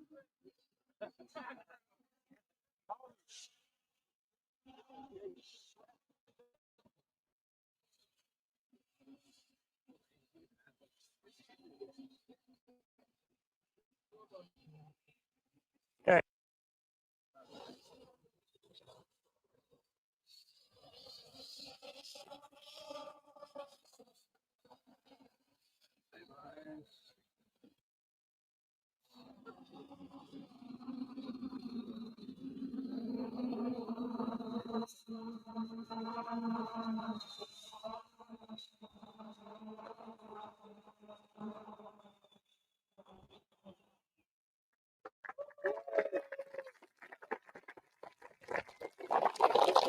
Thank you very much. So that's the end of the planned talks for today and planned demos. So we're on to the fun flying. If anybody hasn't given in their flyer ID to our registration staff and you still wish to fly today, please do. Otherwise, this man here, Jack, is going to be in charge of our flight line. Please listen to him and enjoy. Thank you very much.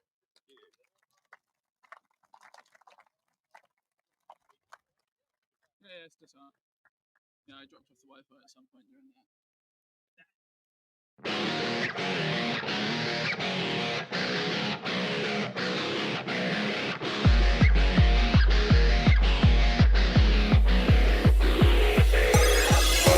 Thank you for joining us for the ArduPilot Developers Conference 2025. With thanks to our sponsors, 3DXR, Aero Systems West, CUAV, CubePilot, HiTec, HolyBro, IR-Lock, KH Unmanned, Kraus Hamdani Aerospace, Matek, Modal AI, Northwest Blue, SD Model, and Theseus. Organised by KH Unmanned. Hosted by 3DXR in North Yorkshire. Broadcast by Q Branch.